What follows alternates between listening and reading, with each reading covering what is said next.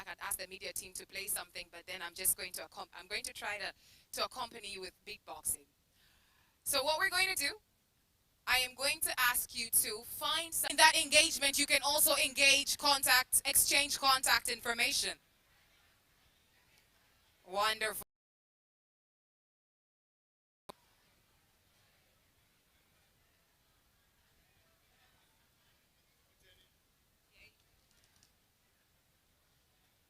Wonderful, wonderful. That is good.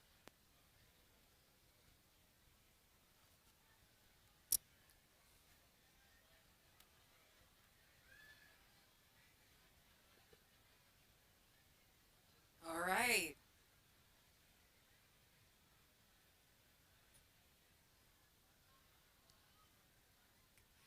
To the extroverts in the room, this was very easy. To the introverts, this was uncomfortable. But let's start by getting out of our comfort zones, because to build with data, we have to get ready to be uncomfortable. And we cannot build anything meaningful in our comfort zone, so we engage. Wonderful, wonderful, wonderful. So ladies and gentlemen, hello? Hello? Don't move back to your seats, but if you can hear me, please look forward. If you can hear me, please look forward.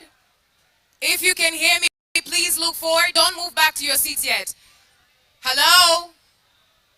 People, now conversations are going. You're asking them, well, how can I get a visa to your country? Hold on. Hello? Data Tamasha 2026. Hello? Okay, so I say Data Tamasha 2026. What you say is kujenga na data. All right, Data Tamasha 2026.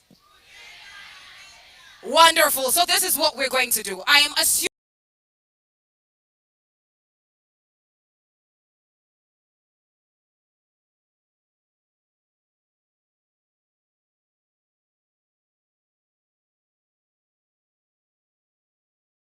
26 na data. Yes? Okay, now I'll have to count us down.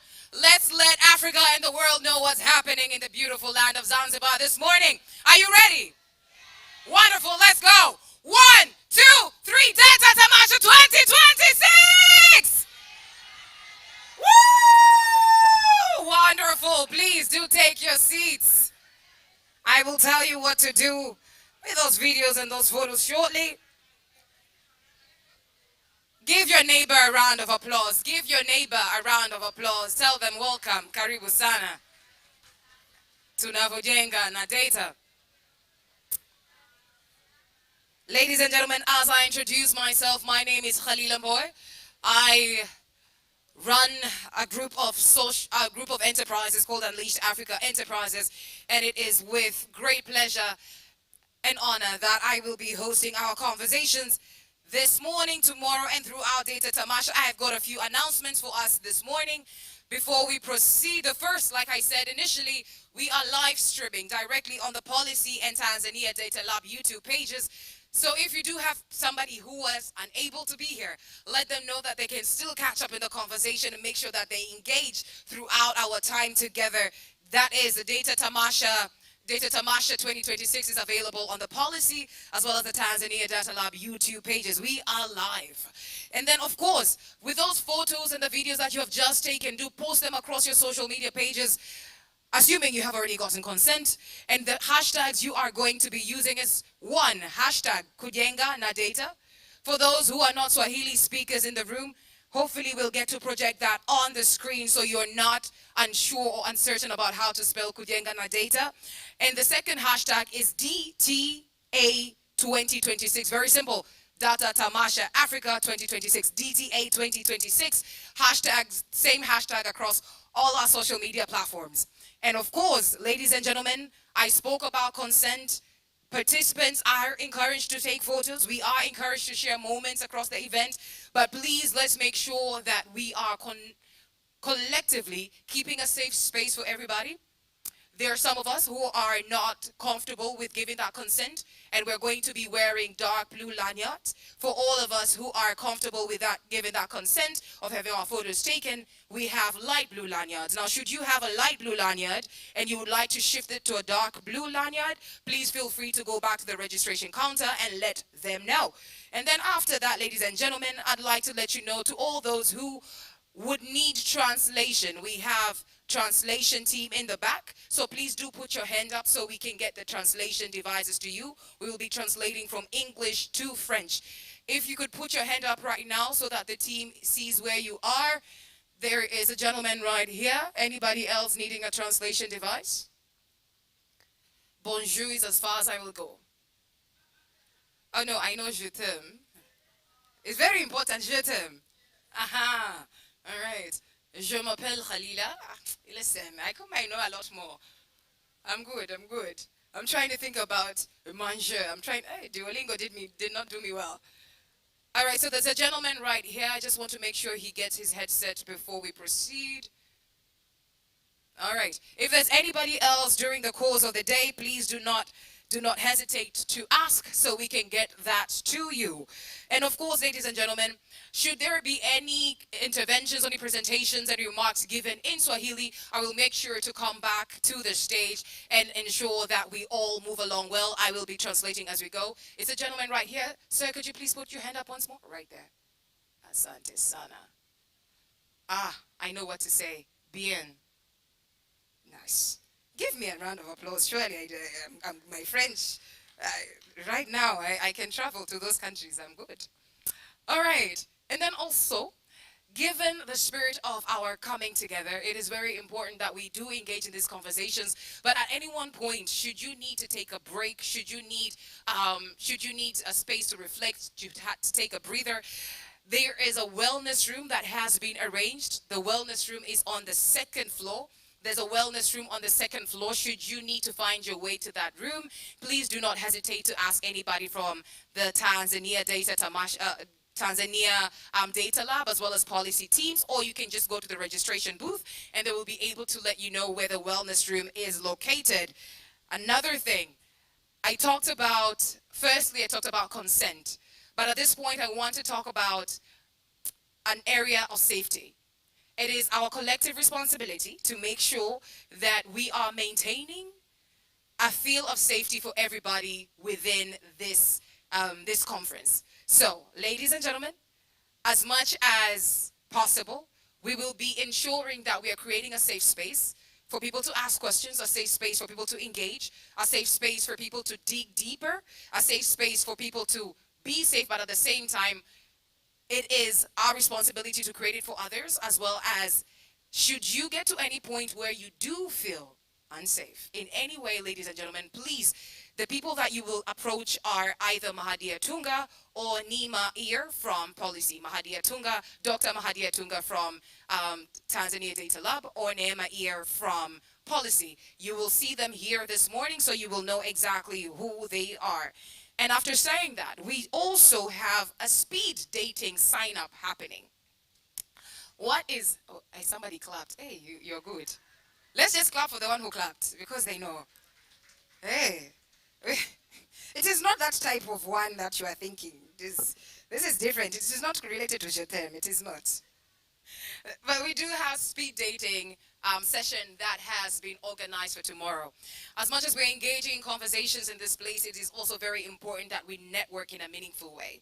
So tomorrow morning, that will be happening at 10 a.m. Now, you are encouraged to go back to the same platform that you registered to attend Data Tamasha. And what you're going to do is go to, I believe it is register.datatamasha, and you will be able to see right at the top an area where you can click to take part in the speed dating round tomorrow morning. The speed dating is only going to be able to accommodate 40 people. So the first 40 people who sign up for that will be the ones who will be accommodated tomorrow. Now, Please do not sign up for it if you will not be able to make it. It is very important that those who sign up are able to make it so we get to our number of 40. So what you're going to do is go back to your platform, register.datafest.africa. Register.datafest.africa, and you can sign up for speed dating that will be happening tomorrow at 10 a.m. To the introverts, congratulations. Because sometimes you're like, the extroverts, we know you know what you're doing. By now you already have 30 contacts. Some of you already like your book is full, but the intro it can be a challenge to create meaningful conversations. So, congratulations to Data Tamasha 2026 for creating that atmosphere where people can engage and network in a meaningful way. Okay. And then of course, again,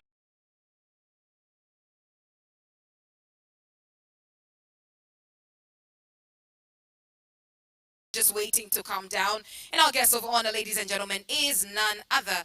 Just waiting to come down. And our guest of honor, ladies and gentlemen, is none other than Honorable Mudrik Ramadan Soraga. He is the Minister of Communications, Information Technology and Innovation from the Revolutionary Government of Zanzibar.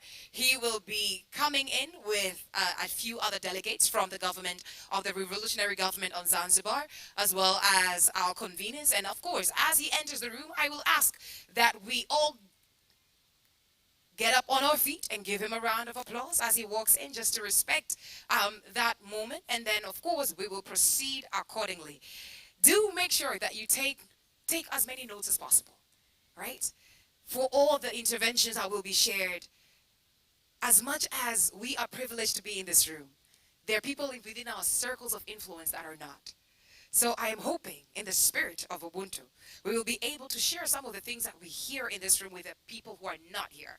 If it is your co-workers, if it is your colleagues, whatever it is, it could also be family and friends. Let them know what is happening in Zanzibar at Data Tamasha 2026, because you are the custodian of that message to ensure that across Africa, we are building with data. Ladies and gentlemen, I will be back shortly. Karibu kwa mara nyingine tena. Data Tamasha 2026. Karibuni sana.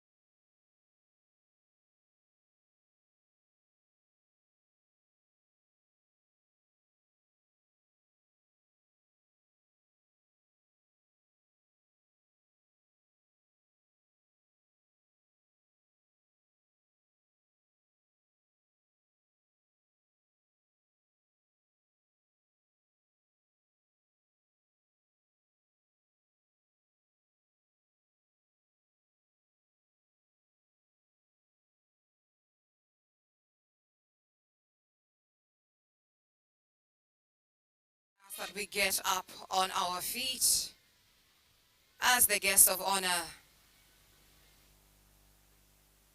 comes into the venue.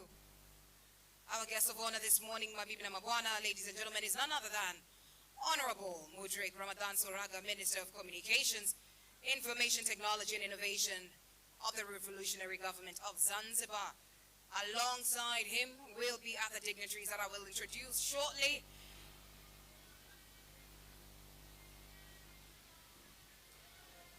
He has been welcomed outside with traditional Zanzibari sounds.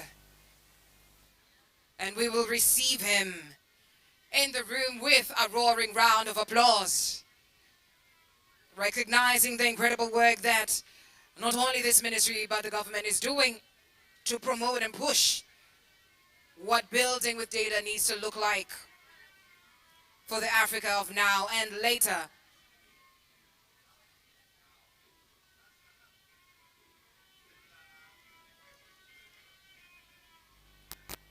Ladies and gentlemen, mabibi na mabwana, hand of applause, makofi kwake mgeni rasmi. Ladies and gentlemen, Minister of Communications, Information, Technology and Innovation from the Revolutionary Government of Zanzibar, Honorable Mudrik Ramadan Soraga, karibu sana mheshimiwa mgeni rasmi. Welcome, welcome, welcome. Tuongeze makofi jamani, let's roar this morning across Africa. Ladies and gentlemen, mheshimiwa mgeni rasmi, tafadhali tunakukaribisha kuketi. Ladies and gentlemen, together with the guest of honor, we have His Excellency Andrew Lentz, ladies and gentlemen, the Ambassador of the United States of America to the United Republic of Tanzania. Karibu sana. Let's give him a round of applause. Also, we have Honorable Zayana Abdallah Hamid, Member of Parliament representing colleges and universities in Zanzibar, Vice Chancellor of the Health Committee for the United Republic of Tanzania. She is also the Interplanetary Union Delegate. Tafadhali, you may have your seats. Let's give her a round of applause as well. We also have with us Ms. Fatma Mbaruk Hamis, Principal Secretary, Ministry of Communications, Information, Technology and Innovation, Zanzibar. Makofi kwake. Mabibi na mabwana. Ms. Hawa Ibrahim Baye, Deputy Permanent Secretary, Ministry of Communications, Information, Technology and Innovation, Zanzibar. Ladies and gentlemen, we have with us Dr. Josephine Rogate Kimaro, Executive Secretary, Zanzibar Planning Commission. Karibu sana. We also have with us government directors and senior officials from the Ministry of Communications, Information Technology and Innovation, Zanzibar. Let's give them a collective round of applause. Tafadhali, wherever you are, tafadhali give us a wave. Karibuni sana. In the room with us this morning, ladies and gentlemen, we also have Dr. Nkundwe Mwasaga, Director General, ICT Commission, United Republic of Tanzania. Dr. Emmanuel Lamek Mkilila, ladies and gentlemen, Mkilia, Director General, PDPC, Tanzania. Karibu sana. Mabibi na mabwana, tuko naye pia Mr. Mark Brian Schreiner, ladies and gentlemen, Country Representative, UNFPA, Tanzania. We have representatives from UNCDF as well as IFAD. Ladies and gentlemen, also Mr. Steve Prager, Program Manager, Gates Foundation. Karibu sana. Mr. Chris Maloney, Program Officer, Gender Equity and Governance Program, everybody learning, demonstration, as well as connection and imagination across the theme, kujenga na data, building with data. Now, whether you say data or data, we mean the same thing. All right? We have people in the room from across several sectors, across several countries and communities, from government, civil society, development partners, and I've introduced everybody. And we are coming to Tamasha 2026. We are going both fast and together. Give yourself a round of applause. And of course, it requires us all. We have an incredible applause. And of course, it requires us all. We have an incredible conversation. Honorable Ambassador Andrew Lentz, Ambassador of the United States of America to Tanzania, Mr. Mark Brian Schreiner, UNFPA, Tanzania Country Representative, Dr. Mahadia Tunga, Co-Founder and Executive Director of Tanzania Data Lab. I'd also like to take this opportunity to recognize Ms. Nima. Sorry, I couldn't, your surname is Ayer. Okay, so Ms. Nima Ayer, Director of Policy. I would also like to take this opportunity to recognize Executive Secretary from the Zanzibar Planning Commission, Dr. Josephine. and all the Director General brings together people who are at the center of Africa's digital transformation. So we have policymakers, researchers, innovators, as well as entrepreneurs, technology leaders. Delighted to welcome you all here, and I understand that on the third day you'll have the opportunity to visit Zanzibar, so please enjoy the sun, the sea, and the sand. Karibuni sana, and we're honored to have you here with us today, and we wish you a very productive, inspiring, and memorable 3 days.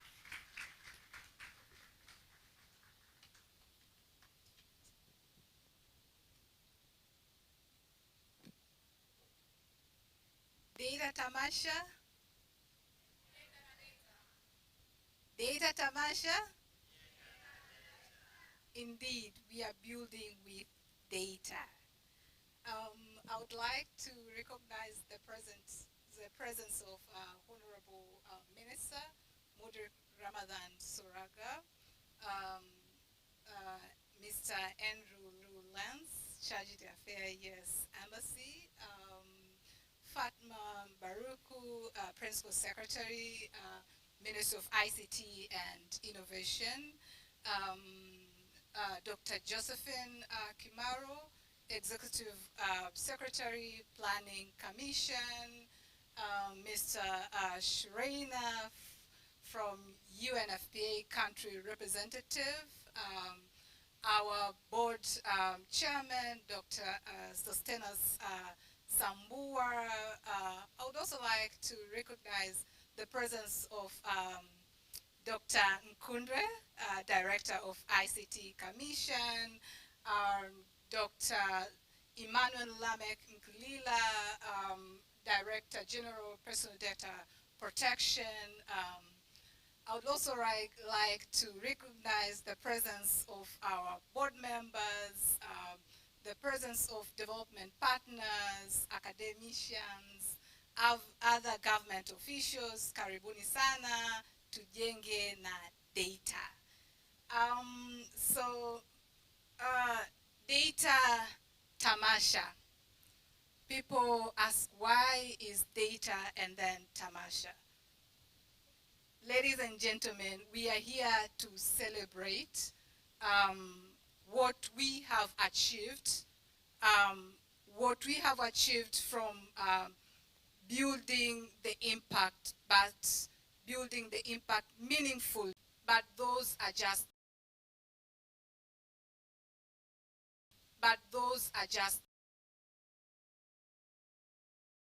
Jenga na data. Our expectation is we will utilize this platform to build connection, to build partnership, to create conversation that will lead to meaningful impact that will last over the decade. It's a chance that we are gathered here today. DLAB, our mission is Africa where data is informed by decision from citizen level to the national level. So that is our mission. And over the course of 8 years as an organization, plus 2 years as a project, we have been able to train and capacitate over 10,000 individuals across Africa. We have been able to capacitate over 55 innovators. But those are just the numbers. For us, it's not about the numbers, but it's the story behind the numbers. So for us, it's about a lady who did not know how to code in 2016, and some of them are here leading the digital space. So for us, it's about innovators who have been able to turn the community challenges into a tech solution. I look at Halila. So Halila, we are now partners. But back in 2016, 2018, Halila was one of our innovators from the Rise Up project. And for me, I'm happy to see that Rise Up Now is a digital platform that empowering women and youth across the continent. So that is what we mean by building with data. How do we use our data to inform our decision, creating meaningful impact? I see a representative from the University of Dar es Salaam. When we started in 2016, we were the only data initiative in the country. So when the project was towards the end, around 2017, then we said, what next? And then we partnered with the University of Dar es Salaam and we created the very first Masters in Data Science in East Africa, and which is now is the most enrolling master's degree program in the country. But again, it's not about the numbers. It's about the data scientists who are creating the impact, who are changing the space. So it's about how do we meaningfully use data to inform our own intervention, but how do we use meaningfully data to inform others? I look at some of the government partners here. In 2016, our data was telling us that we could only respond to the Sustainable Development Goal by 30%. So we worked together with the National Bureau of Statistics, OSGS, to understand where are the gaps and how can we capacitate. And now we are able to respond to over 70% of the indicators, and I believe is even more. So when we talk about data, we are talking about data creating value.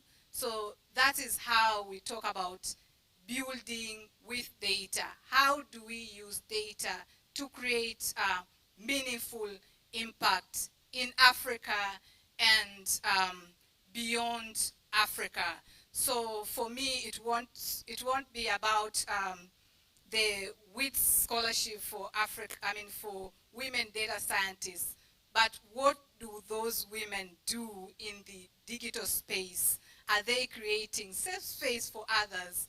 Are they contributing to the inclusion, etc.? So how are we creating the value? So when we sat down and set the theme for this year together with policy, our idea was to have a platform where we can show that it can be done and how rightly can it be done. Moving from conversation to action. So in the course of 2 days and a half, you will witness how data have been used meaningfully to influence policy, decision, building system, creating a safe space, building inclusion.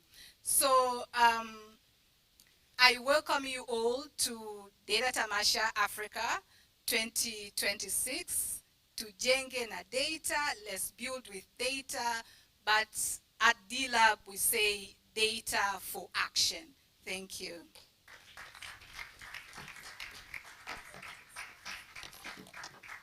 Thank you very much, Miss Dr.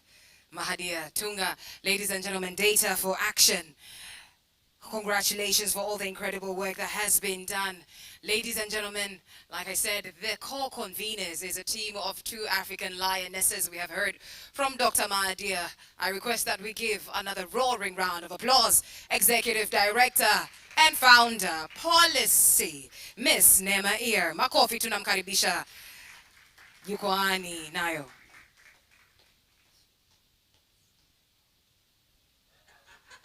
You can all see me now. Hello everyone, good morning. How are we all feeling? Good? Wonderful. Karibuni sana. I want to start with a brief memory. In 2019, at our very first Data Fest in Kampala, Uganda, one of the key speakers who honored our invite when we were just a small, scrappy 2-year-old organization was a brilliant woman from Tanzania named Mahadia. 7 years later, Mahadia and D-Lab are co-hosting this event with us. And it feels like we've come full circle, and I could not be more proud to be here with D-Lab hosting this event for all of you. So, thank you so much, Dr. Mahadia. In that time, you have become a doctor. And thank you so much, D-Lab. This event exists because you said yes to building something together. So thank you so much for accepting our invite and for welcoming us to your country. Now, why are we here? I believe that big ideas need talented people to encounter one another. So not to meet on a screen, not to meet through a report, but to meet in person in a room where we can see one another, we can see each other's faces, and we can hear each other's stories. A continent can be filling to the brim with the most talented people, but whose ideas remain just ideas if they are isolated. We are scattered across the continent. As we said, there are people from across 30 different countries, from all different contexts. We are thinking, we are tinkering, but Data Tamasha exists to pull us out of that isolation, even if only for just 3 days, and it reminds us that we can build great things together. Now I want you to look around this room. Domestic workers sit beside technologists. Artists sit behind political leaders. Policymakers sit beside designers. It's rare, but this is the choice we've made. It is deliberate. And tech policy too often gets written very far away from the people that it touches. Here for 3 days, that distance disappears. We're all together in one space. We're also here because we need joy, and I really want to focus on joy. Sometimes the work that we do can feel quite heavy. We deal with topics like online violence, with algorithmic harm, with policies that move too slowly and platforms that move too quickly. If we let that weight sit on us without any relief, eventually we burn out. And burnt out people can't build the future that we want for ourselves. So we mustn't think of joy as a distraction. We mustn't think of play as something, as a side quest or something that's not just as important as doing the hard work. I believe that joy is the fuel for big and bold ideas. So this week, I hope you dance a little. I hope you laugh a lot. I hope you eat well and enjoy the beautiful Zanzibari cuisine. And I hope that you remember why we fell in love with this field in the first place. And we're also here because we need to get our hands dirty. And before that, we need the space to dream. Dreaming sounds easy. Anyone can dream, but it's not just as easy because we have to imagine the future that we want. And I feel in our space, most of our days can be spent reacting, either to the latest platform harm, to the latest policy gap, the latest crisis that demands an immediate response. And that reactivity leaves little room for us to address the important questions. What is the actual future that we want? We know what we don't want, but what do we want? What does that look like? What does that look like in our own terms? For so long in history, someone else has written our story, and we can be here in this room today to write our own story. What does thriving look like for us on our own terms? And Data Tamasha is meant to be this room. It's meant to be a place for us to dream, and then to do the unglamorous, patient work of actually constructing, of actually building with data, whether that's building a tool, drafting a policy, training a community, testing a prototype, failing, and then trying again. So over the next 3 days, I hope that this gathering serves as an incubator. I hope that ideas get pollinated across all our different thematic areas at this conference. I hope that the conversations that you have over coffee turn into collaborations that outlast this gathering, this week, this year, and that these ideas can shape the next 5 to 10 years of this movement. But of course, none of that happens without support. So I would really love to thank all our funders, our partners, our beautiful co-hosts at D-Lab, and every single person who helped organize, share, travel, deal with KQ, be here, and hold this space together. Thank you so much. You made this possible. And we're extremely thankful, of course, to the partnership with the Ministry of ICT and Innovation Zanzibar, and the honor that it is for us to host all the dignitaries who have given their time to be with us this morning. We are eternally grateful. So together, let us build with data, joyfully and boldly. Karibuni Zanzibar, Karibuni Data Tamasha Africa. Thank you so much. Karibuni Zanzibar, Karibuni Data Tamasha Africa. No. Ladies and gentlemen, and after those welcoming as well as opening remarks, Mheshimiwa mgeni rasmi, we're going to proceed to a very important conversation that will feature some experts from across the continent, hapa Tanzania, both Zanzibar and mainland, that is going to unpack what we are doing here. What do we mean by kujenga na data, and how do we do it sustainably and proactively? Ladies and gentlemen, we are proceeding into our panel discussion. I'm going to ask the following to come to the stage. These are our panelists as they come to the stage. I'm going to ask you to give them a roaring round of applause, but also get your pens and papers ready. There's going to be great information shared here. This is the grounding panel. Ladies and gentlemen, first and foremost to the stage, I'd like to bring up Director General ICT Commission, Dr. Mkundwe Masaga. Dr. Mkundwe, karibu sana.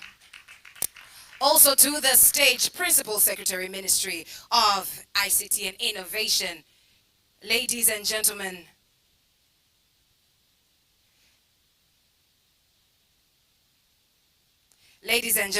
Ms. Fatma Baruch Hamis. Ladies and gentlemen, also to the stage, Dr. Josephine Rogate Kimaro, Executive Secretary, Zanzibar Planning Commission. Oh, ladies and gentlemen, as I understand it, Ms. Fatma, you asked to sit this one out and you'll speak later. Yes, asante, tumpige makofi pia. Nashukuru sana. To the stage, Dr. Josephine Rogate Kimaro, Executive Secretary, Zanzibar Planning Commission. Makofi kwake tafadhali. Also to the stage, Dr. Mahadia Tunga, Executive Director, Tanzania Data Lab. Mbona kama makofi yamedoda kidogo. Also to the stage, Ms. Bonita Nyamwire, Policy. Karibu sana. To the stage, Mr. Mark Brian Schreiner, Country Representative, UNFPA. Karibu sana. Lastly but not least, Program Manager, Gates Foundation, Mr. Steve Prager. Karibu sana to the stage. Ladies and gentlemen, this is your panel this morning. Let's give them a roaring round of applause as they take their seats. Media team, tafadhali, may I have support with the mics on the stage? Please, you may take your seats. Karibu sana. Also, ladies and gentlemen, I'd like to take this moment to call the moderator of this panel to the stage. It is none other than Ms. Khalila Mbowe from Unleashed Africa Enterprises. Let's give her a round of applause as she comes to the stage. Asanteni sana. Sasa mabibi na mabwana. To those who are joining us online, I would like to encourage you to engage actively as much as Uko YouTube. You are on YouTube. Please do engage actively. This conversation is about you as well. Now, perhaps before I start hitting this expert panel with questions, allow me to ground our conversation a little bit this morning. We're talking about building with data. But what does building with data mean? We're talking about building with data in a world where there is a lot of shift, there's a lot of change globally. One of the things that we understand about data is it's the information on your phone, the information you write down when you get into the space, into a building. It is your photo represented in different places that you know and you know not of. It is the information you feel when you're trying to get access to a service, when you're trying to get access to an app, and so on and so forth. All that is data. When we're talking about kujenga na data, at Data Tamasha 2026, in this conversation, we must also grapple with the fact that for so long here on the continent, we have been taught or programmed to give, or socialized to give our data out very freely. How many buildings do you get in and you just share your information without knowing where that information is going? When you're giving consent to take a photo, do you understand the extent of that consent? And if the person who you're giving consent to actually has your safety in mind, or is it just basically trending? What does it mean to give consent, and so on and so forth? The conversations that we're having here are not foreign to the African country, to different African countries. The context that I'm sharing is for so long we have been talking, especially within the industrial revolution, we have been talking about the pertinence and the critical need for the continent to move from simply shipping out raw material to moving into production. We've been talking about having homegrown industries and being able to export finished product. And this is conversation that we have had across agriculture, across several different sectors. Now, when we are coming to the digital age, that raw material is data. How do we make sure that we're not replicating the same conversations that we have been having within the Industrial Revolution, within this digital revolution? Because this revolution is not only here, but it's moving faster than many of our capabilities to even grasp how fast this conversation is. So when we're talking about building with data, it is pertinent to understand, to really dissect who owns the data, who is doing the building, who is doing the buying, so that we are not simply giving out our data unknowingly and having it come back as finished products that we now purchase at a premium. Ladies and gentlemen, welcome to the grounding panel. Another round of applause to our panelists this morning. Ningependa kuanza kabisa. Do we have our mics? Not yet. Tafadhali, tafadhali. Tuwapatie mics. Ladies and gentlemen, I'd like to begin this session with Dr. Nkundwe Moses Mwasaga, ICT Commission. Ningependa kuanza na wewe. Tanzania, at this point where we are, Tanzania is pursuing digital transformation and long-term economic growth. But no digital economy can be stronger than its data foundations, yes? Data is a foundation of digital economy. Yes. And also it's an enabler of digital transformation that we are pursuing. Absolutely. And of course, this includes trusted systems. It's a conversations around interoperability, cybersecurity, AI readiness, talent, regulatory clarity, and innovation spaces that allow people to build, to not only build, but build responsibly. So my question is, what must Tanzania and perhaps other African countries build now so that we do not repeat the raw material trap in this digital economy? That is generating data locally, but depending on others to now process it, govern it, monetize it, and sell intelligence back to us. What must we do? Karibu sana. Thank you very much for that good question. I'll start with where we started our transformation. As a country, we did start transformation in 2003. That's where we had our first ICT policy of the country. So at that time, we were talking about building the enabling infrastructure, like the backbones, giving access to computers, building institutions, and things of that sort. But where we are now, things are very different. And based on your question, is to answer that in the context of the continent, it's a DPI. Our continent need to have digital public infrastructure.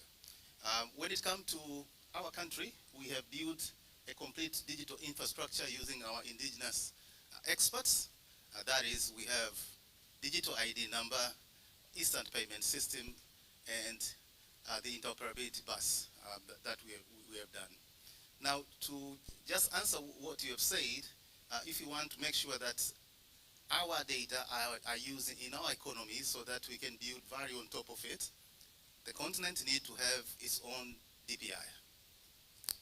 That is, we must have harmonization laws that allow different types of digital ID numbers in the continent. First of all, to be able to talk to each other. Because we are 54 countries, many countries have implemented their own digital ID, so we have to have a way where the ID can be recognized in all the countries in Africa, so that we can create what we call African Free Continental Trade Area in a digital way. Another thing is, we are supposed to have instant payment system. The system that will enable innovators to innovate on top of that, so that we can start to gain all these things that are coming from with the digital economy. And then there's all issues of the interoperability bus, the exchange bus of the continent. Once we build all those things, everything that you have talked about is going to be to the advantage of African countries. But otherwise, the things are going on now, our economy has been integrated to the global economy, so you find that some data, we can't blame people that are having our data, because we have to start somewhere. But where we are now, definitely we have to build our own DPI, not to isolate ourselves, but to create a market where we can be able to work with countries that they've advanced. We can create business-to-business connection and things like that. Because the direction of Tanzania, and I believe that of the continent now, is about partnership. We want to partner with other people, so we need to have our infrastructure where data can be flowing freely without isolating ourselves. Thank you. Thank you very much. Let's give him a round of applause. DPIs, we cannot blame the people that have our data. We need to look at what is the infrastructure that we need to create to now be able to harness and leverage the data that we are creating. Thank you. You have helped us locate the conversation within, of course, our digital readiness. But at the same time, I'd like to bring it closer to the place hosting us. Ladies and gentlemen, Zanzibar is not only the venue for this conversation. Zanzibar is also positioning itself as an innovation destination. Let's give the ministry a round of applause, mabibi na mabwana. I would like to now ask, ladies and gentlemen, I would like to ask over to our panelists. I would like to know from the Zanzibar Planning Commission, ningependa kujua, innovation destinations are not built only by attracting startups, platforms, or investors. They are built, of course, through trust, through public systems that work, a data culture that people understand, but at the same time, rules that allow innovation without making citizens feel exposed, so that there's a balancing game over there. I'd like to know, what does building with data mean for Zanzibar in practical terms, especially for public service, tourism, trade, innovation, identity, as well as citizen trust? Karibu sana. Thank you very much. I would like to talk in the context of development space. Sawa sawa. And from you, our moderator. Innovation cannot come, of course, without data. But at the same time, data informs the innovation. So if I'm to go back to the development in terms of planning, we can't plan for resources. We can't prioritize. How can we prioritize? How can we take services to the people looking at the data that we have? What does population tells us in terms of projections in the next 17 years, for example, when we are going to double the population of Zanzibar, we are going to double the population of Zanzibar, and maybe double in terms of numbers, but also double in terms of services and investment and budget and everything. So data is very important. And sometimes I've been looking at, for example, we have a lot of new flights, direct flights coming to Zanzibar. And I look at the private sector sometimes when they invest in data and when they use data, for example, to determine the kind of new routes they have to take, for example, in airlines or in businesses and other, sorry, excuse me, in other investments. That's the thing that they really prioritize, but it's available.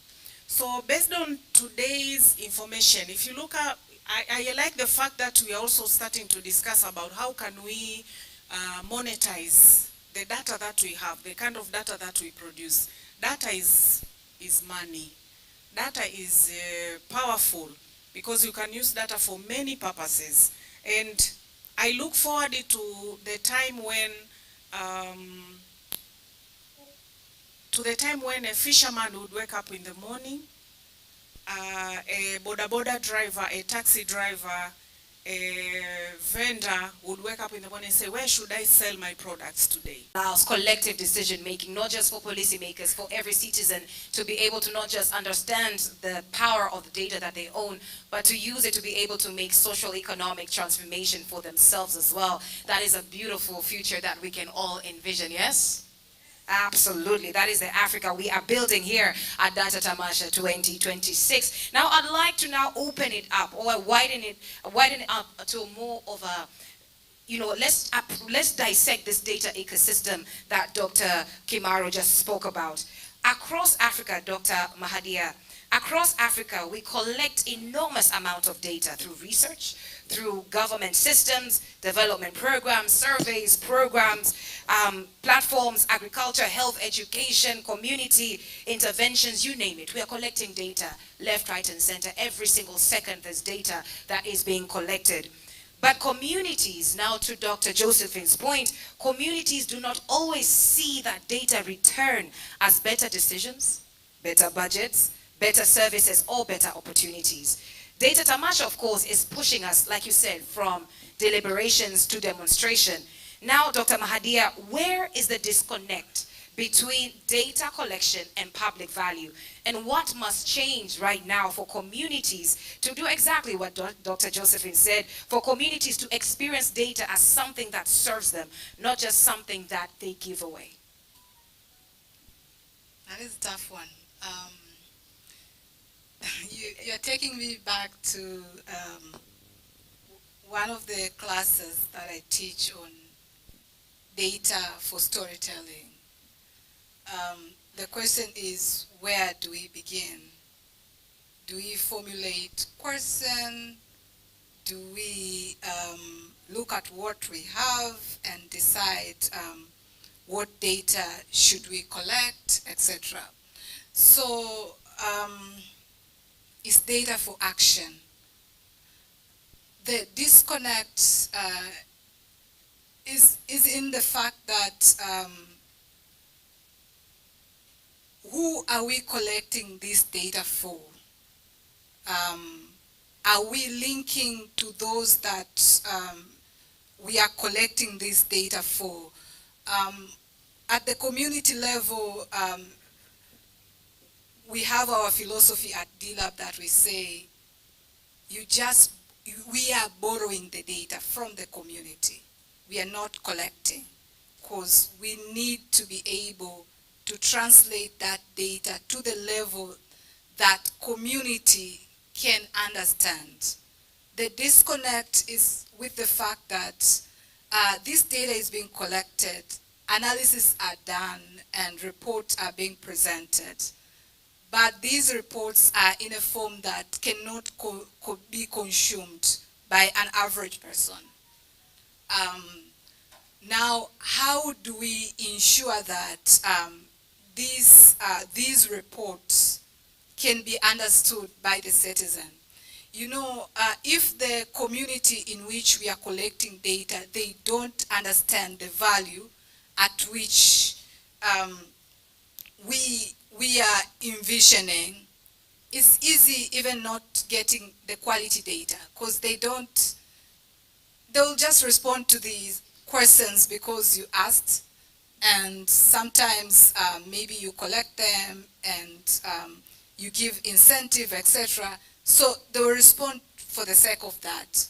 But if we take responsibility of returning back to the community to the level that they can understand, you are taking me back to one of our projects called Data Zetu, where we had to look at the community that we serve.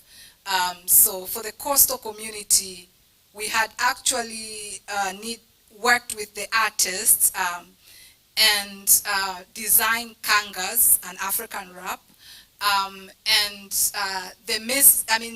the analysis that we got from the data we presented as the text that goes to the kanga. So, for instance, in one of the community, we found that there is high rate of dropout, pregnancy, etc. So the patterns and the themes for the kangas and the design reflected that what we saw to the community. In the places, we did even the murals, and I know policy also engage artists, but we sometimes conduct listening campaigns to understand what exactly are the pain points and then bring that back to the community. So I see the disconnect with the fact that we are collecting the data and we are making impact with the data, but we are forgetting where we collected the data. And that's why I like to say that we are not collecting the data, we are borrowing the data. We have responsibility of ensuring that community is informed. We are now talking about AI, etc. And but then how do we package this information back to the community? We are talking about data protection that you just mentioned that we normally sign up for the things that we don't understand. But how do we package that information to an average citizen so that they can understand and be cautious? So that is what is important. And there's no one solution fits all. We need to move from that question of who experiences value into, I want to address power. One of the strongest questions, and of course, one of the strongest questions around data systems is not only who has access to them, but it is also whose realities, experiences, and priorities actually shape what gets built. Ms. Bonita, if certain communities are missing from the design process, one of the things that we know is that they can also be missing from the benefits or disproportionately exposed to the risks. So I'd like to know, from your work across data as well as digital rights and policy, what does it take to ensure that the people and communities most affected by data-driven systems are not simply subject to those systems, as of course Dr. Mahadia was referencing, are not subject to those systems, but then they're also getting meaning, they have a meaningful role in shaping how they are designed, how they are governed, and how they are used. Karibu sana. Thank you so much, Halila, for that question. I'll speak from the feminist lens on what it should take to see that the systems designed, they are inclusive, they are including all groups, no one is left behind. First of all, what we see and what they were talking about, the previous speakers, we see that most of the systems, they are not as inclusive. They have been talking about government prioritizing certain programs. They talked about innovations coming with data, investments, startups, but whose data is being used in innovations? Whose data is being used in for government to prioritize their policies, the systems, the structures? The DPIs, whose data is contributing to the DPIs? Whose data, who is being considered? Whose voices are actually in all those systems? So that is where we should start from, questioning whose data, whose voices are being represented. But we see mostly as I respond to your question, we see that there is bias. That is one of the things that we see. So in our feminist lens, and as policy, that is our main work, to see that there is inclusivity of women and girls and other marginalized communities. So, but from the lens that we do our work as policy, we see that there is bias in most of these systems. The voices of the marginalized are not included. The voices of women, the voices of girls, they are missing. The voices of persons with disabilities, they are missing. So it is our request, it is our plight to see that those voices are included, because when they are not included, then their realities are not reflected in the systems that are being designed, in the processes, in the practices. And so you will hear innovations are being made, they are designed, they are taken to women, for instance, in the rural areas, and then let's say for sexual reproductive health, and then they don't work. And you ask this woman and she will say, or they said the system is not working, but who is they? And then she also says, they say they will work on the system. Who is they? They don't know who is they. Their voices are not included. They were not asked. They did provide consent actually to the system that has been designed. So that is one thing that needs to be questioned, on whose voices, who is contributing. But also, when the systems and the structures have been designed, who is controlling them? Who has the power to say that here we are changing? If women were told that, for instance, something is going to be changed in a reproductive system so they can sexual reproductive access and use systems so they can be able to access services, who is going to make that decision that such and such a thing should be changed? You know, is there a representation of the women? Is there a representation of the adolescent girls and women? Is there a representation of the children? So we see there is bias, there are issues of power, and then issues of power and control bringing inequality. They actually widen the gap, you know, and they move from the higher levels to the lower levels, to the extent of, for instance, the rural women, they have to ask for permission to own a smartphone in a home, to use a smartphone, to load data, they are told, to use even the social media platforms, you know. Yeah, so in our research, we've encountered those experiences where rural women are told by their spouses, we can't have two smartphones in a home. I am the household head, I am the man, I need to own the smartphone, so for you, you need to own the feature phone. So you see that kind of digital divide at the level of devices, you know. And then also, in terms of use of social media, they will be told, don't go on social media, it's not healthy for you, you will get spoiled. What do you mean by getting spoiled, you know? Is it that women will get spoiled when they go on social media? How about their male counterparts? They don't get spoiled when they go on social media. So those are things that we need to question as we design systems, as we think of collecting data, as we think of borrowing data. Are we factoring in all these things? Whose data are we collecting? Whose data are we borrowing? Who are we involving in these decisions? So for me, those are things I feel we should reflect as we share, as we discuss, as we network in this Data Tamasha 2026. Thank you very much. Thank you very much, Ron. Hello. Can you hear me? Allows us to move beyond assumptions and to make decisions that are based on facts. It reveals and to make decisions that are based on facts. It reveals who's being left behind, where inequalities persist, and which interventions can best deliver the greatest impact for those people. When data is timely, when it's accurately and responsibly used, it can become a catalyst for ensuring policies are effective, public services are efficient, and we have better targeted investments and stronger accountability in our systems. It can enable It can enable governments to allocate the resources where they're needed the most. They can invest in innovators to help them develop solutions to real-world challenges. And it can help development partners like us also measure our progress and our contributions that are demonstrating results.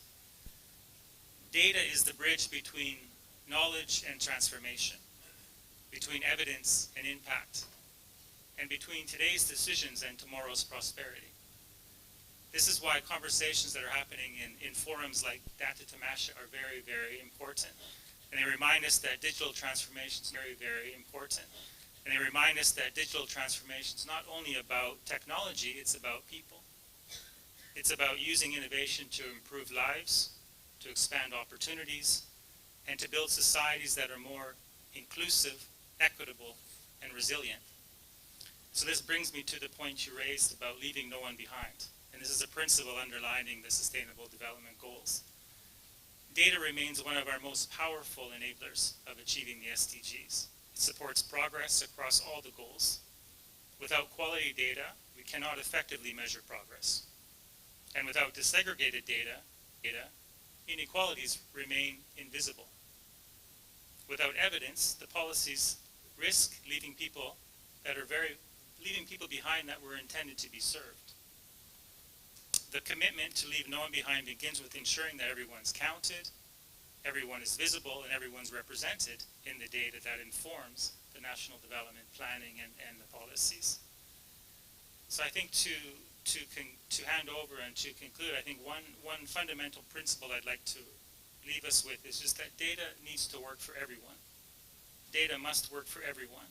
The promise of digital transformation can only be realized when it's inclusive and when it reaches those who have historically been underserved and underrepresented. Thank you very much. And of course, with that, we will leave no one behind, being intentional to think in that way. Makofi kwake mabibi na mabwana. you've spoken about, how we can start thinking intentionally about not leaving anybody behind, because sometimes that can be systematically ingrained in how we build. So then how do we make sure that we move outside that direction and start truly building collectively? Mr. Prager, I'd like to come to you. Across Africa, data and AI are being used. AI is now the trending word across the continent. Everybody, actually, to those who are not Tanzanian, if you go into the streets of Tanzania, you will not hear AI. You hear AI. That is what we call it, right? So across Africa, data and AI are being used in agriculture, climate, health, education, and public service delivery. But many promising solutions are or remain pilots, dashboards, reports, or conference showcases.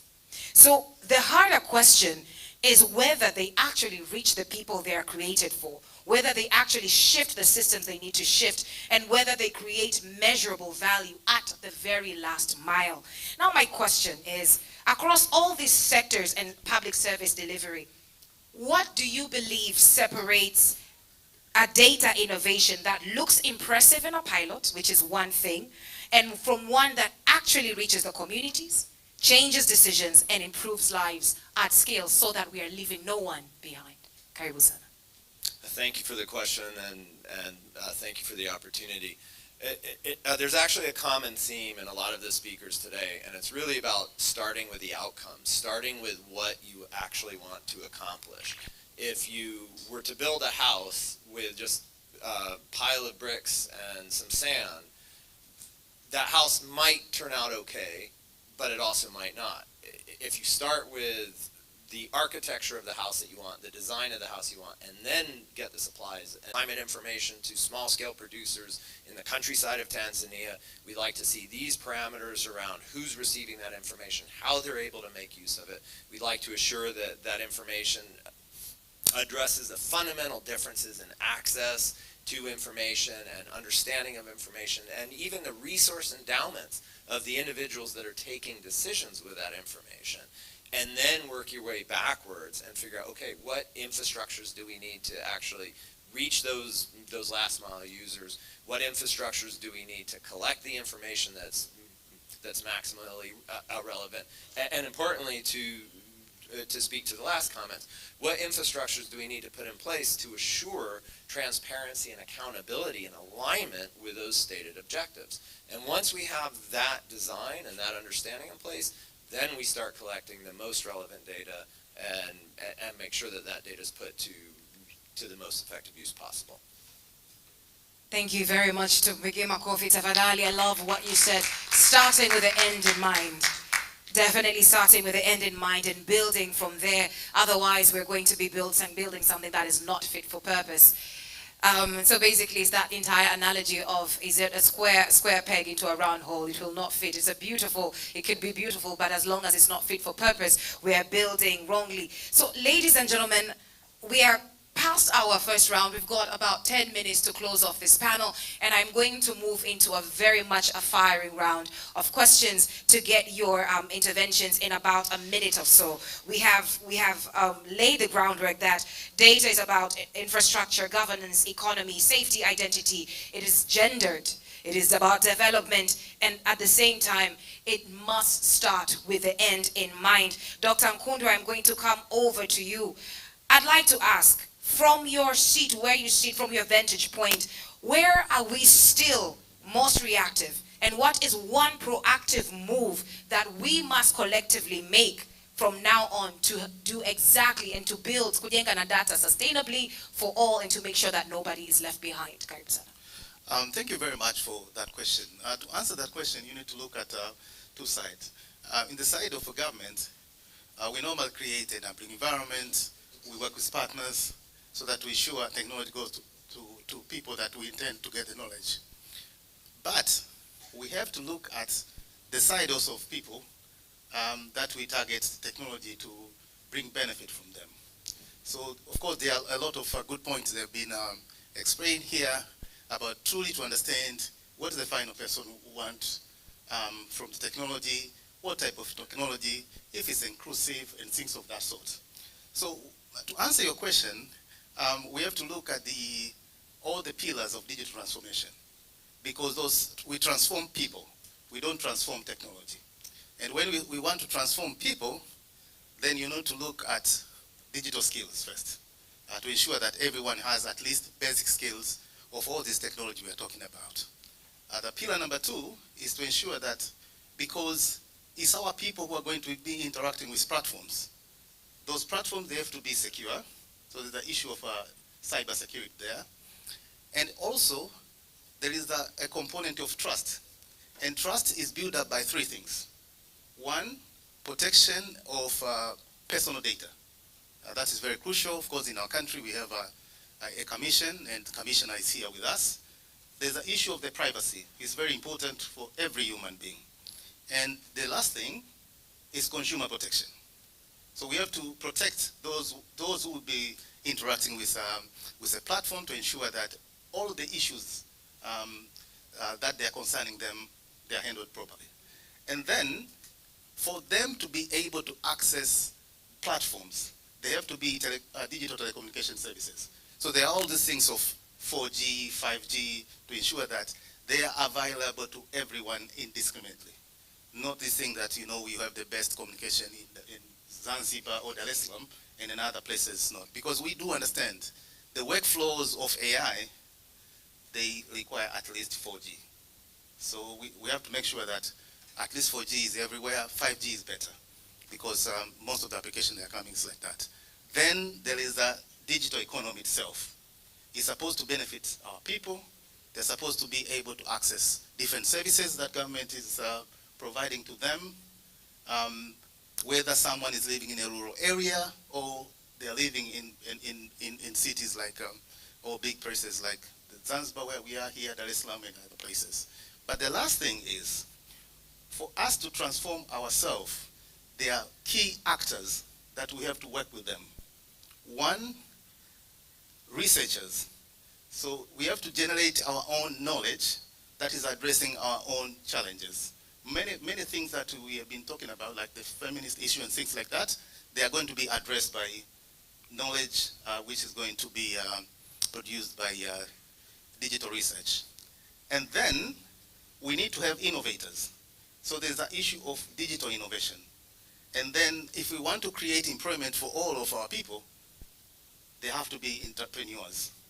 So we need to have actors that are doing digital research, innovators who are going to transform that knowledge to something that innovative, and entrepreneurs who are going to start enterprises so that to create jobs for our people. We have advantage in our country. Micro, small, medium enterprises, they are around 3 million.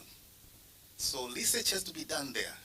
Innovators have been to be given space, and entrepreneurs to boost that advantage that we have. So all of these things are going to address what you've been asking for. Thank you. Thank you very much. A hand of applause to Dr. Ngundwe. So basically, we must look at all the pillars of digital transformation and work with them together. Thank you very much. Dr. Josephine Kimara, I'm coming over to you. What is the one low-hanging opportunity that Zanzibar, and of course collectively, must act on quickly to show citizens that data can improve everyday life? Karibu sana. That's a very good question. I just want to start with an example. When I was doing a research in one of the districts in Kilimanjaro some years back, I went to this focus group discussion, and these people, mostly like maybe 60 years and above, they all came with their notebooks and pens. And when I was introducing the research topic, they listened to me, and then they said, "You are the 4th person coming in the last 6 months. We came here, but the ones who came before you, they never came back. We don't have any feedback of," we tabled the issues that we wanted them to come back and tell us, but so what are you promising us before we even start talking to you? Now that brings me to the part that we, on the data side or on the information side, technology side, We have the numbers of people with access to digital, to smartphones, for example, and people with access to internet increasing, which is a very good thing and a positive thing. But at the same time, we needed to have people who can use that information. So we need to have people with knowledge, with capacities on both sides. We need capacities within the government in Africa. We need capacities within the citizens to be able to get that information, capture that, and use it for their own benefit. I've seen projects, for example, in the agricultural sectors, farmers receiving information like, this is the time now you need to use fertilizer, this is the time you need to use this or that, so that you can get high yields, but that is facilitated with knowledge. So knowledge and knowledge management and the required platforms, infrastructure, I think is important, and one of the low-hanging fruits that can be facilitated by governments, both government, civil society, development partners, etc. But one thing that I also want to emphasize is that we have a lot of digital platforms. I'm not talking about Tanzania only, I'm talking about globally in Africa. There are so many systems that are developed by sectors, by institutions in the government. One of the things that we need to look is to take stock of the kind of data that is generated from these platforms. How do we integrate the systems to make sure that there is a resource optimization, but we are also producing the right information and disseminate that information to people so that they can use it. But at the same time, capacitating the people, the citizens, so that they can as well use that data for the development. Thank you. Thank you very much, Tumpige Makofi. I like how, just through your responses, are also connecting with Dr. Nkundwe's, because that touches on the pillars of digital transformation. Thank you very much. I'm going to come over to you, Dr. Mahadia Tunga, in a minute. Please give us an example of where data has moved from evidence into real decision, service, or community impact from your experience. Thank you. Today here we have Mary. I think Mary is on the Mary is on the stage, is one of the farmers from Kilimo na Data project, where we work with Steve Gates Foundation. So the idea was, we know that we are talking about how to translate data in a way that community can make decision. And the idea of Kilimo na Data, how do we transform our agriculture sector, knowing that over 60% of population is engaging in agriculture. Now, how do we translate this data to enable farmer to make informed decision? So we train them on how can they use weather data. Meteorology agency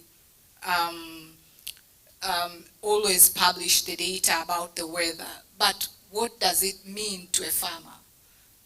When you hear rainfall is a certain certain millimeter, what does that mean really? So we worked with extension services, TMA, local government under PORAG, and starting translating these to farmers of different crops. And today we have Mary, who actually was now able to translate the data from TMA, and she was able to say that this time I will not be able to grow maize. I will have to grow something else because of the weather.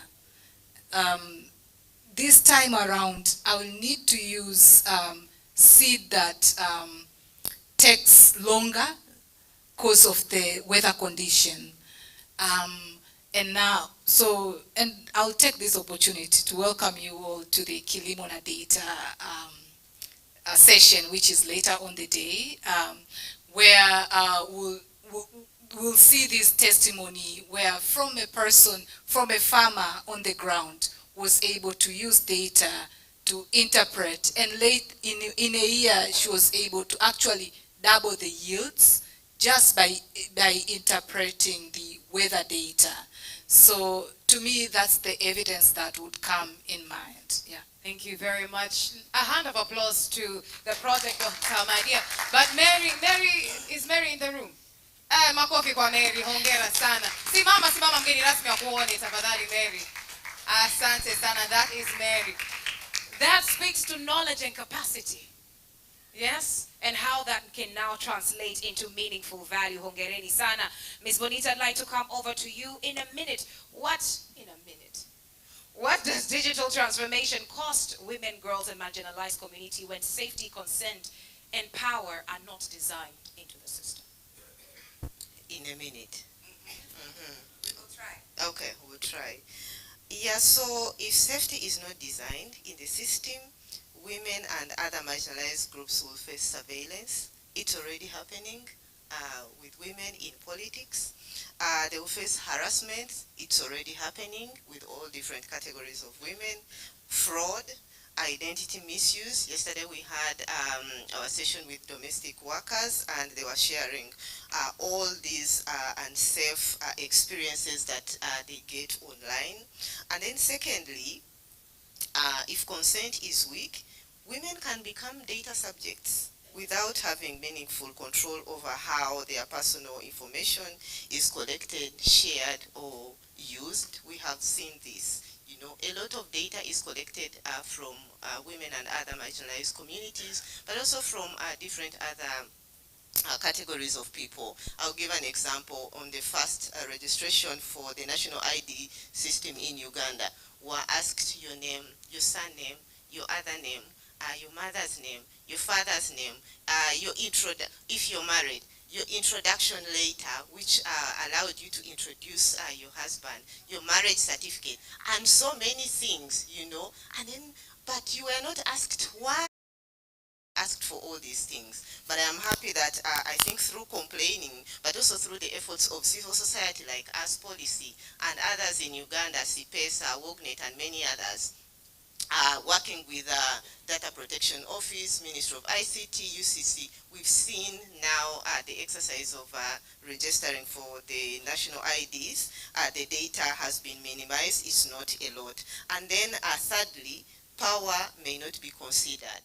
Yeah, it will be concentrated in a few hands, like I already said, the government, the platforms, the tech companies, and so these marginalized communities have very limited ability to challenge decisions made about them, like I already said. The women will say, they said, but who said? They said they will change. Who is they? You know, and you ask them, do you know who they said? I don't know. He said or she said, and then it will end there. So you'll hear those words of they, and they don't know who is going to do it, when it's going to be done, so they will have limited control. And I can stop at that. Thank you very much. Thank you very much for attempting to the minute, but thank you also for laying out some of the issues that are currently happening, and also some of the things that we need to be thinking about to ensure nobody is left behind. Tumpige makofi, Babina Mabwana. Mr. Schreiner, over to you again in a minute. Could you please speak to how, when it comes to leaving no one behind, how do we ensure that we use data now actively, but at the same time proactively and sustainably to ensure exactly what you spoke about initially? Thank you. I think as we wrap this up and we pave the way, let me leave a challenge for all of us as we're gathering here for the next 2 days. Let's challenge ourselves not to simply talk about how we collect more data, but how are we going to use this data more effectively? How are we transforming data into knowledge? How can we turn that knowledge into evidence? And how can that evidence become action that can bring results, can bring change to people's lives? And let's remember that every data set represents a person. And those statistics often tell a human story. So in line with this theme, kujenga na data, building with data, let's keep building with data, let's keep building with innovation, let's build with partnerships, let's build with purpose, but let's also make sure that we're building with and for the people that we're here to serve. Asante. Thank you very much, sure and clear, to make sure that we are building with the people that that data should intend to serve.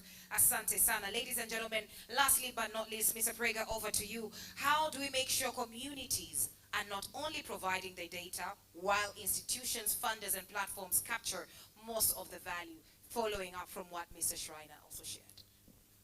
Thank you.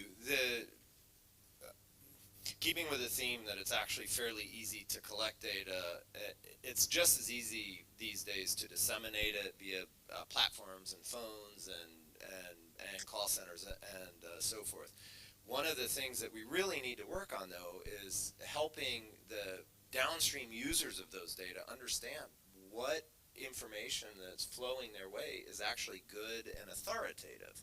And I think if we can be clear in terms of the transparency about where information is derived from, what data fed into that, if there's bias or not, then we can assure that the communities that are engaging with that data, A, understand its origin, B, hopefully understand how to use it, and C, can again, per the very first comment, translate data into action.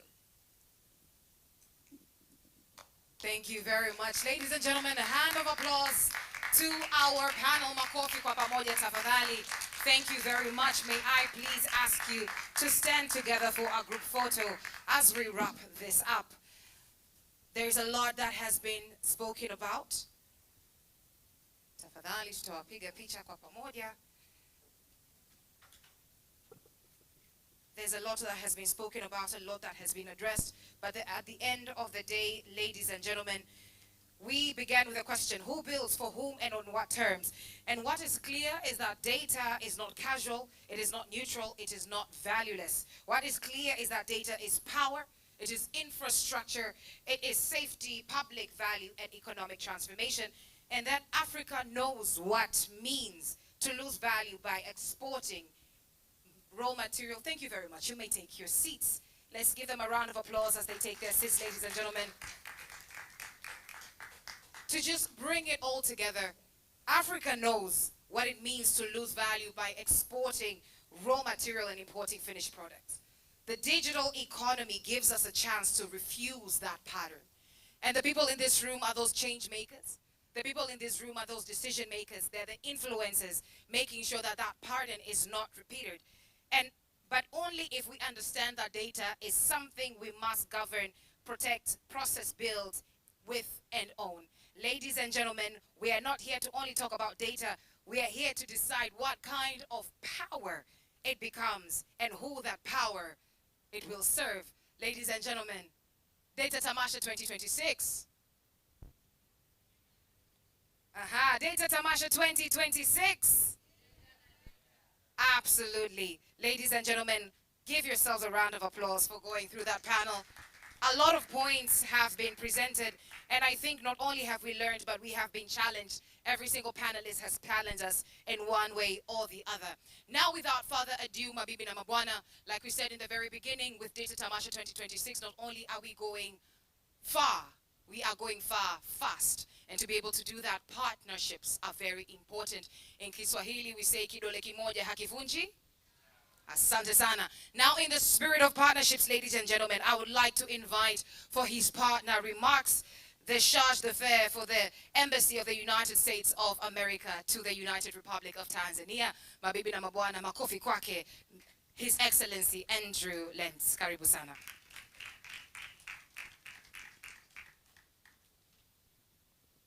Tumsindikize na makofi tafadhali.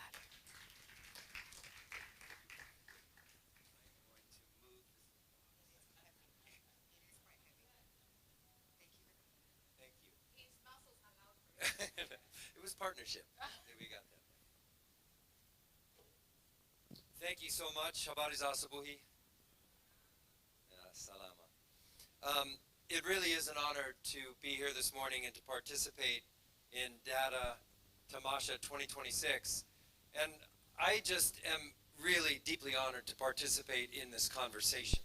So I'm really up here not to deliver some sort of points like a voice from on high, but to be a part of a conversation with you. And to follow this panel, I just want to say that the issues raised there are not unique to Africa. These are issues that are facing the world. I mean, it's in the suburbs of Washington, D.C., where I come from. My family, my communities are asking the same questions. So I really do hope that the conversations and the ideas and the innovation that comes out of this conference doesn't stay in Zanzibar. I certainly hope that it doesn't also stay just in Africa, but that it helps lead a global conversation that really can advance global learning. So I really challenge you with that too. You're leading the way with this kind of conversation, and I thank you for it. To the Honorable Mudrik Soraga, Minister for Communication, Information, Technology, and Innovation, our guest of honor today. To Dr. Moses, to the Permanent Secretary, Khamis, thank you so much for all of your collective leadership in driving digital and innovation agenda, both here in Zanzibar and in the mainland and in Africa. So thank you so much. To Dr. Tunga and the team, to Nima from Policy, from Dr. Tunga, the team of Data Lab. Again, thank you for bringing us together for this critically important and really timely conversation. The United States has been with D-Lab from the beginning. We have provided help through PEPFAR, through the Millennium Challenge Corporation, through the mission from the beginning in 2016 and then beyond. And since then, our support has continued because we understand the importance of what D-Lab, what Policy, and all of you who are gathered here for Data Tamasha 2026 are trying to achieve. And I think that is, if I can sum it up, you're trying to achieve data policies and practices that work for people, improve governance, and harness the immense opportunities in the digital space to drive innovation and a better tomorrow. It sounds to me, listening to the panel, our speakers, that's what you hope to achieve here. And I want to assure you that the United States of America partner with you in that endeavor.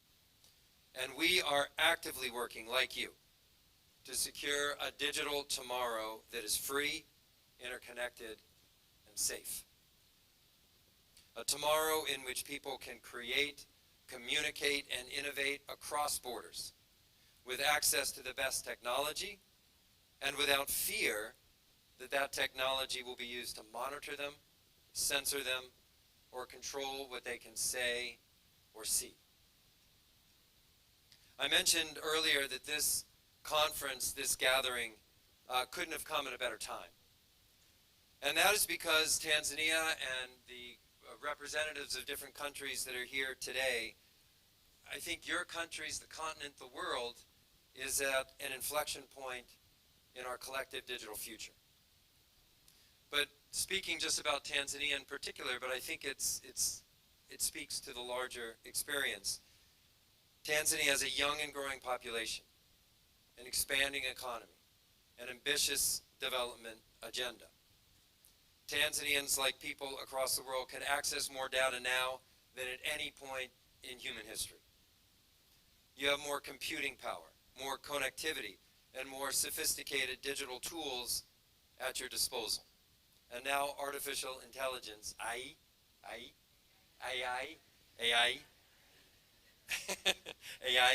is capable of generating insights at a speed unimaginable just a few years ago.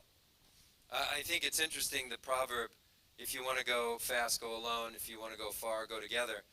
I mean, we are, again, that speaks to the inflection point, where technology is moving faster than we are.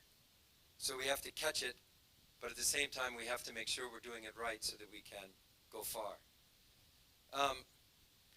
So the opportunities just appear endless, but at the same time, it goes to what the panel was talking about. I think Tanzanians and Africans and people around the world are raising legitimate concerns and issues about what a digital future holds for them and their families. What are the jobs of the future going to look like? That's one thing we haven't talked about. What are they going to look like? And how do we prepare people for them? How do we capture the benefits of this new technology without giving up privacy, security, or human agency along the way? So I think, again, what is so critical about this moment of gathering is that we cannot afford to drift into this future. We have to be intentional. Because more data does not automatically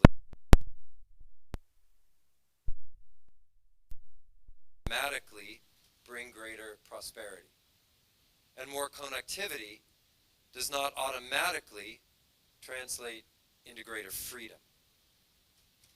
So I really do urge you to take advantage of this time together, to think critically about the infrastructure, the systems, the standards, and the rules that are best for Tanzania and your respective countries.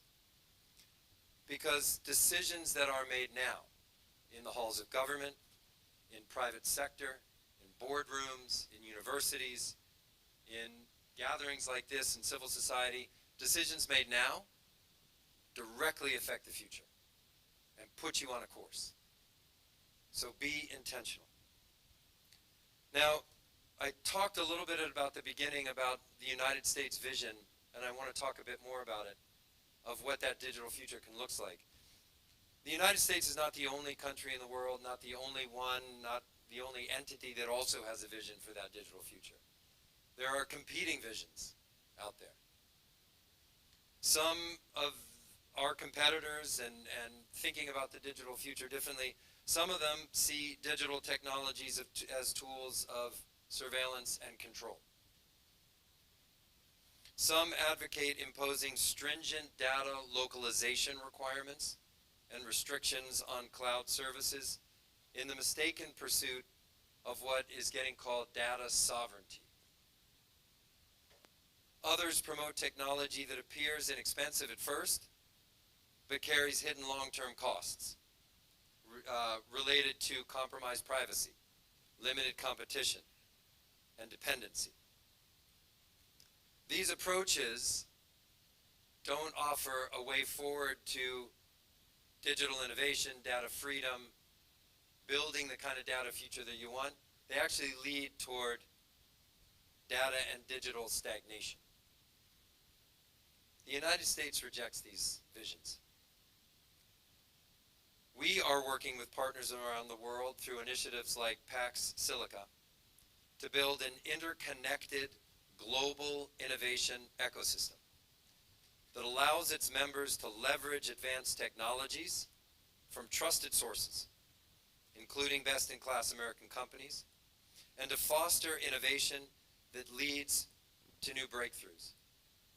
And I do want to say one thing that the moderator, I think, rightly brought up the point about African countries wanting to avoid the mistakes of the past and suddenly seeing themselves as just victims of an extractive economy. I think that's real, and that's a real concern.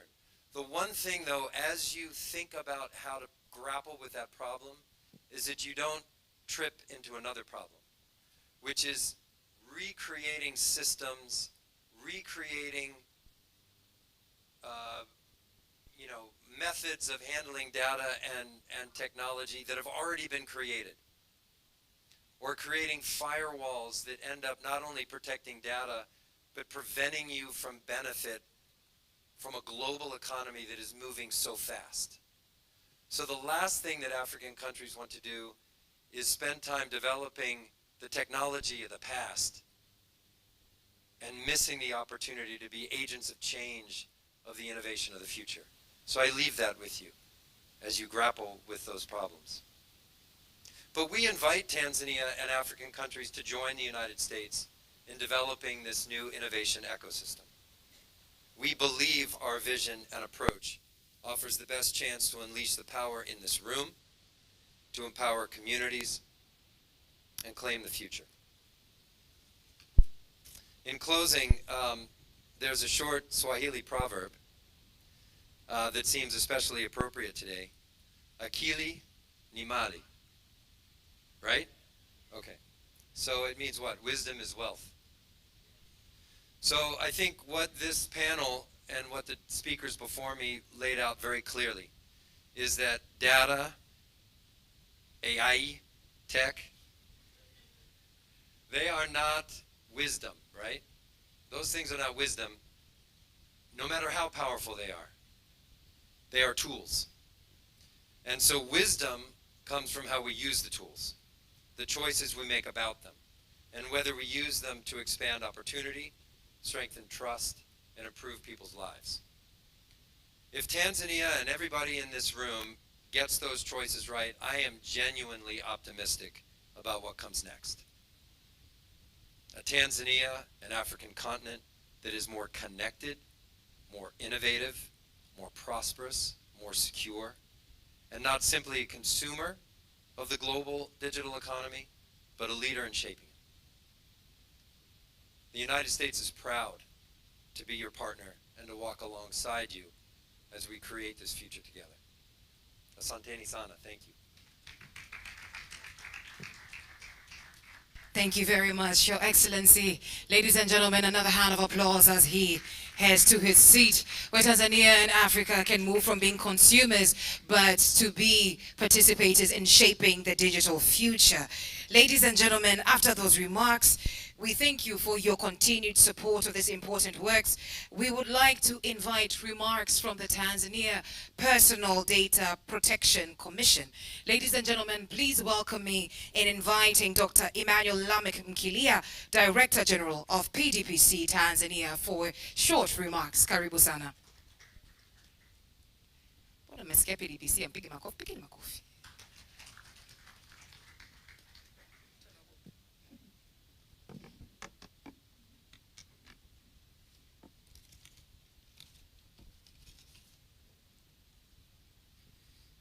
Honorable Madrik Ramadhani Salaga, Minister of ICT and Innovation,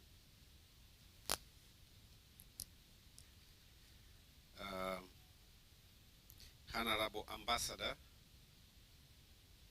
Andrew Lentis, the U.S. Ambassador to Tanzania,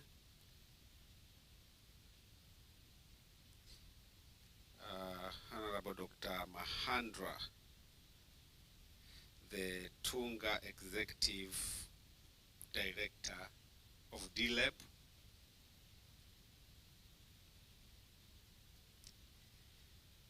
Deputy Secretary, Ministry of ICT,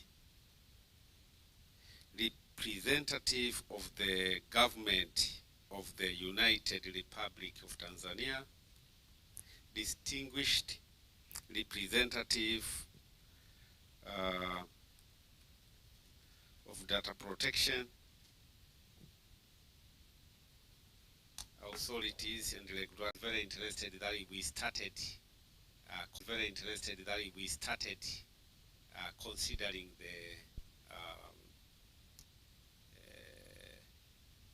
consent. Consent is very important. So all the ethics of data protection in the principle of data protection was adhered. That's very interesting.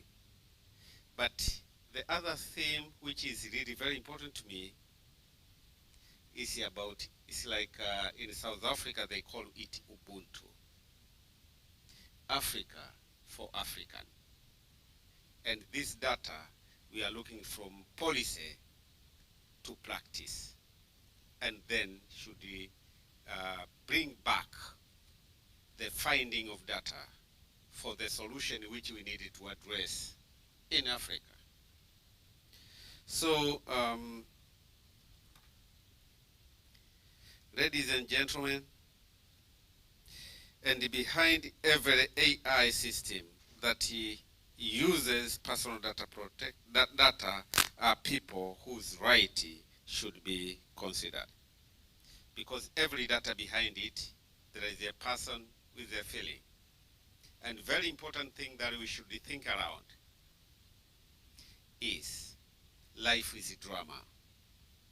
We have behind the scene life and on the stage life. Behind the scene life should be protected. Nobody can be very happy to see somebody is going on the back the scene of the life, then to understand what happened behind the scene before he appears. And this is all about this Tamasha. That it's very important you protect the privacy of somebody, because you need this person to feel the humanity behind it. And that's very important, because behind the scene is something that you should not prefer anyone to watch it. This year's theme, kujenga na data,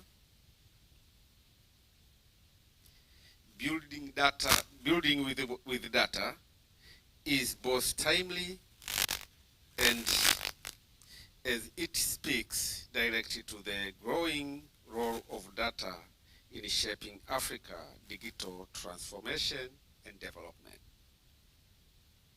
Africa is no longer only discussing, somebody will go to queue to the bank because doesn't trust the systems that they are working, whether they're gonna work it properly. So it's really very important we build the trust, and at the same time we make sure things are done in a perfect way while protecting the privacy.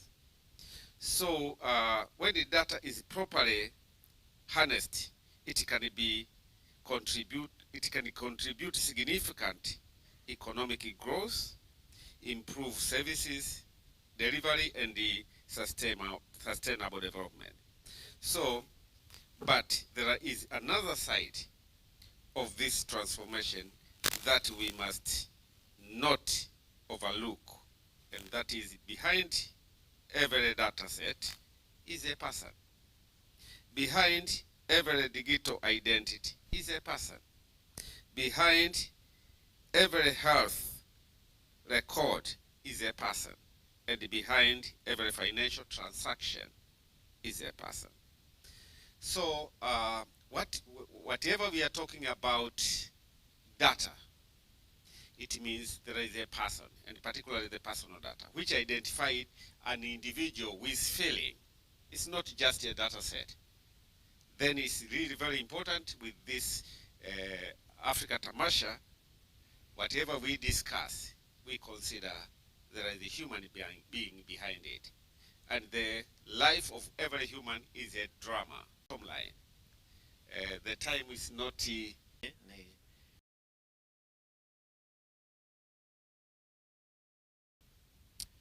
So first, we'd like to thank you for honoring to come to this event. I know you are very busy at this time. But we want to thank all the partners who have supported us to host this, also together with Policy Uganda, and everybody else who have taken time. I invite Mheshimiwa Katibu Mkuu. I would like to acknowledge a few people. In the audience, we have founders of DLAB. I've seen one, Steve. I don't know if Engineer Omari and Agapiti are there. Steve is one of the founders of DLAB. Yes, I see Engineer Omari at the back. But also Babu wa DLAB na data, Tamasha Tanzania, Dr. Mshinda. Dr. Hassan Mshinda, mzee wetu pale, is one of the people who believed in this idea 2016. And I think people are going around finding where to find this, host this project at that time. And he said, come to me. At that time, he was Director General of Commission for Science and Technology. But I want to also thank all the ushers and many people who are helping us in this workshop. And we are excited. We are excited as Data Lab because, as we heard, the whole thing started in Tanzania 2016, and today is 2026. So actually, we should have had a cake here, a nyama choma, a mbuzi. As we celebrate in Tanzania, our cake, famous cake, is a roasted goat live on the stage. So for wageni from outside, karibuni sana hapa Zanzibar, karibuni Tanzania. In 2017, Mheshimiwa, our theme was data in action. 2019, power of data. The year 2021, it was unboxing data. So sina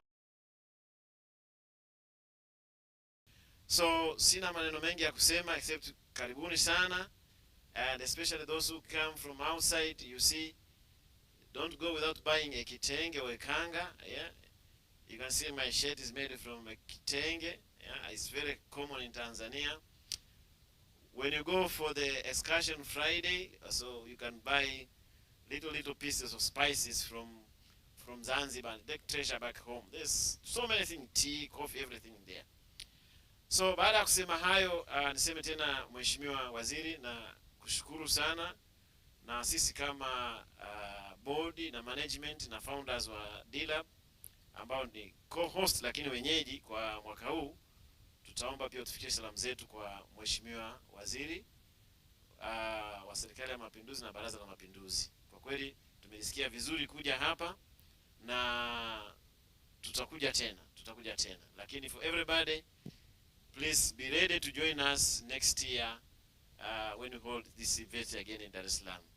Mheshimiwa Katibu Mkuu, karibu sana.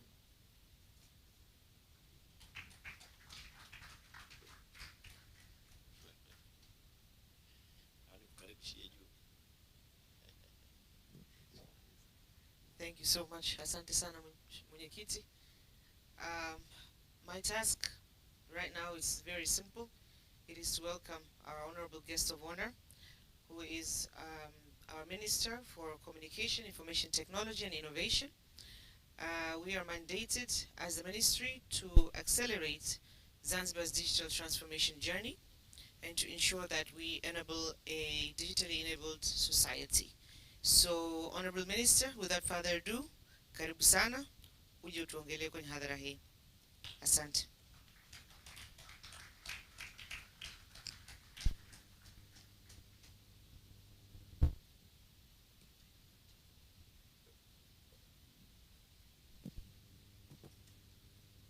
Habari za asubuhi. Naonekanika mimi eh? That's okay. Asante sana Katibu Mkuu, ndugu yangu Dr. Mahdia, mwenyekiti wa bodi, viongozi mbalimbali kutoka taasisi za umma, asasi za kijamii pamoja na NGOs, ndugu washiriki wote, mabibi na mabwana, kazi na utu. Asanteni sana. The room is very quiet. It's not lively. Maybe if we can bring back the MC. MC yuko wapi? Where's our MC? Ametoka. Maybe we can bring back the MC ili aweze kuchangamsha hadhara hii. Nashukuru sana. Thank you so much to Data Lab for inviting me to be the guest of honor. But full disclosure, I was not first option. The president was supposed to be the guest of honor for this event. However, he checked out and he sent me a message. And I'm going to impersonate it a little bit, lakini msende kunishtaki kwake. Kanambia, waziri, ili tukio mbwana kama limekaa kitaalamu sana, si uendelee nao tu. So that's why I'm here today. Even though I'm not an expert in ICT, but I'm here on behalf of His Excellency, the President, who really wanted to be here at this event, but unfortunately, due to other pressing matters, was not able to make it. So he sends his full regards and is wishing us a very fruitful deliberations throughout the next 2 days. But I also want to take this moment to extend our sincere gratitude to Dr. Tamasha for agreeing to host this particular event here in Zanzibar. This is truly an honor for us and a huge privilege. And we want to thank you so much, Dr. Tamasha, for trusting Zanzibar as your destination to host this very important summit. And we hope that this is not a once one-off event that hopefully in the future we can continue to have these events maybe every after 2 years or 3 years, but we really want to have Data Tamasha to be part of the Zanzibar fabric and to be known as one of the key events that will be hosted on the islands in the future. Kwa tunawashukuru sana Data Tamasha for entrusting us, and we hope that we won't let you down and we'll have a very good event. And as this is the first one, let me also extend our sincere congratulations for marking the 10-year anniversary. It wasn't acknowledged here and I was very surprised, but I think that's also a very important milestone to acknowledge. 10 years of anything it's a big thing, so you also have to acknowledge and appreciate the effort that has gone behind the scenes for the organization and for the event to be able to sustain for all this time. So Dr. Mahdi and your team, pamoja na board chair, hongereni sana for this important milestone. So I'm happy to be here personally. And like I said, I wasn't first choice, but either way, I'm here now. And so you have to bear with me for the next maybe 5 to 10 minutes. I will not take too much of our time. I want to speak generally to what we see is possible on the islands on this journey of digital transformation and the move towards a digital economy. As you're all aware, my ministry that I'm overseeing is barely 7 months old. It's a new ministry, and it was established as the broader vision for the government to move Zanzibar into a digital economy and make sure that Zanzibar is not left behind in the digital transformation that is happening globally.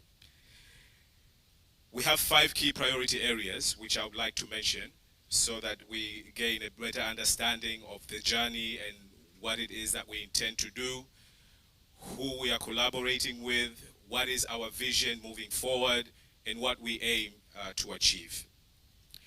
So in the process of digital transformation, the number one issue is connectivity and making sure that everybody of your citizen is fully connected with access to internet, fast, reliable, and efficient internet. And this is one of the core mandates that we have as a ministry, is to make sure that the entire island is fully connected. And in doing so, it was mentioned here about DPIs, digital public infrastructure, and one of our key infrastructure projects is to make sure that we have an international gateway that is connecting our islands. So we have 3 major flagship projects in order to address the connectivity issue.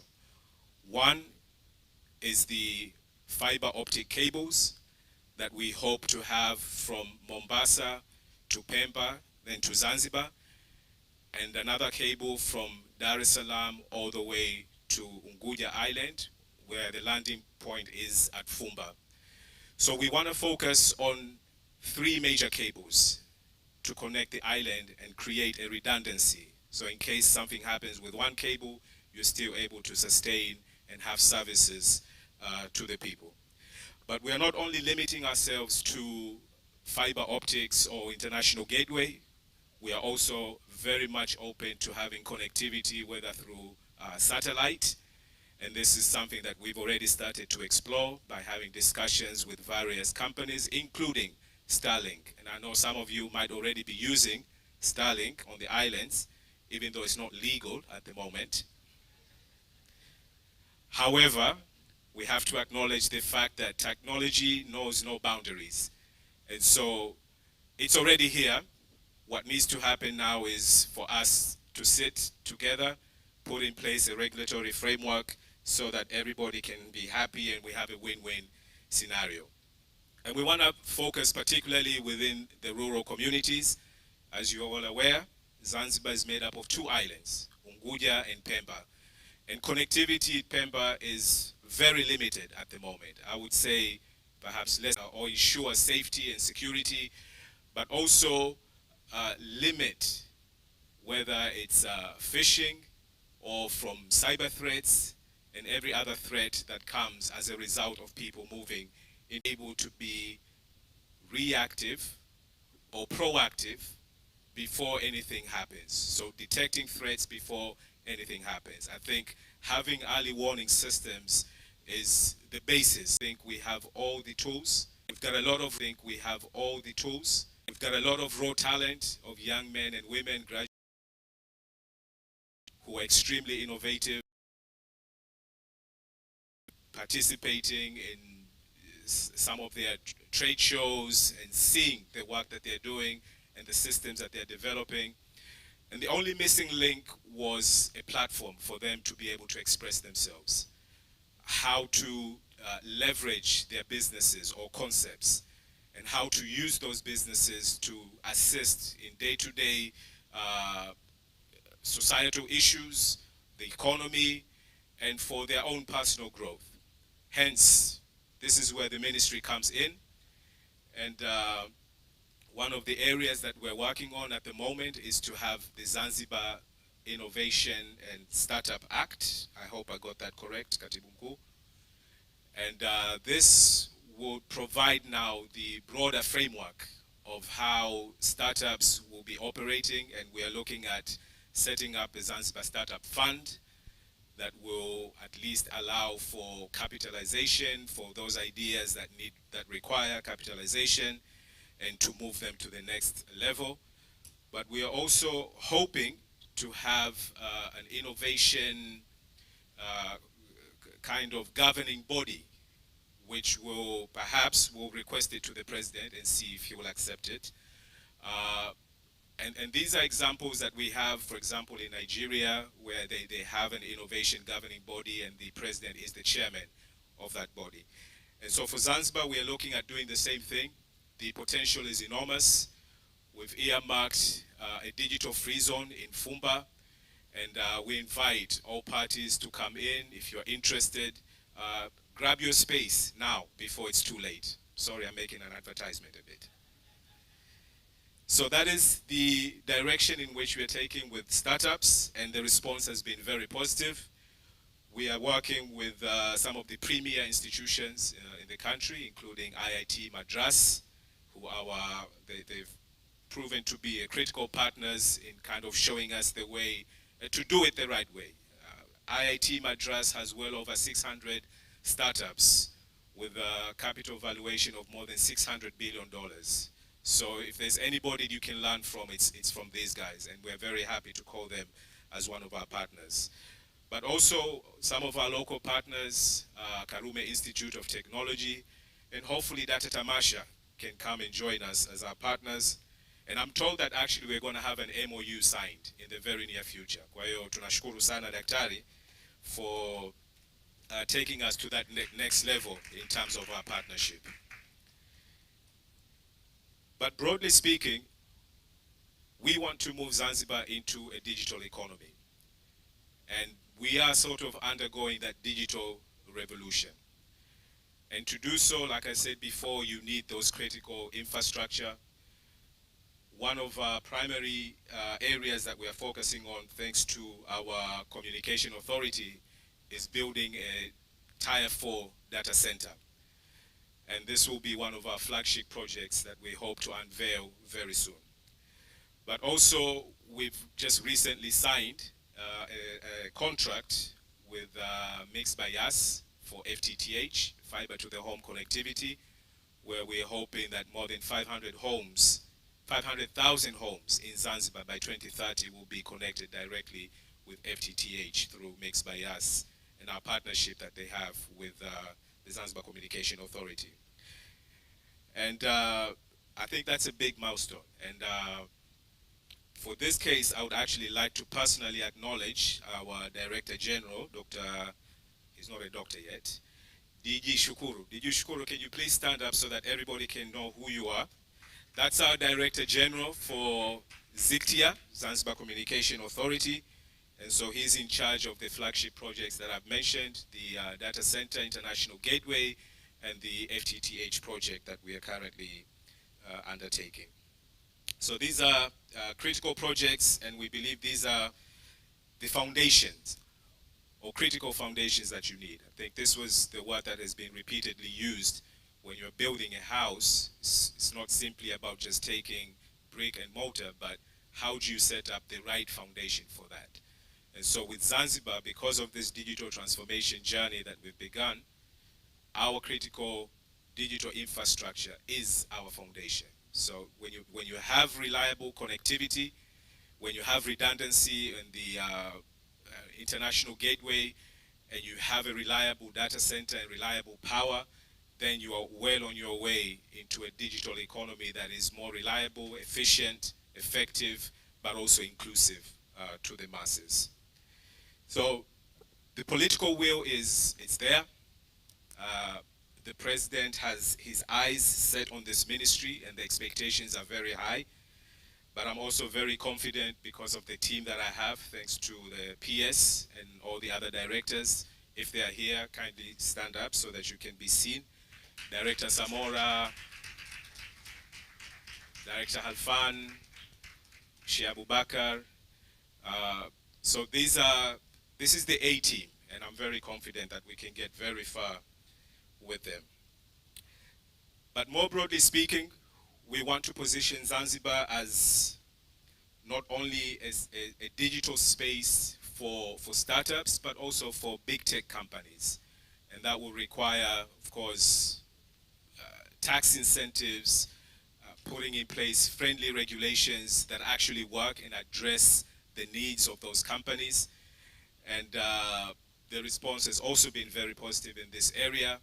With Fumba Town being a digital free zone, we're looking to at least begin to invite big tech companies that are already established so that they can open shop in Zanzibar and move us into that direction. We're not competing, but we kind of are competing. And countries such as Rwanda always come to mind, and Nairobi. Sorry if you're Kenyan or if you're Rwandese. But this is a fact of life, and I believe that Zanzibar has a lot of the tangibles that are needed that really sets it apart from many of these other countries within the region in terms of its digital future. We are not too far away from AI. Of course, we also acknowledge the power that it brings, and I like the fact that we acknowledge that it is a tool at the end of the day, and how you use it really depends on what you want to get out of it.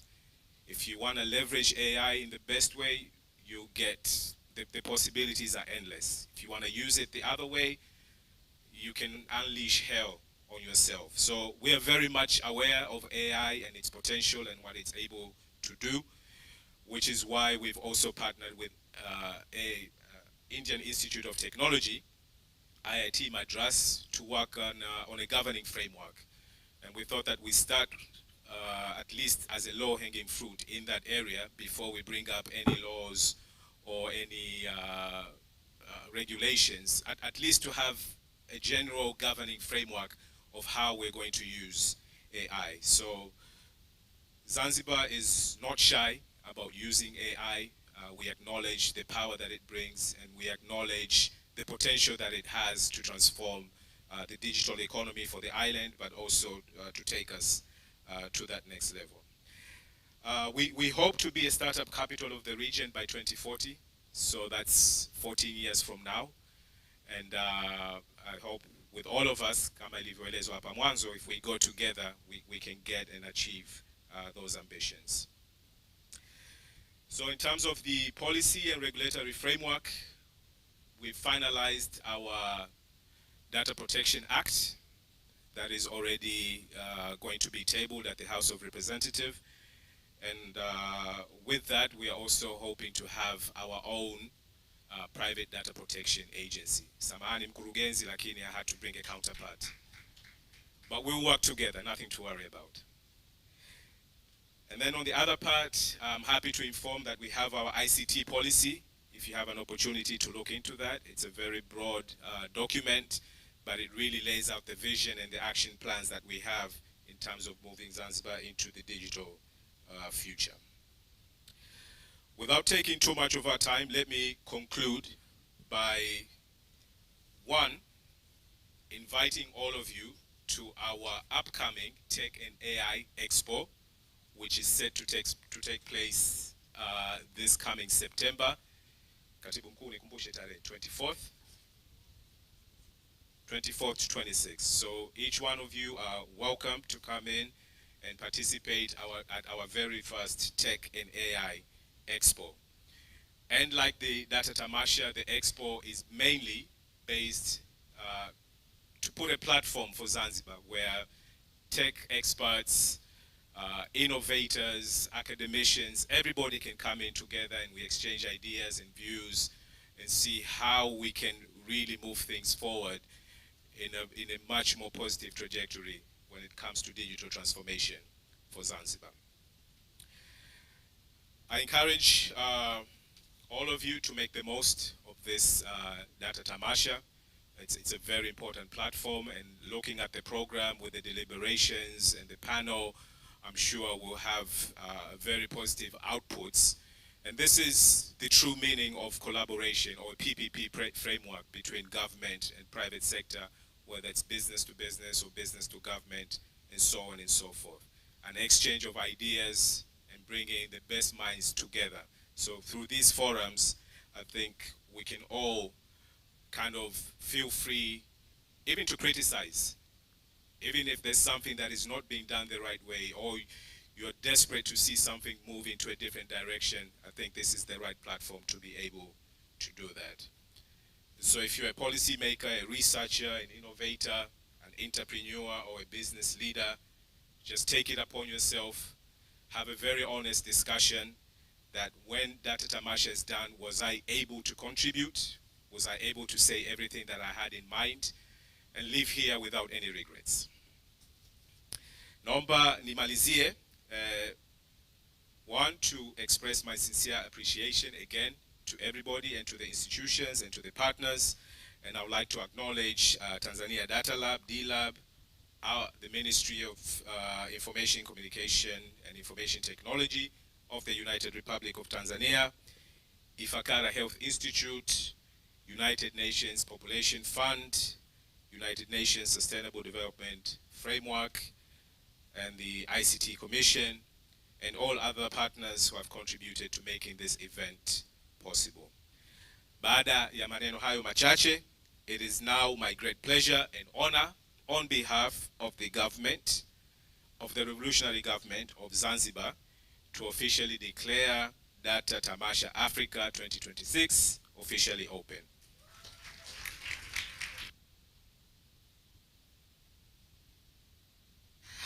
Ladies and gentlemen, makofi kwa mara nyingine tena yaliyoshiba kabisa. Mheshimiwa mgeni rasmi, nitakuomba usogewe katikati ya jukwaa.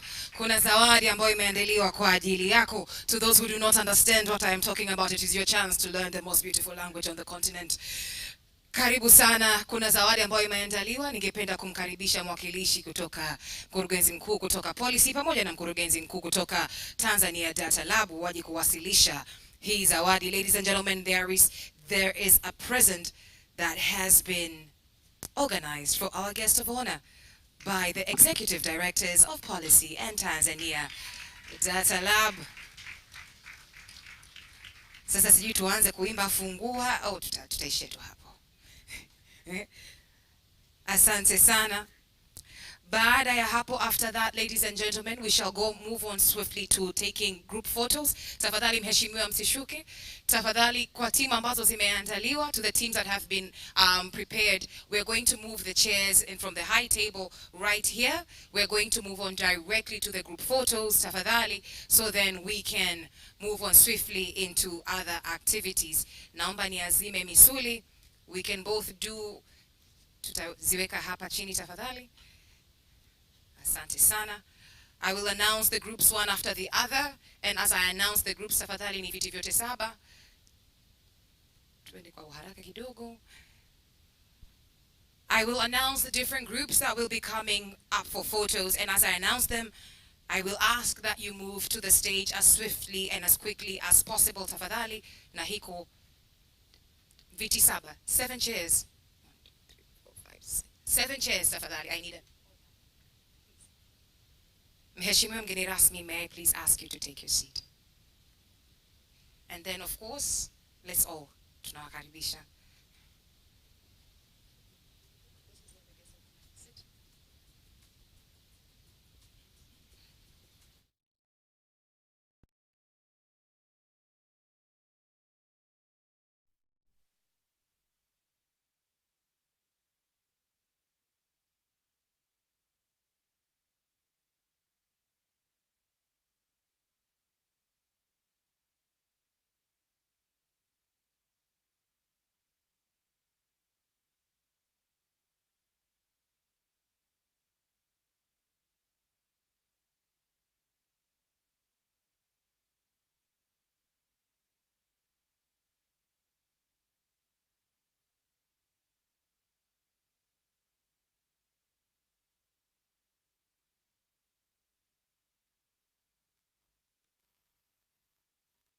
Meza hapa. Asante sana jamani, tuwapigie makofi vijana hawa. Nafanya kazi kubwa. Msuli umeenda shule, unajenga na data. Aha. Namna hiyo, asanteni sana. That is the group, the first photo. This is our high table, ladies and gentlemen, with leaders from the convening institutions taking a photo together with our guests of honor. Tafadhali, after this, may I ask the different partners and government leaders that escorted the delegation of the guests of honor this morning to join them on stage. Tafadhali, the different government leaders that escorted the delegation of our guests of honor this morning to join them on stage. Tafadhali, kwenye meza hii nitaomba mpande jukwaani pia. Karibuni sana. To the different dignitaries that escorted the guests of honor into the room this morning, may I please ask you onto the stage as well. Dr. Emmanuel, tafadhali nikukaribishe jukwani.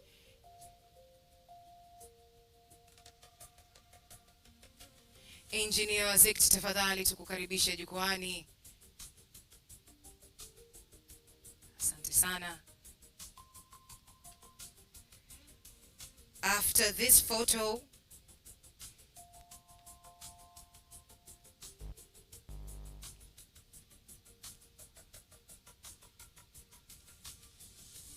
these are our directors, high-level directors, government officials.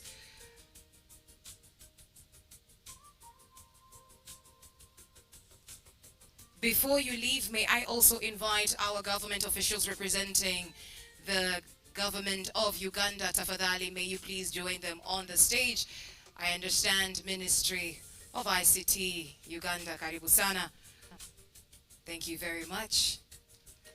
All the way from across the border, tunakukaribisha jirani. We welcome you.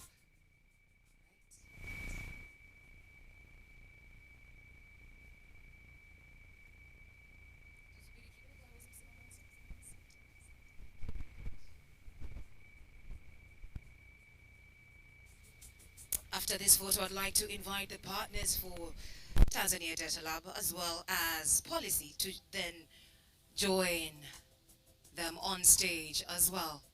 I'd like to invite all the partners, asante sana, to our government officials, asanteni sana.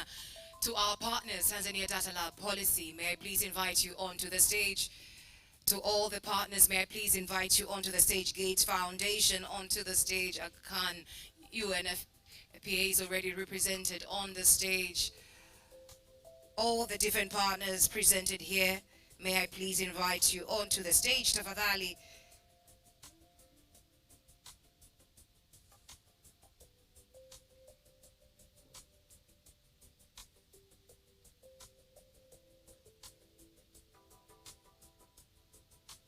Ladies and gentlemen, and the partners, we have the respective ministries: Gates Foundation, Jamii Africa, Ifakara Health Institute, HD Consulting and Associates, FSDT, Aga Khan University, Howlett Foundation, GIZ, Colmina Fund, UNFPA, UNCDF, CRDB Bank, NMB Bank, We Robotics, and Unleashed Africa. I will be.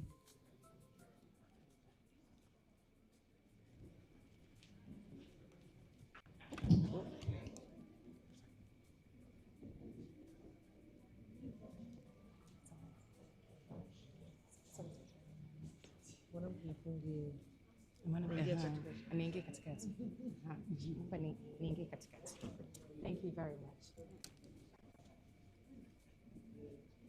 Yes,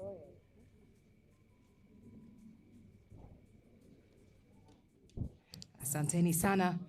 Ladies and gentlemen,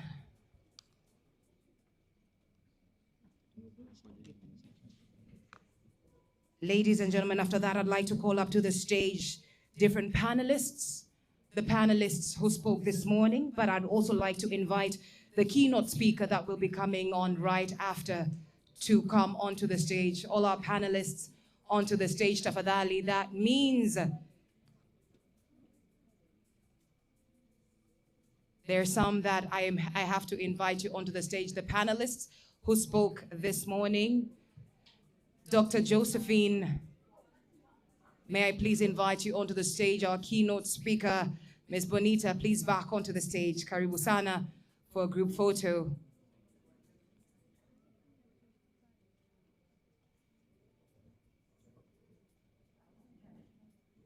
Yes, please.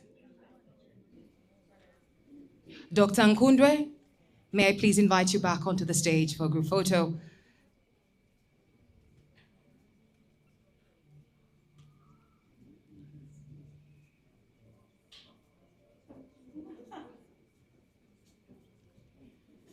We will be receiving a riveting keynote address right after, ladies and gentlemen.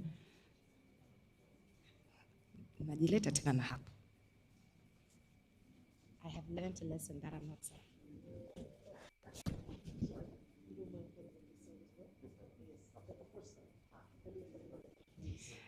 Mabibi na mabwana PSOA.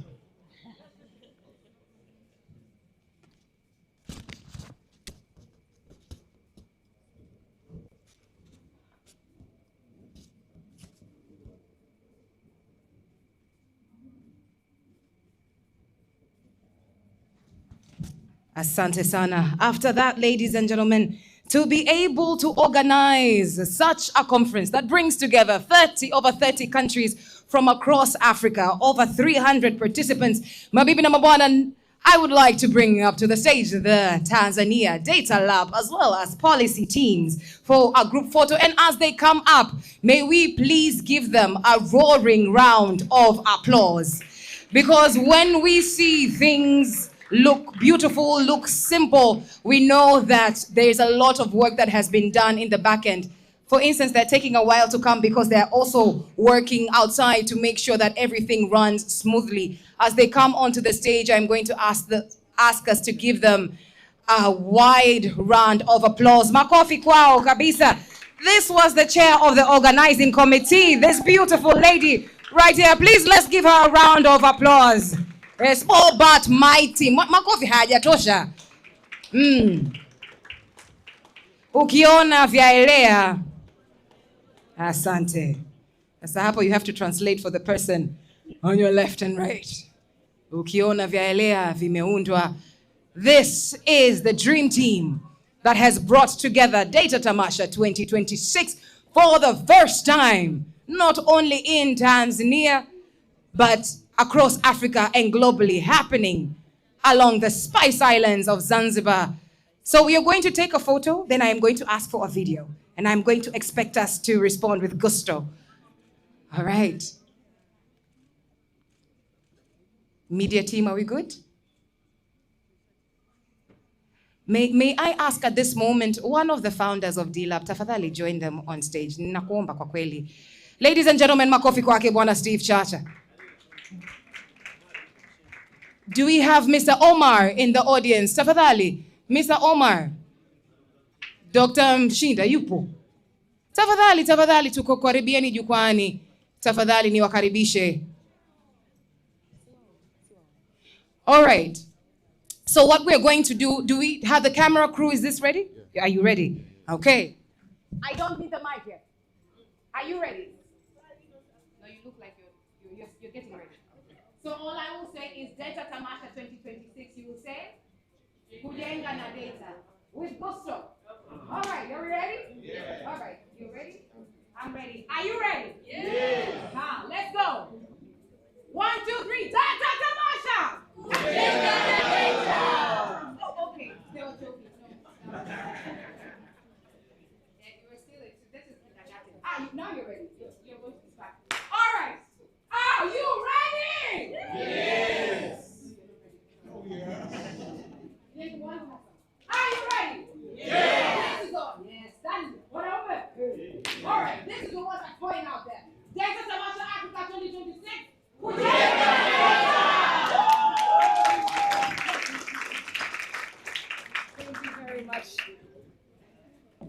Asanteni sana, ninashukuru mheshimiwa mgeni rasmi. Tumemaliza hili zoezi la picha, tuwakaribishe muendelee na shughuli nyingine hapo nje. Ladies and gentlemen, a round of applause to our guest of honor as he exits the venue. However, I believe there are going to be some media personnel outside who would like to hear from you. Ladies and gentlemen, please remain seated. I would like to quickly announce a few changes to our schedule so that we can move on swiftly and ensure that we remain engaged. Now, in the spirit of democracy, I would like to bring to you a suggestion of how we shift the agenda a little bit, and we have to agree together how we move so that we can move together. We can move both far and fast together. Yes? All right. May I please ask you all to stand up, to get up on your feet? It was a heavy morning. Hey, in the back, you're already stretching. You're already doing it. I don't even have to say. All right. Ladies and gentlemen, I am going to ask you to do something very simple. Just hands up. Both hands. I'm holding a mic, so please don't do this. All right, both hands up, hands to the side. Hands to the side. Then you just stretch. Okay, so hands to the side is this. I'm holding a mic, so, right? So just on the left and on the right. Once more, left and right. And then very simple, what you're going to do is try to draw a zero with your waist. For some of you, it is August, but your fitness goals at the beginning of the year are yet to be addressed. So this is where we do it. All right. Now, the last thing that I'm going to ask you to do is something very simple. I know every gentleman in the room will get this. I know the men in the room, hey, you will conquer this. The ladies in the room will conquer it even more. Hey, when I say the gentlemen, you're like, let me show them. All right. So I'm assuming we can all count. Yes? So this is what we're going to do. Right? Legs akimbo. Just on the sides. All right. So we're going to count together. What I'm going to ask you to do is take a seat, not on your chair. We're going to count to 8. So we're going to have 3 rounds of 8. The first 8, we're going to move down. Second 8, we're going to stay down. Third 8, we're going to climb up. Very simple, yes? All right, so we're going to count together. You ready? Let's go. What you're going to be doing is sitting. 1, 2, 3, 4, 5, 6, 7, 8. And hold. 1, 2. Nice. Wow. Some people are cheating. You're representing your country. And then come up. 2. Yes. There you go. Why? Give yourself a round of applause. Well done. Well done, well done, well done. You can take your seats. So, how are you feeling? Feeling good? So if anybody will ask you, have you squatted this year? You're like, yes, I did, in Zanzibar. All right, so we were supposed to be having a keynote address right now. And right after the keynote address, we were supposed to be breaking. After the break, we were to come back here for a keynote address, as well as lightning talks. But considering we started our agenda a little bit later than planned, this is the idea or the proposal I'd like to run past you, that we move the lightning talks to tomorrow morning. And then right now, we don't directly go on a break. We go directly into the keynote address, and then we will break. The break will take us on to lunch, and right after, we're going to go into the breakout sessions. Is that okay? Yes? Because the whole idea is if we all move out to break right now, bringing us back in the room will be heavy. And there's a keynote address ready to shake us off our feet. So I believe we are good to go. Ladies and gentlemen, for the keynote address this beautiful, beautiful afternoon, I'll just say morning because I want to be delusional. For the keynote address this afternoon, ladies and gentlemen, I'm going to ask us to get ready to be inspired, to be challenged. The speaker is like, no, they will not be inspired. They will not be inspired. You shall be inspired too. To be challenged, but also to learn something new. Ladies and gentlemen, our keynote speaker is not only an author and speaker, but in many ways, she is an educator and somebody who pushes us to think outside the status quo. I'm going to ask us, ladies and gentlemen, to collectively give, you need the podium? Now may I, namba niazime misuli, may I borrow muscles to bring, nice. May I ask you to assist him? Namba msaada tafadhali.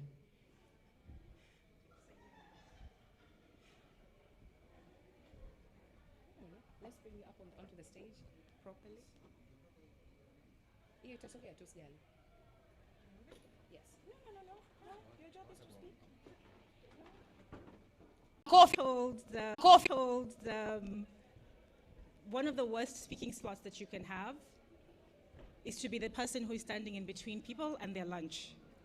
So I recognize that I'm the obstacle between you and food, but I'm going to do my best to get you to lunch very quickly.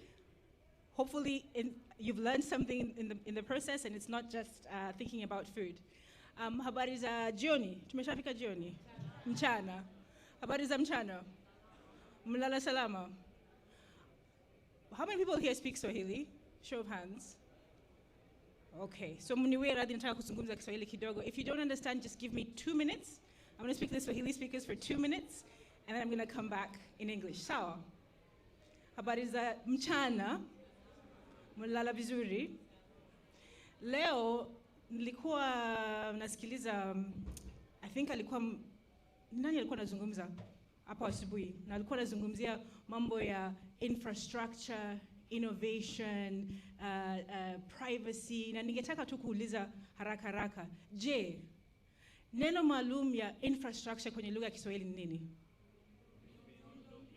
Miundombinu. Na innovation? Na privacy? Surveillance?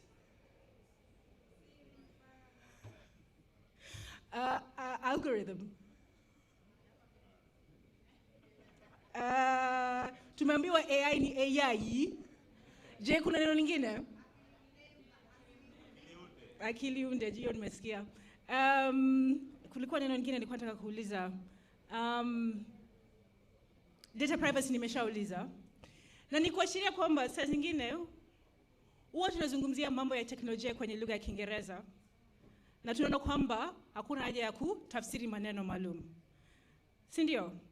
Alafu tunaanza kuunda sheria, kuunda mbinu na kadhalika bila kuzingatia kwamba kila mtu nchini amealikwa kujihusisha na masuala haya. Na leo ningetaka tu kuchukua muda mfupi kuzungumzia mambo ya ubunifu ndio na data ndio, lakini sana kutualika kufikiria, kujikakamua kidogo, ili tunapozungumzia tunafikiria juu ya wale watu ambao hawajalikwa kwenye mazungumzo haya. Sawa? I want us to think very critically about who is not included in the conversations. And that's why I've been very intentional about starting in Swahili. Those of you who speak English, how did it feel to be on the other side of that conversation? It's not a very comfortable feeling, is it?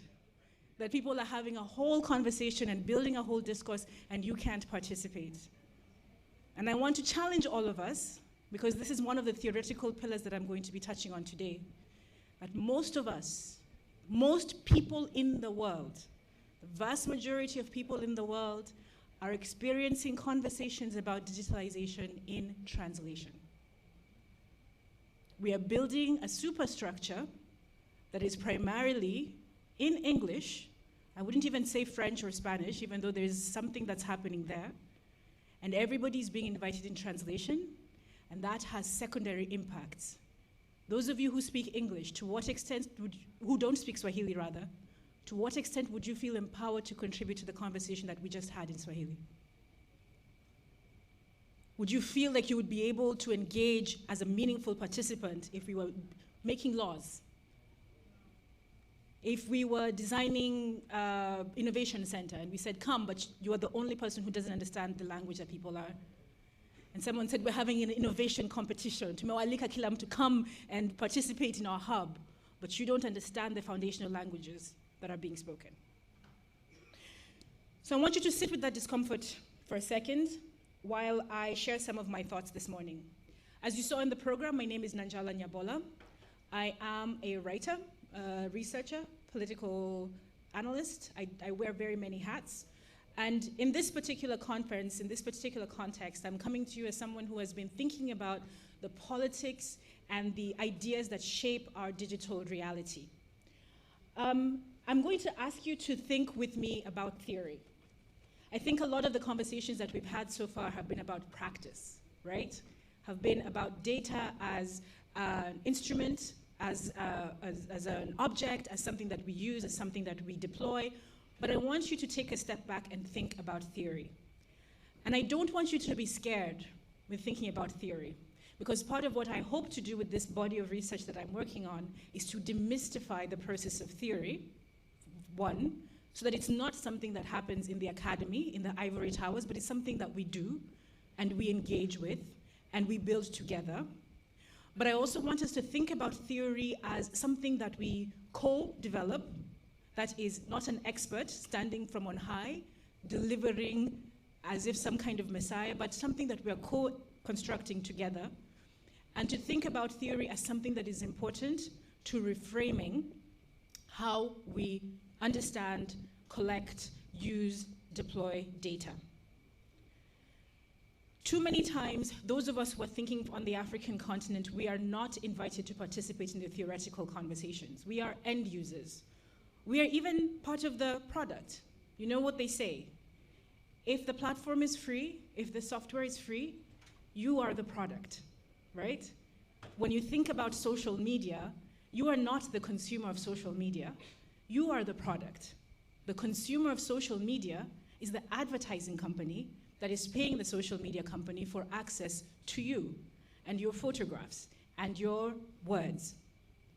So, too many times when we engage in conversations about data and data governance, we as Africans are invited to participate at the level of being users and being consumers.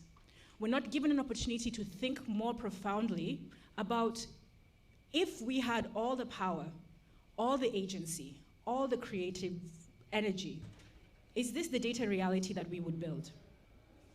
Are these the things that we would prioritize?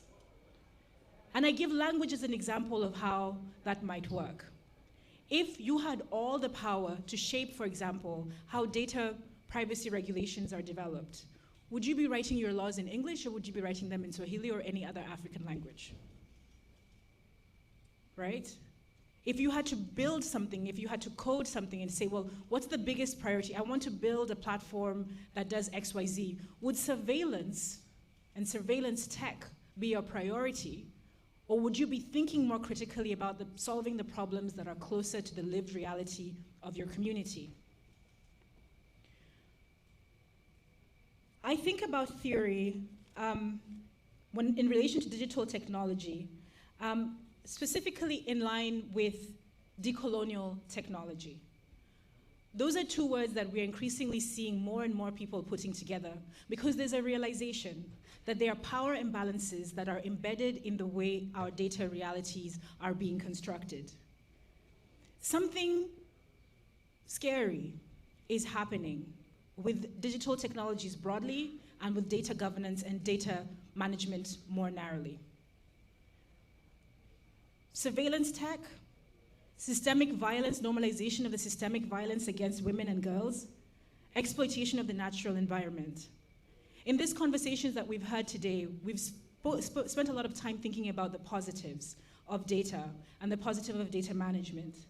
But those of us who are consistently active in these conversations know that there's been a turn in the last 10 years. I think, for example, about how artificial intelligence and generative AI was rolled out. There are a lot of women in this room.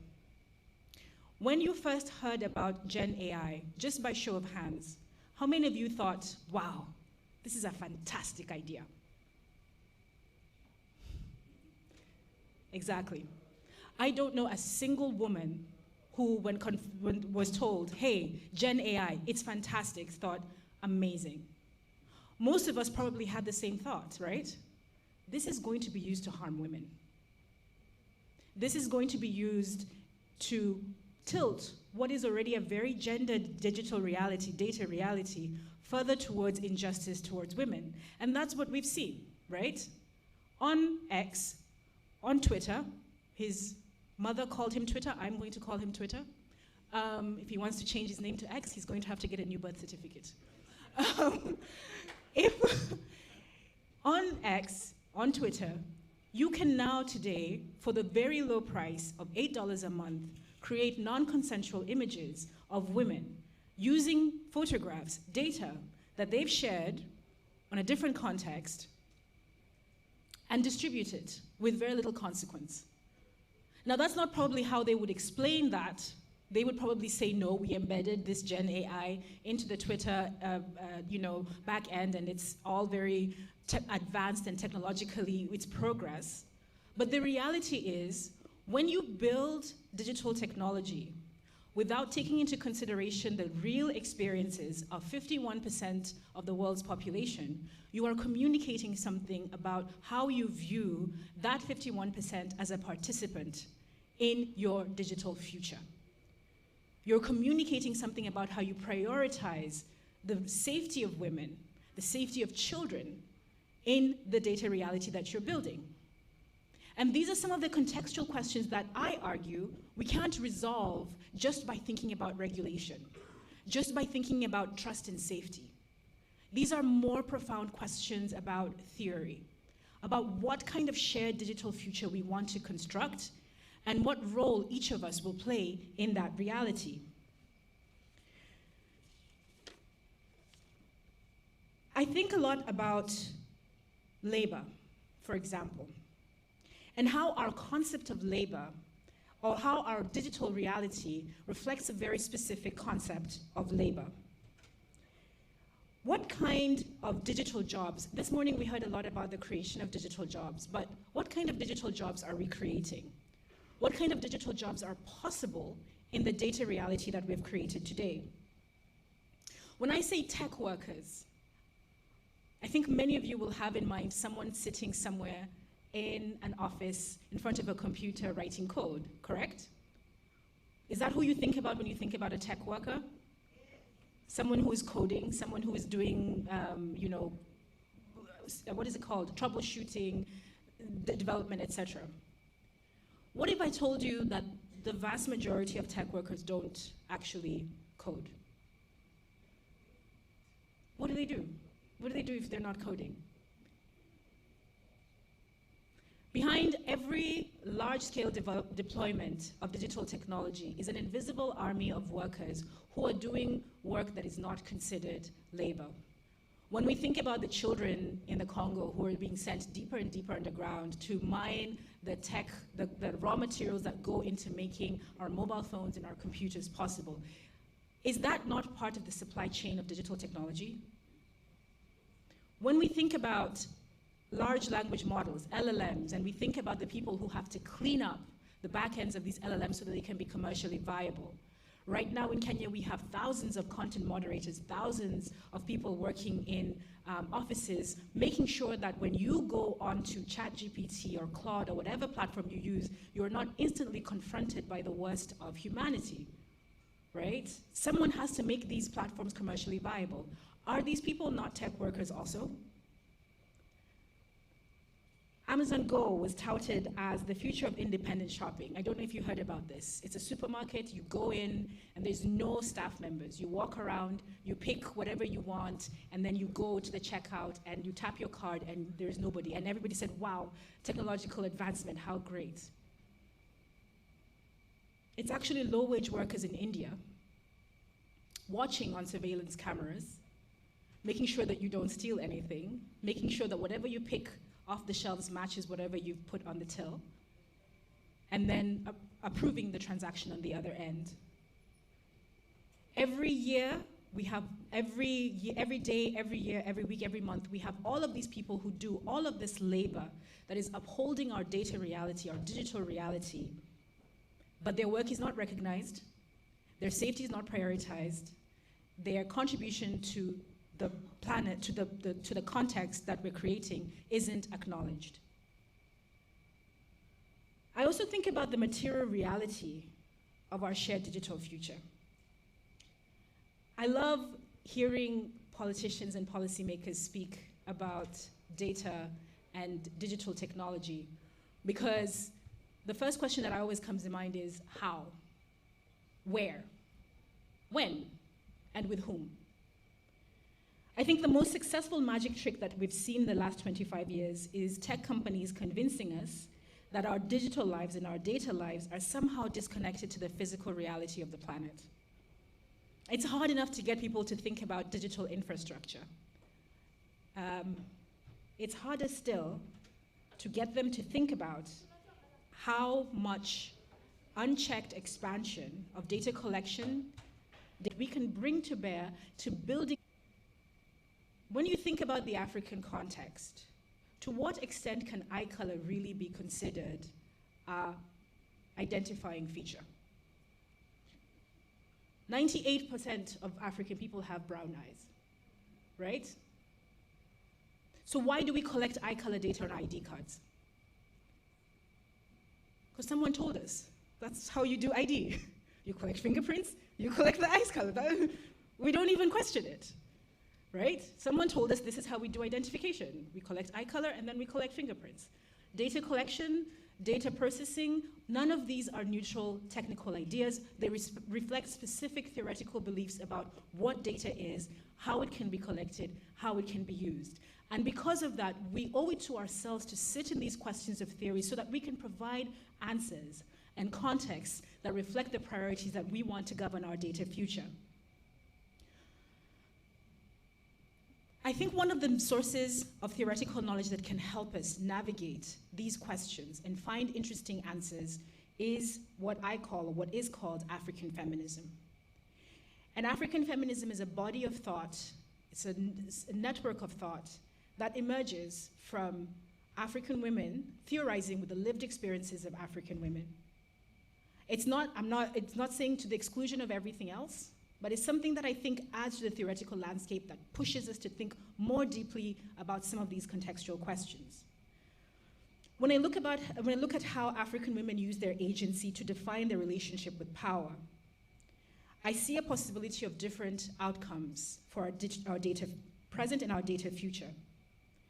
And I think about specifically about the writings and teachings of African women because the intersectionality of these identities, African, woman, Black, modernity, it's generated such a rich body of work in which a group of people have spent years, decades, generations, writing against orthodoxy, proposing new ways of organizing the world, forcing a system that is determined not to see them, to see, to listen, to engage. Since before even our countries existed, African women have had to write themselves into politics and into society. And this has produced a body of work that I think if we read closely and engage with sincerely, might give us a different way of addressing some of these foundational theoretical questions. Let me make this point by going back to the example of the environmental consequences of generative AI. The vast majority of African women are subsistence agriculturalists. Some are farmers, some are cattle keepers, some are whatever, but agriculturalists. They spend a lot of time working intimately with land. African women spend more time, on average, in search of water and walk further distances in search of fresh water than any other subset of people in the world. Professor Wangari Maathai, who was the first and so far only African woman to win the Nobel Peace Prize, spent her entire working life arguing that there could be no social or economic progress without the protection of the earth, and that our economic models, our political models, must think about the environment in order to be considered complete. A lot of what Professor Maathai did was dismissed. I said, oh, you know, I'm a feminist, who wanafanya mambo, wanachochea watu lakini mambo yao sijui nitafanya nini nayo. But what Maathai was doing was challenging us, using the lived experiences of the rural women that she worked with, that she organized with, that she planted trees with, to look at our economic system and say, if we don't think about the natural environment, we are going to be failing ourselves. So now go back and think about what I said about Gen AI, that every time you go into a Claude or ChatGPT and ask, Claude, what time is it? Claude, make me a poster to advertise my event that 3 people will come to. Claude, please make a knockoff R&B song. Every time you do that, half a liter of water goes down the drain. If in your lived reality, as a tech worker, you had to wake up in the morning and go and find that half a liter of water, you had to walk 35 kilometers to find that half a liter of water, would the water consumption of generative AI be an afterthought in the system that you build? If instead of just redirecting water, sitting in your office and saying, water comes from the tap, you had to actually go and find that water, would you not take more time to think about the consumption of water in the infrastructure that you're building? Right?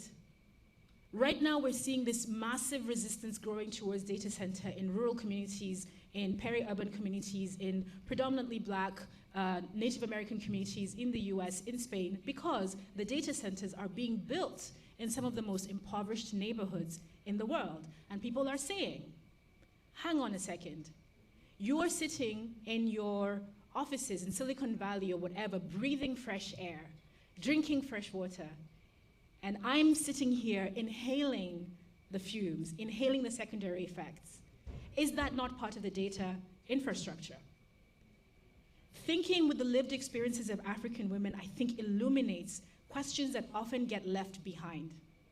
I've talked a little bit about the environment. You could also think about labor and how much time African feminists spend theorizing labor. My best friend always says to me, Nanjala, African women have never been stay-at-home moms.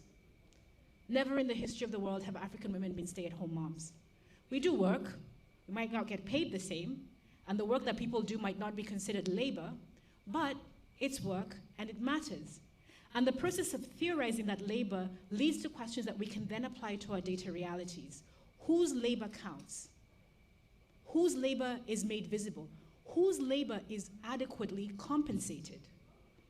Why are the people who own the platforms trillionaires and the children who are digging for coltan dying before the age of 18? Yet, if the trillionaire disappears tomorrow, nothing will happen. But if the children stop mining, our entire digital reality would collapse. The way we value labor, the way we order labor, if we start thinking about the lived experiences of African women, I think we start to see important and interesting questions that can feed into a richer theoretical context for the data reality that we want to build and we want to live in. I want to stop there because I was told I only had 20 minutes and I've already gone way over time.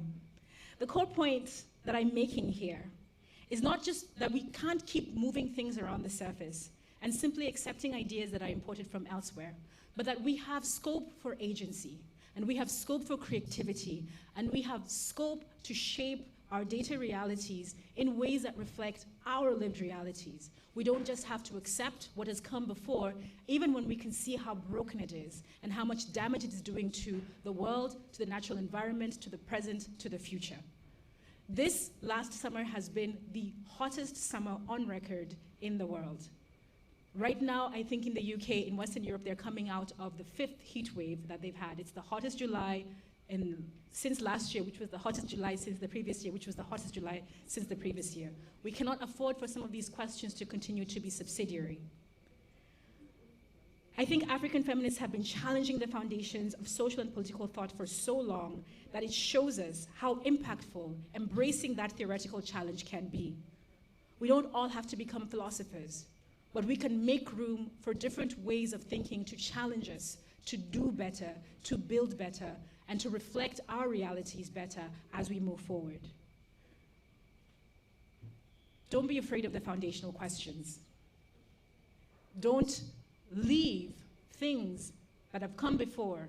Don't stray from the foundations of knowledge that have come before the present that you live in today because you're entering a system that tells you that there is no value there.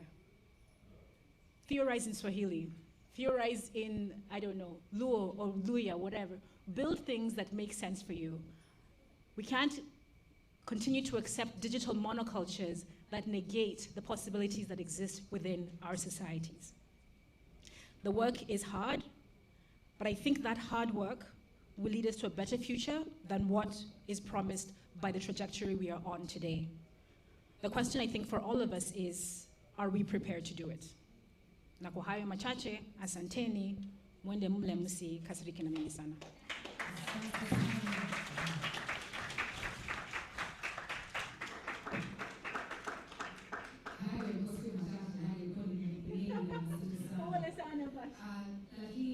I do believe exactly what I said about being inspired.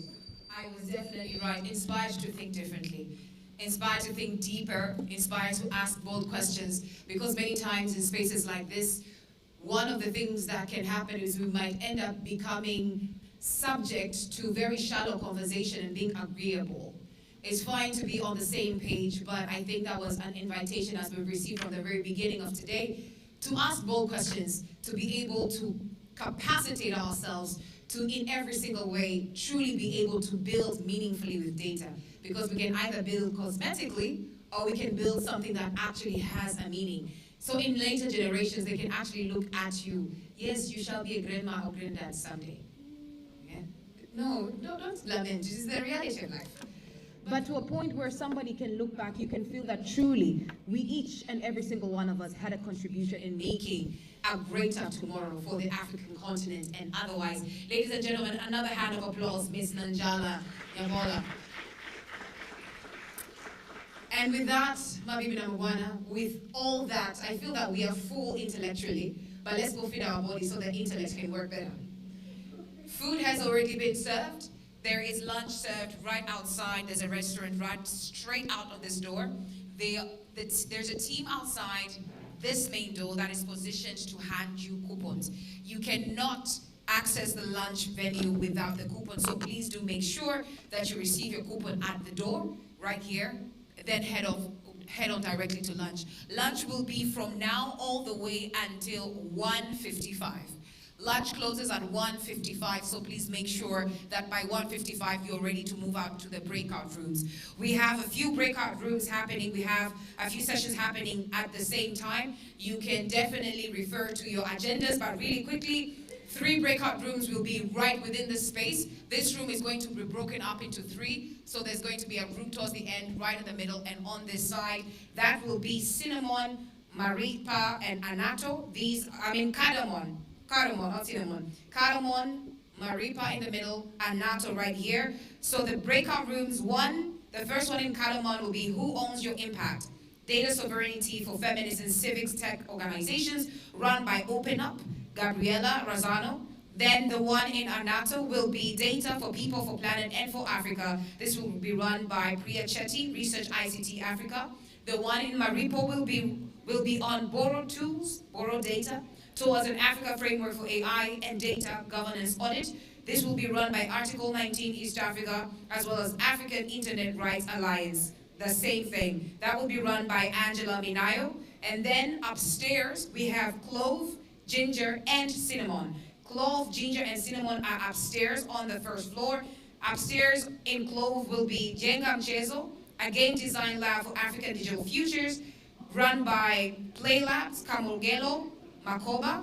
Then in ginger, Island Innovation by Silicon Zanzibar, run by Ikram Soraga et al. And then in cinnamon, we'll have digital organizing and resilience among domestic workers in Kenya, run by the University of Nairobi, Professor Salome Bukachi. Within your rooms, we will not be coming back to this room towards the course of the day. We will have 3 sets of breakout rooms, so please make sure you look at your agenda. You know the first room you're going to, so that means at 1:55, we need to be seated in our breakout rooms. Have an incredible lunch. Karibu chakula cha mchana, bon appetit, karibuni sana. We will meet again in this plenary session tomorrow morning, bright and early, but for now, we are moving on to breakout rooms to have engagements that matter, to dig deeper, dig boldly, and dig courageously. Thank you very much.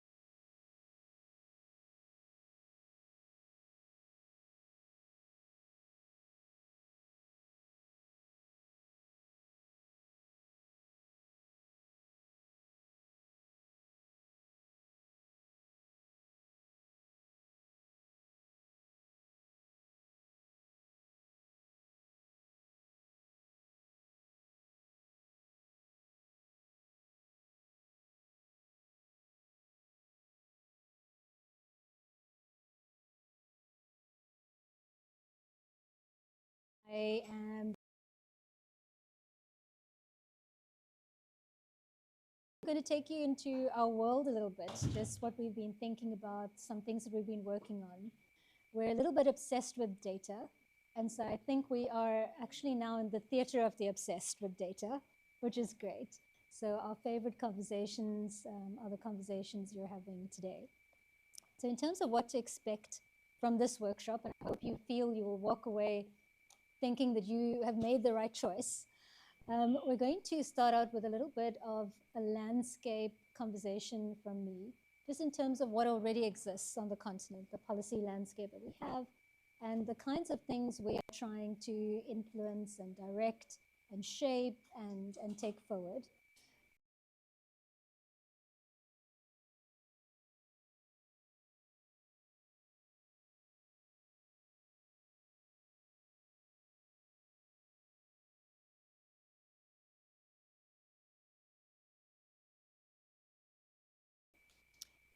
And the big question for that session is, how does all of this information that you've heard connect to lived realities? And I think that's one of the challenges we walked away with. Okay, great. I think that's one of the, I'm going to stay here now because now it feels comfortable here. But how does this connect to lived realities? And we're going to work on together what the kind of research agenda and the policy agenda should be, some questions that we want to take out of this session. We will do the work to write it up, and we'll share it with this group, and we'll share it back with the data Tamasha. Informs us, our economic priorities, our socioeconomic priorities. There's also the more focused digital transformation strategy, and it has these foundational pieces around connectivity, cybersecurity, digital governance, digital economy.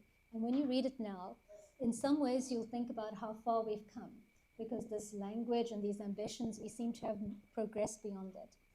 We also have the AU Data Policy Framework, and I'm going to come back to that because I think it's one of those central conversation pieces for today. But there's something about it that gives us a new opportunity context for data, especially in the African context. And that's what makes it so special. And there are a range of others. But it's also good to keep in mind that we've got some existing instruments like the Malabo Convention on Cybersecurity and Personal Data Protection. And so when we think about advancing at least the policy agenda, and when we want to do research informing the policy agenda, we have to keep some of these legacy instruments in mind as well. And then we have the continental frameworks for AI, and more recently, we have the access to data guidelines that was led by the African Commission for Human and People's Rights, which starts to think about what access to data means in a human rights context. So in the margins of the global digital compact, the global one, and in the context of the conversations around what is the pact for the future, the long view, that's when experts on the continent also came forward to put together a compact for Africa. So in a way, it could be seen as the shadow document. I don't like that. I think it's a statement of intent and a deliberate effort from our side to say that in parallel to the global priorities, it's important that we bring into focus the digital compact for Africa. And it says what we know now. We've got a population that is young. We will have a population that is young. We are increasingly more and more connected. There are some pieces that we have to continue to invest in. We're not done with digital infrastructure, with digital literacy. And then at the same time, we need to foster things like our data governance capabilities.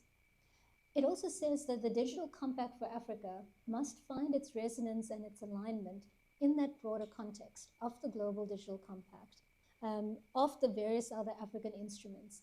But in a way, it's a nice navigational piece because it brings those pieces together and it tells us if this is how far we've come in the context of what we have on the policy agenda, this is how we can go forward.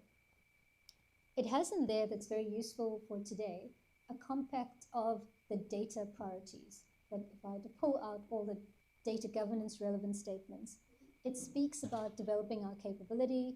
It speaks about open source software and platforms that are needed.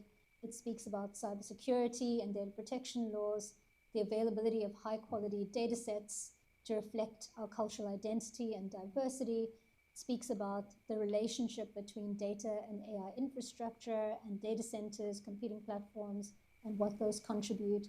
It speaks about emphasis continually on citizens and their digital rights, and then also speaks about trade initiatives, for instance, and the constant need to improve our digital literacy, but also our digital literacy in a rights context, so that we are able to speak freely about issues of data protection and access to data and so on.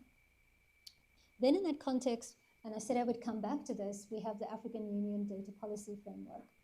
And there's something really revolutionary, I want to say, about this document, because it starts to put a different spin on what data means for the continent. And there are many sitting in this room, in fact, even though we're a small group, that were very integral to its development and to being the thought partners in that process. So what are the preconditions when we speak about leveraging data for good, for our economic good, for our socioeconomic good? And what do we need as the foundational pieces in terms of the open and interoperable standards? What are those barriers that we're facing? And what is it that we need to facilitate if we were going to move the needle on the data for good context? And it speaks about investment in that foundational infrastructure. It speaks about, for the first time, this optimal interplay between state, markets, and regulatory institutions, about how to build human and institutional digital capability, and it speaks about the principles informing that. And then it really lands this concept that in order for us to move forward, the data policies that we devise and that we put forward as national governments have to create value from responsible data use. It has to foster sustainable, equitable growth and enhance shared prosperity from the data economy.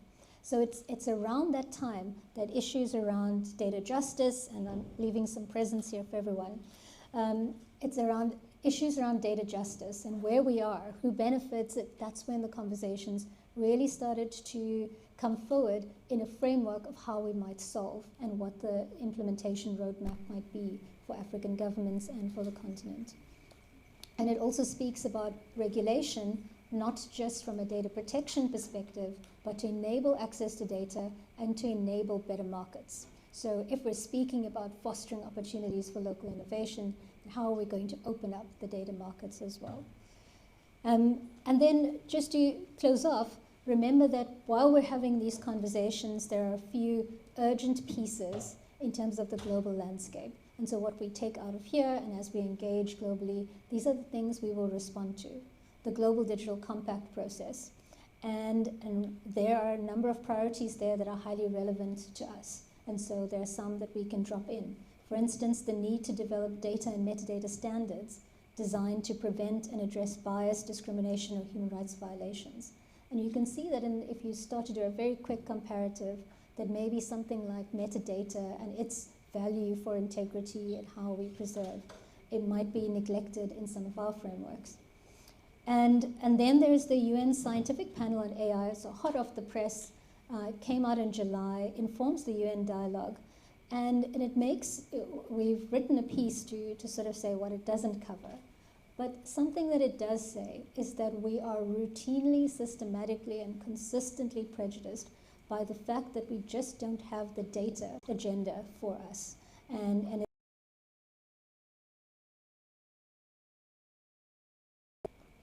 so this is something that was shared with me a little while ago, and it's the time at which we started to think about the connection between Earth and people. And I think, you know, in its initial forms, it lent itself to a kind of, in some ways, spiritual, philosophical investigation into how we are connected and the role of data in that. But I think there's something this is what is drawn out here from a specific paper, is information that was shared with African governments to prepare for global debates around climate justice and data and climate justice. And it already put down on paper that there is a need for us to work more closely with communities if we were really going to understand what the impacts were and how we were going to solve together. And it said that these are the challenges if we simply relied on the fact that at any time we could draw out environmental data from any location, these are the challenges we would see. One, it would be heterogeneous. Two, there are immense barriers to sharing that data and to its reuse. We just don't have the policies that would enable that. There's a lack of common standards, vocabularies, and access protocols. The available data has inadequate metadata because we just haven't built those systems yet. It's in unsuitable formats. It lacks quality indicators that relate to how it can be used elsewhere. And there's a lack of data stewardship at the local level. So when you start asking questions about how you access the data and how you can use it, things start to fall apart, as we've seen with our research. So a few quick insights from the research that we are doing. In our Data for People section, where we're landing is obviously that data should not just serve systems. It needs to serve people. And one of the founding pieces in this body of research was work that was done around embodied data. And Anya can't be here today. She's here actually in the vicinity. But she led this work at Research ICT Africa, and it said that data is actually integral to people and to our experiences, and it's part of us, and it's part of our story, and it can't be separated. And then it starts to imagine what that looks like from a regulatory perspective, from a stewardship perspective. What does it mean to access and use data, and what are we okay with, and what are we not okay with when we see it as part of our physical selves? And the second is about an integrated approach to something like DPI. It's very easy when something like AI or DPI comes about to think about a data governance framework just to drop into that environment, but that doesn't really solve anything. And so when we take an integrated approach, who's affected and who are the different roles in that? We recently did a submission to the South African Department of Home Affairs, and we were critical of the approach to simply regulate digital ID, saying that digital ID, as we've found with our research now, primary research, working with communities, is something that is emotive, and it is something that has very far-reaching consequences for self, for safety, for existence, for futures, and so it needs to be interpreted in that way. And so we called for better mechanisms outside of the digital ID framework itself. What is that research around people telling us? That people and communities need meaningful access to the data that affects their lives. That data governance should not treat people merely as sources of data, but they should have agency and ability to access their rights. And often as I suppose as a lawyer myself and for others, there might be the means within the legal frameworks, but there simply isn't the agency. And that's the next tier of problems. And then there has to be accountability. So should you be able to use data access to support our human rights and enable broader governance that's more appropriate. So you'll receive conversation prompts just now, and on there will be some questions for you to look into these issues a little more. Around Data for Planet, what are we seeing? That transparent data governance needs to be just. It needs to foster sustainable futures. So we had a little study that we've done that looks at air quality in Cape Town and in Nairobi. And we worked with a partner organization who did the very same work in Nairobi. And we looked at exactly how the data was being collected, how people from the communities were engaging with it, the questions that they had in terms of the air quality and the issues that they faced, and then what was the transparency measures in place, and did they correlate? So was the data being accessible, actually able to move the needle on their human rights and access to health and so on? Without giving you the spoiler, you can imagine what the answers were. But it provides some recommendations on how to dismantle the data value chains to better understand the connections between data. And there are some other papers in there as well. Similarly here, the research that the research is demonstrating that you can't separate issues of socioeconomic justice and poverty from the environment. They are completely interconnected. I mean, there's some interesting information about a city like Cape Town in South Africa, where you can see physical divides in terms of how people lived. And even the animal populations and the plant populations have grown and developed in ways that are completely segregated and almost impossible to undo at this stage. Meaning that when there is environmental impact, those haves will automatically be more resilient, and the have-nots simply don't have the environmental resilience as well.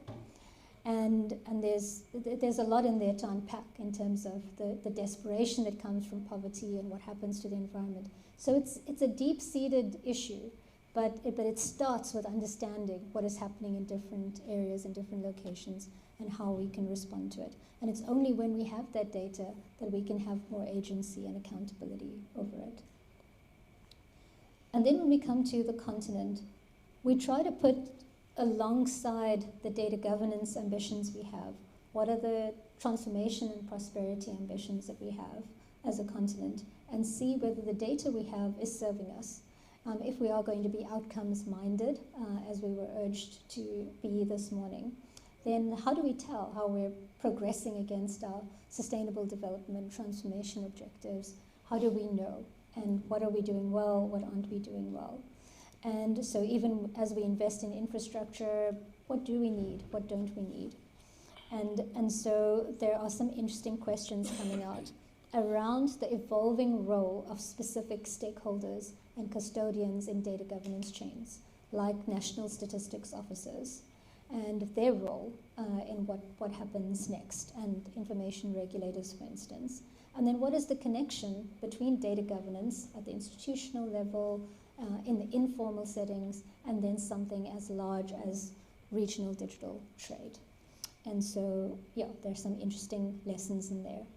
And then also it's interesting to disaggregate from the continental perspective and mark ourselves on whether our data policies are going to serve our interests. It's interesting to look at in the countries themselves, why are they pursuing data policies? So in the Gambia, it's about the data economy. In Somalia, it's about a digital state.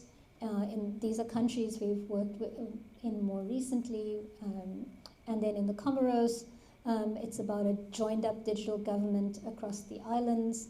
In the Zambia, it's about a more efficient and inclusive data economy. So there are these guiding principles that inform it. And similarly, when it comes to AI policies, you'll find that characterization as well. So now I have the pleasure of sharing with you a video, if it works, of my, let's see if this is going to work. Where's the prompt?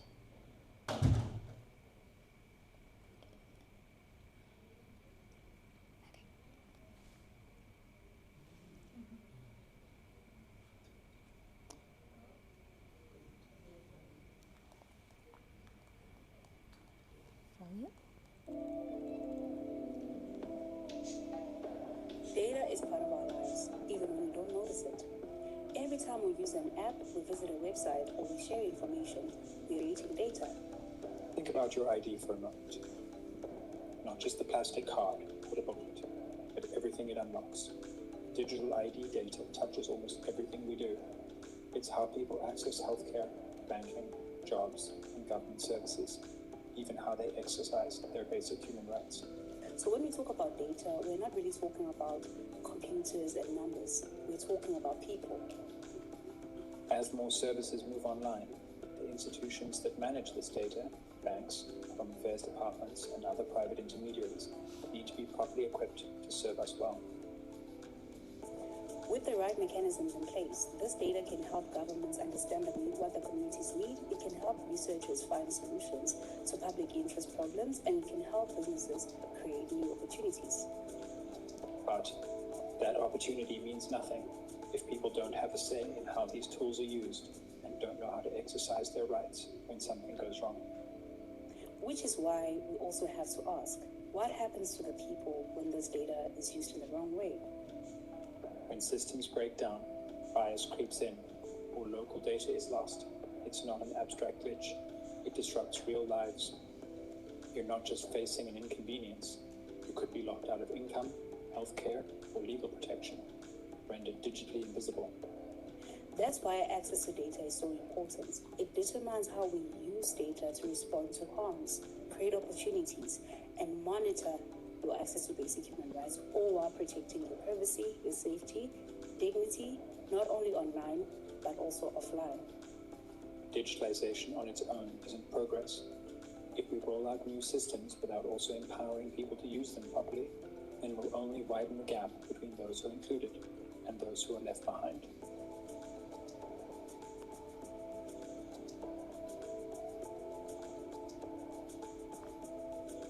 That's the most important thing to remember, that data represents something. It's a marker of past, present, and future, where we are and where we're going.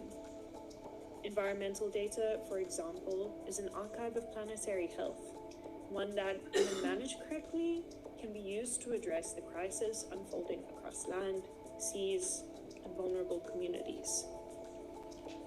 Think about the basic air we breathe. If we don't know where pollution is concentrated, who is exposed, or how that exposure changes over time, we are limited in how we hold both governments and polluters accountable. But unfortunately, as it stands, not all data is captured equally. Some of the communities facing the greatest environmental risks are also the least visible in official monitoring systems. In South Africa and Nairobi, not to mention across sub-Saharan Africa, millions of Africans live in polluted environments without any record of the harms they face every day. When environmental data is missing, we're not just talking about gaps in a data set. We're talking about people and their lived experiences disappearing from the evidence used to make decisions. In this context, data visibility and data agency become a form of power. Everyone has a right to a clean, safe, and healthy environment. Likewise, they have a right to information that can serve them and the public good. So, what do? We need to ask, who is visible, who is missing, who controls the data, and what happens when the data reveals harm? As climate and environmental pressures grow, and governments increasingly turn to data and technology to respond, we need reliable data that institutions can act on. Because data governance isn't just about producing and controlling data. It should be about embedding justice into the systems that shape our daily lives, ensuring that data leads to accountability, participation, and just, sustainable futures. If affected communities have no meaningful role in producing and using the knowledge that their data provides, then it isn't progress. It's just information without accountability. To enable data justice, we need rights-respecting data governance, the kind that gives African countries, communities, and citizens agency over how their data gets collected and used, and to whom the benefits flow. Africa is a source and site of immense indigenous knowledge, culture, technological innovation, and political imagination. A well-governed data ecosystem that serves African realities and priorities will unlock social and economic value for the continent and enable us to realize our potential within the global digital economy. With the right policies and practices in place, we can do more than just protect our digital future. We can help it flourish. So the question isn't whether data will shape our future, but what kind of future we will build with it. All right. For the stars. Yeah, okay, now comes the fun part. So I'm going to ask you to split into 3 groups. 2, 3, 4 in group 3. And then if I can ask you to join group 1. Yeah, is that okay? Yeah, super. So everyone can have a prompt card if you like. And it will just tell you how to move through the you need these. You are here. Yeah. 1, 2, 3, 4. Yeah, you're not in a 1, 2, 4. Yeah. There as well. You can find a tent, make yourselves comfortable, and then here's the cards for the research agendas or policy priority. And yeah, if you need more cards. So big questions, big handwriting, anyone can write on them. And here's markers, whoever needs markers. Marker, yeah, need a marker? Yeah, okay. All right, and here we go. And this is the golden stuff we're after. As a research question comes up for you, or a policy priority, pop it on this card, and then we'll stick it up under your group. Yeah. Practical. Practical, exactly. What can we act on? Yeah. What can we act on? There we go. And these are, these are meant to prompt you. It could be that your conversation moves in a very different direction, but yeah, if you'd like, you can start with these. Here's markers if anyone wants a marker. Marker, yeah. Marker, anyone? Yeah, you're good? Okay. Do you need, all right. And we've got, Is someone reporting from the group later? yes, yes, please do, yeah. So if I understand you Thank you for prompting me on Yeah, that. Yeah. So please do, yeah. Just one question each, or they should discuss all of them? They can decide. I think you can decide. And then you should also think about who will feedback from your group. Who will just caption, from your group. Yeah. Let's see. We've got about 15 minutes? 15 to 20 minutes, yeah. 15 to 20 minutes, yeah. And you can decide 25, yeah. More cards if you need. More cards if you need. So, and I think try to keep it practical, like things we can act on. Like so, try to keep it practical in that sense, yeah. So not the thesis question for the, no, I'm kidding. The thesis question, great, because we have people ready to do thesis. Okay. And here's markers if you need. Thank you. Yeah.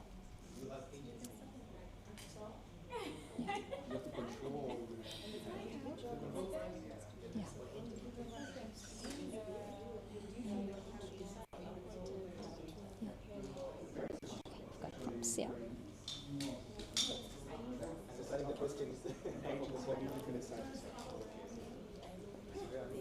Question of agency. Yes. It's control, right? It also means control. Yeah, like the ability to decide. Yeah. Decide, yes. Yeah. That's what we said. Yeah.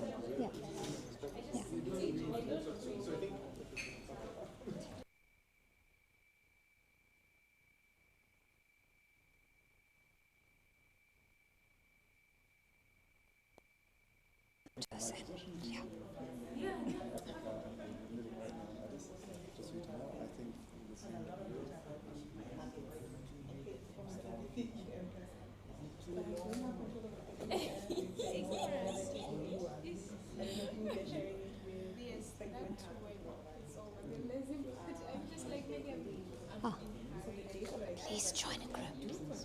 Please join a group. To some extent, control the data of bank accounts. Right? To some extent. Can I bring you up to speed so you can join a group? No, just I'm a volunteer. Oh, right, okay, all right, Sorry, okay. can I know your name? Just Priya. I'm taking notes. Priya, Priya. yeah. Priya Chetty, yeah. Okay, thank you.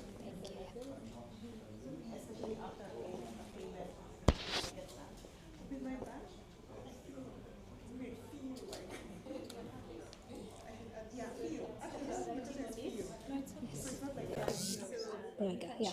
Yes, yeah. So we're just discussing thoughts, experiences, and opinions based on those questions on wrong. So you are on question 1, for people at the individual level, talking about the agency and control. So she mentioned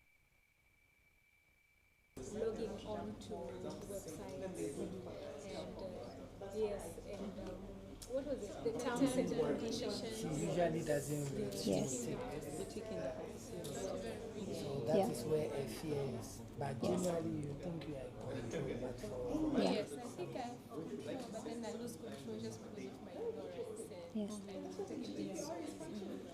So what would you say is then like a research question or like a priority for the policy to help you feel like you have more control over your data? So just before that, Yes, there's yeah. a question he had asked. Yes. Why don't you read the terms the and terms and conditions. conditions? Right, yeah. And for me, there are two aspects. One, it is very long. So long, it's a whole page. That is one. Number two, there is always this feeling for me, whether I consent or not. So when you consent, then it's tied to access to a service. Or if you say no, I don't know what I was feeling yesterday. Then I refused to give consent. Then it says the system just told me no consent was granted, so I couldn't proceed. So there is that point of it is tied to access to a service. Yes. And you need that service. So you have to give me this so that you can take this. So if it was a policy for my kids, that is a very critical thing, so that you don't read a whole story for you to understand. It's part of an aid agreement. Actually, I think it's a trade agreement. It's not an aid agreement because they're doing it in exchange for funding. So they're essentially, it's not an aid agreement because they're doing it in exchange for funding.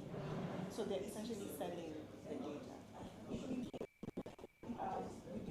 Selling the data. Because of county government laws. So they have Nairobi County government does data. I don't know anything. Yeah. Data Protection Commission. And I'm expecting anything to Yeah. income, Yes. education. That's not the question. Yes, I'm just saying, but you are saying that unless it is economic Yeah. benefits, then they talk about house. But that's the issue. The issue is that we don't have, we're not solving the issue for us to have benefits and value adoption Yeah. in Africa. We've got so many issues that, see, I'm the data governance, Yeah, and I'm is frameworks, principles, is framework. I think after, yes, because for example, let's say this example comes here.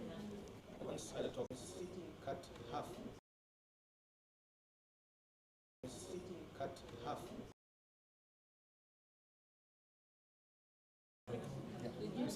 So that's a use case, proven use case. yes, exactly. So you see. So that's a use case, proven use case. Yes, exactly. So you see, so I'm saying, not only feel it but see it also. So I'm saying, not only feel it but see it also. But people can sometimes Laws and regulations, right? So these are really, they are needed because people need to rely on it. And if you don't have reliability, this entire topic, then you don't invest. No, talk more than I did. So in short summary. Yes, and that and it is a incentive. Imagine this. To investment. This conversation you guys have had. Tell me the three things, like very simply, so that a layman can understand. The three things that both of you are saying. I'll leave it to the gentleman. Okay, I'm just. so the three main things. Okay, three things you have said. The three things you have said. Okay, number one. Number one is economic benefit from point. Point taken. Simple explanation of this. Well, it's an economic benefit because if the government strategy does not result in economic benefits, Are we stopping? Or you have another? No. You'll be stopping in about 6 minutes. What exactly? 6 minutes. 6 minutes. Thank you very much. Thank you. because there is a, maybe you don't know, but there's a I want to concrete data prompt. governance I framework want to. and it's being implemented internationally. Yeah. If you're saying governance framework, it's not a layman term. Like, help me understand, what do you mean by governance framework? To simply put it in community. I get your point. You mean on the for the community level? Planet. You can't, for example, link directly to Planet. For example, I'm saying Planet. our simple framework. Yes, to also speak about planet. We want to do Yeah. right now. How many moments do you have? 6 minutes. To discuss. What amount? That's very simple. But no, that's not the governance. I think so. Yes. Governance level gives you I guidance. thought you said another So they're 30 setting minutes. guidance. Data and planet and data governance. You don't need this What card. are we referring to? For example, the first because I'm not in this field. Access and Okay. Communication has been something very, Yes, very clear. very clear to Yes, someone. yes. Okay. Get up and what's the point? Okay, there is We could also just be complicated in fact say, let's define. Hey, what is it? But it is. Yeah. Yes. And but you see what we are lacking Encourage collection by Right, right, okay. I should have guessed, yeah. They were encouraging the collection of. But the issue about what we found in relation to when you do there's selective testing, there's selective testing, because of course you're not going to. Only certain US ambassador he would say, no, you're protecting the human rights here. Yes. But That they actually get. No, yes. There's a time that people started opening up clubs in the neighborhoods, and of course the citizens complained, and then they started sharing data about noise decibels, the national environment. I was going to tell her we're going to do some feedback now if she wants to come.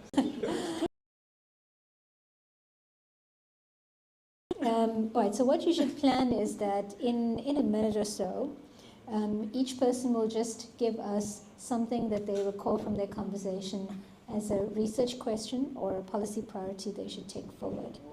And if something struck you also in your conversation that you want to continue the conversation with us on, or you want to share with us that we didn't get to discuss here, please find either Paul or me, or scribble it down on one of those cards and hand it to us. And if you'd like to put your email address on there for a follow-up conversation, then also put your email address on there as well. If there's something that interests you about this work, and there's something that you also want to discuss with us, also put that down on there as well. All right, and then I'm going to come around and hand you some fashion statements for your laptops. I'm going to thank you for coming to our session stickers. We decided to go old school and give out stickers to our workshop participants. And yeah, I'll come around and give you that as you wrap up, and then we'll hear from you in about 45 seconds.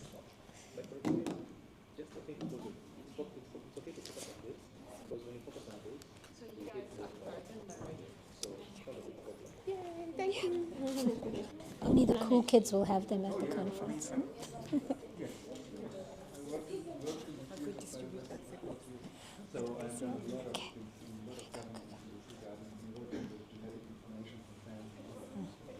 Need any more for your colleagues? Yeah. I'll give you something else when you're going as well. I'm new at in this field of data, but I'm there for my governance experience. Anyone? And we did for this you and a exercise friend. in sharing, and it's been now formulated also for AI use. Okay. Yeah, we can talk about it later. It will be interesting. Okay. Okay. Yeah. So I think we're all united. I think the question we close asking how can improvement be done on these reports, the transparency and the impact they make. I think it's, for me, it's obvious that if this interests you. Like the example just gave right now, in other presentations, like the medical thing at the school. Is it presentation or you need to collect it in an accessible? It needs to be accessible. So it's not accessible. Okay, I think they don't put it. Okay. It's accessibility also includes how you present it. you present. Let me give an example. Right now it's happening. For example, I work out in the banking sector. Okay? Yes. And right now, you see the Bank of Tanzania has published different kind of. All right. Okay, we're going to start here. And why don't you go first? Okay, everyone, we're now going to listen in. Yeah. So you can't do it. But the website is also Coach and Paul. Okay, great. I think for this, I'm going to ask us all to stand up, if that's okay. This is only going to be a few minutes, but I'm going to ask us all to stand up. And we're just going to all huddle around here. We're going to return to campfire, and then you can come in and kick us off. So we'll just pass around the mic as you're going. Okay. I'd say an immediate or one sort of standout point is around the environmental data, environmental governance aspect, and reflecting on the one hand how important that kind of data is, but on the other how often we somehow disregard it and disregard the responsibilities of its collection and its publication. Spoke specifically about issues of water testing, for instance, but I'm sure that's the context. Okay, yeah, so that was one. So that's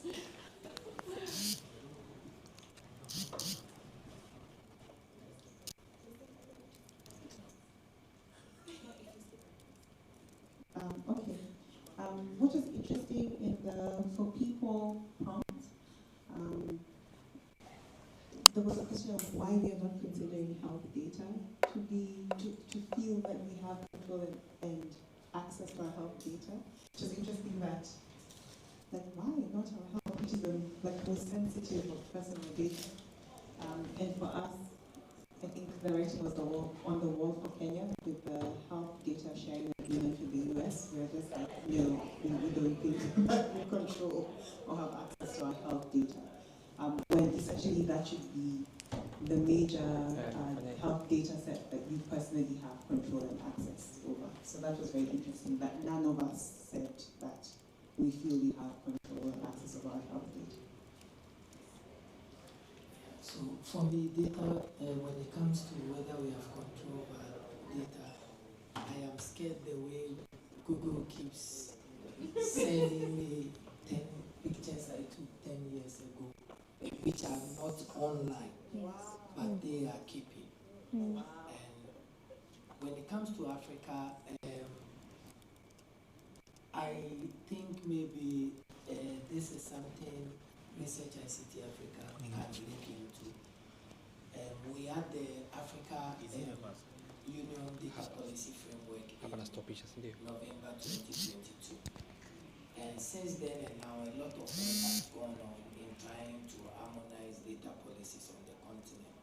But I still hear people whose opinion I respect.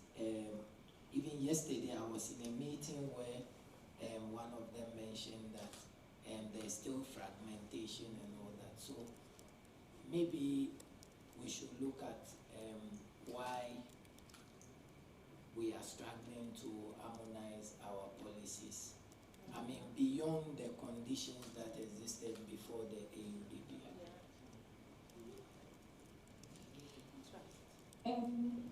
So we decided to be clever a bit and moved to the last one for Africa. And if Africa were a person. So one thing that we discussed here and what stood out is in most of the African countries, we talk about access to information.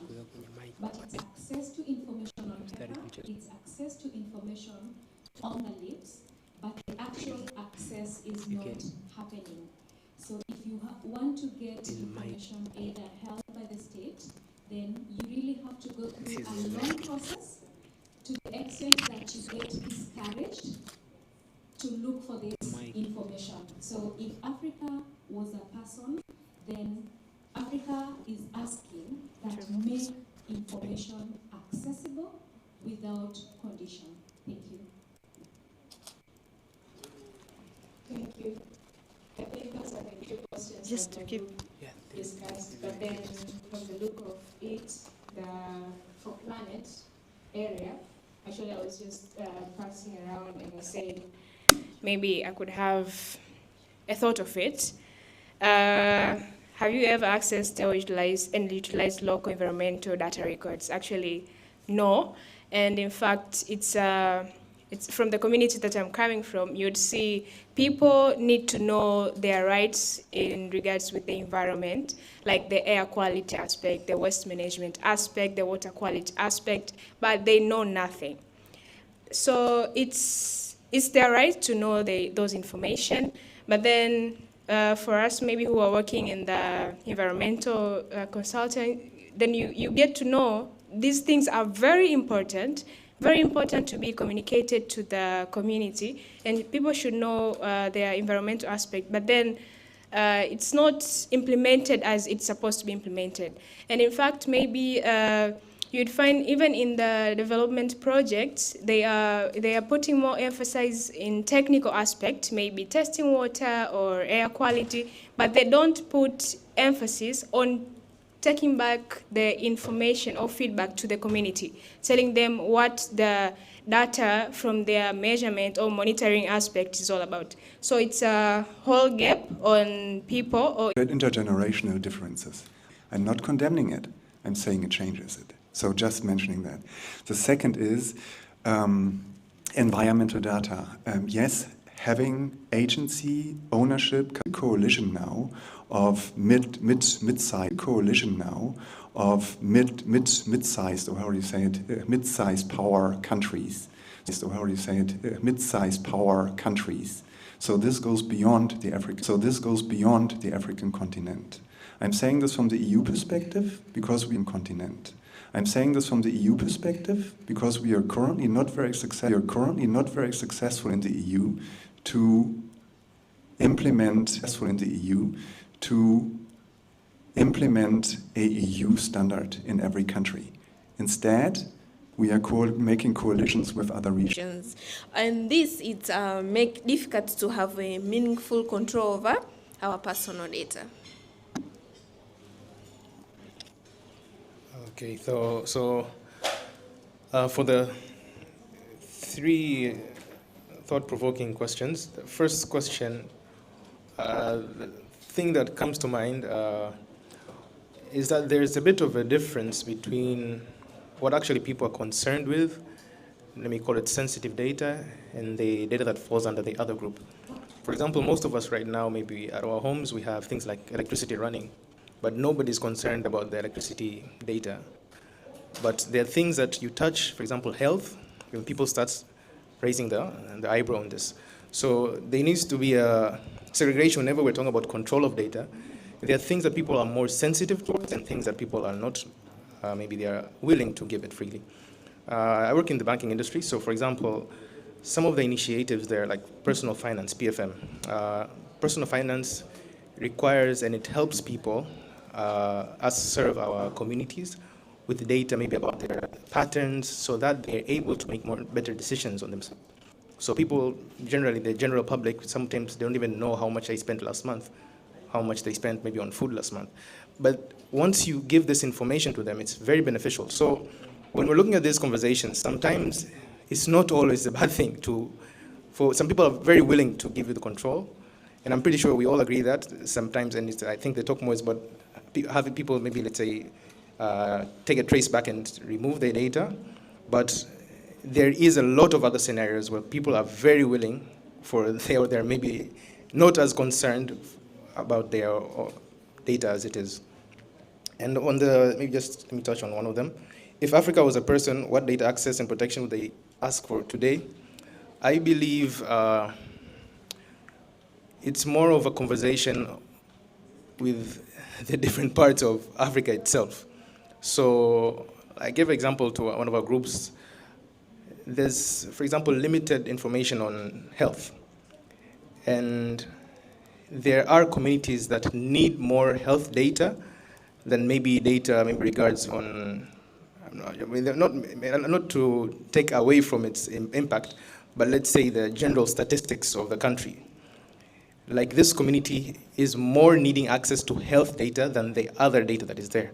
So there needs to be also, to make it impactful, you have to know what is the number one priority data or access that that community needs.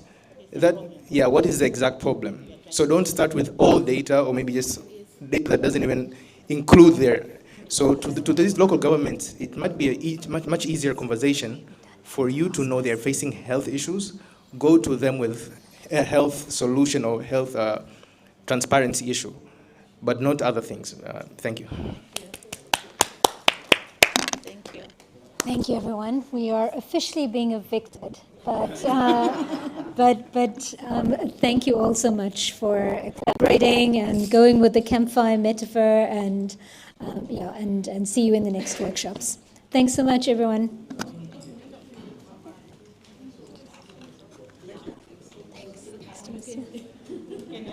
Where have we met before? Where have we met before? Is that? No, I've been working with the Young Biodiversity Convention, and that's really active research project in South Africa. Maybe with UCT. But I don't think we're in the same field, because this is on biodiversity research I'm doing. We have quite a lot of local communities. In the biodiversity field, we have the topic of digital sequence information, and this is maybe the waste.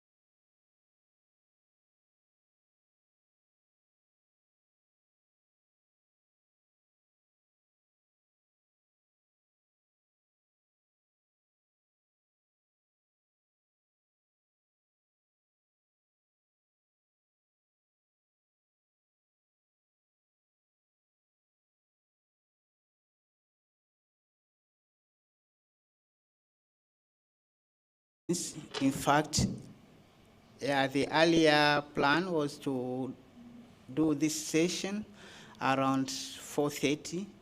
Yeah, it seemed that there were some changes, but was not communicated. I was just outside there waiting for 4:30 to come. So sorry if I kept you waiting for a long time. Yeah, my name is Ali Hamadi. I'm coming from UNFPA, particularly Zanzibar office. I normally do gender programs in the office. But at this session, I would like to present the outcome of the technology-facilitated gender-based violence mapping conducted by UNFPA. With the collaboration with some few partners, particularly SISEMA, local NGO here, and it was taken aboard by one of the consultants hired by UNFPA. This was an important exercise because technology-facilitated gender-based violence is an emerging issue not only in Zanzibar, but in Tanzania at large. So we thought that in the lack of evidence, in the lack of information, it was a time to have something at the ground, at least that can lead some upcoming intervention in the area. So with this presentation, I will share with you I have divided it into 4 areas that we can follow it easily. The first one will be based on general introduction. The second will be on positive development issues that were found during the mapping. The third portion will be on strategic gaps, and the fourth one will be on priority. Yeah, some issues that can be taken aboard within the policy, yeah, relating to not only to fighting gender-based violence, but also to have the policies relating to TFGBV in Tanzania. Yeah, you may wonder why we wanted to have the mapping of technology-facilitated gender-based violence in Tanzania. Yeah, this was prompted by the increase in digital connectivity. For those who follows the digital connectivity situation in Tanzania, may be aware that the connectivity of internet is above 30% for now in Tanzania, and more than 80% of mobile phone users in Tanzania, they are accessing internet through their phones. So it means that we have a good number of people who their daily lives have total direct interaction with some internet issues. But the second reason was some social norms, the issues that are relating to gender-based violence, that we used to see those issues at the ordinary life, has been shifting to the online life. So we thought that because these issues are encroaching the online lives, it's better also to understand how do they relate with each other. There was a direct linkage between offline and online GBV as perceived, and the reality has been brought great attention to the issue of online safety, particularly in Tanzania, as the action between the interaction between the people and their mobile gadgets increase.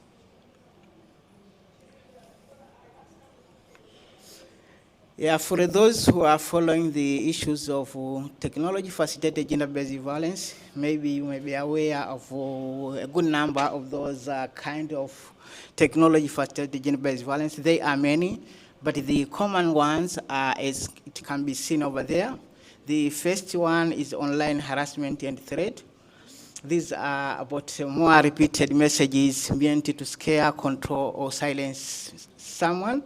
And this someone, under normal circumstances, normally are women, girls, and adolescents.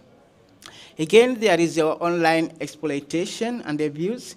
This is done in a form that can be done also in a physical way. It is using digital platform to exploit someone's sexuality, including grooming and coercion. And also there is a grooming direct. This is about building trust on online. Yeah, there in Zanzibar, there have been some cases on the issue of grooming.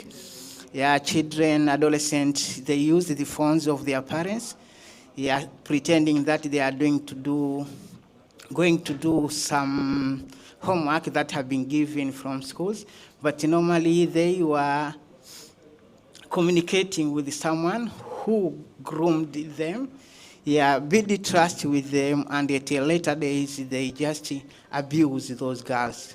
So it's a common practice. And there is also a non-consensual sharing of intimate images, again common here. Yeah, it's common to adolescents and girls. And there is a cyber stalking. We say that for those people, when you're with sana, you are just doing a surveillance to your boyfriend, to your girlfriend, to anybody. This is a part of violence and is not accepted. There is also an issue of impersonation and sextortion. Other types include doxing that can be seen, deep fakes, this is common. They say that more than 95% they are done without consent. More than 95% of deep fakes are done without consent. Yeah, there is also this terminology, they call it catfishing. using fake identification online and deceive and exploit others, and also online mob attacks and gendered disinformation. Gendered disinformation, this targets people because of their gender, with the false information to embarrass them, to humiliate them, and just to make them feel that they are not worth maybe living, worth being at the place where they are.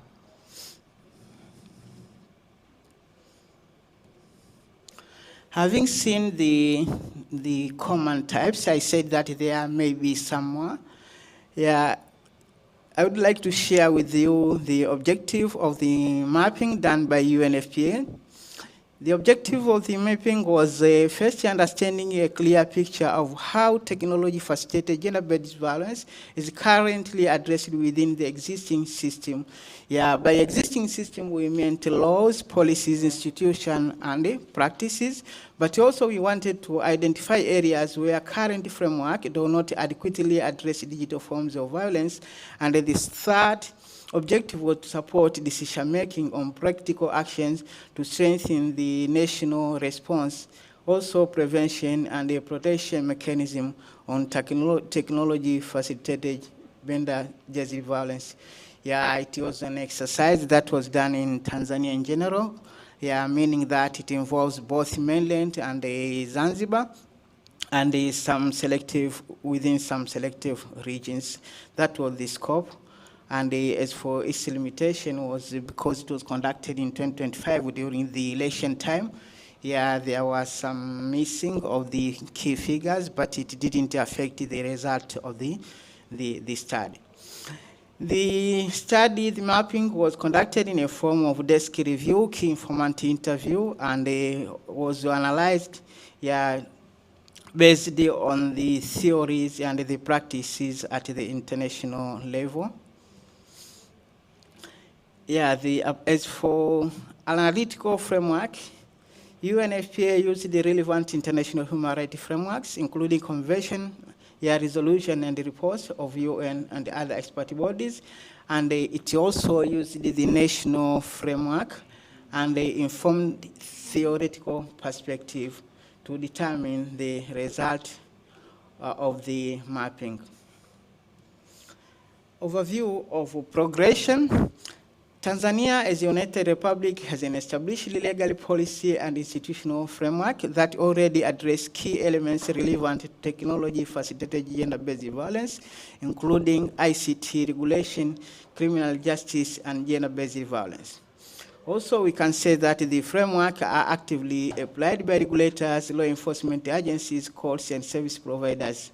And as such, the current system, meaning that law, legal policy and institutional framework provide entry point for addressing technology-facilitated gender-based violence in Tanzania.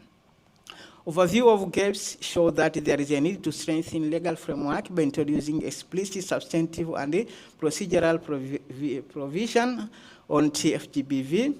Also, there is a need to strengthen policy and institutional framework to ensure that TFGBV is systematically integrated into existing systems, including development of practical guidance for police, gender, and children desk, one-stop centers, and a national helpline, including case management forum. National Plan of Action Against Violence Against Women, Disability Committee, legal and other administrative measures, also investigation, prosecution, and adjudication of trial processes. What are the positive aspects of fighting gender-based violence in Tanzania? A legal base already exists. This can be taken as positive that if organization, if stakeholders would like to be part of fighting the gender-based violence, technology-based gender-based violence, they are not going to start from the scratch. There is already a wide range of laws and regulations that are supportive to fighting technology-facilitated gender-based violence.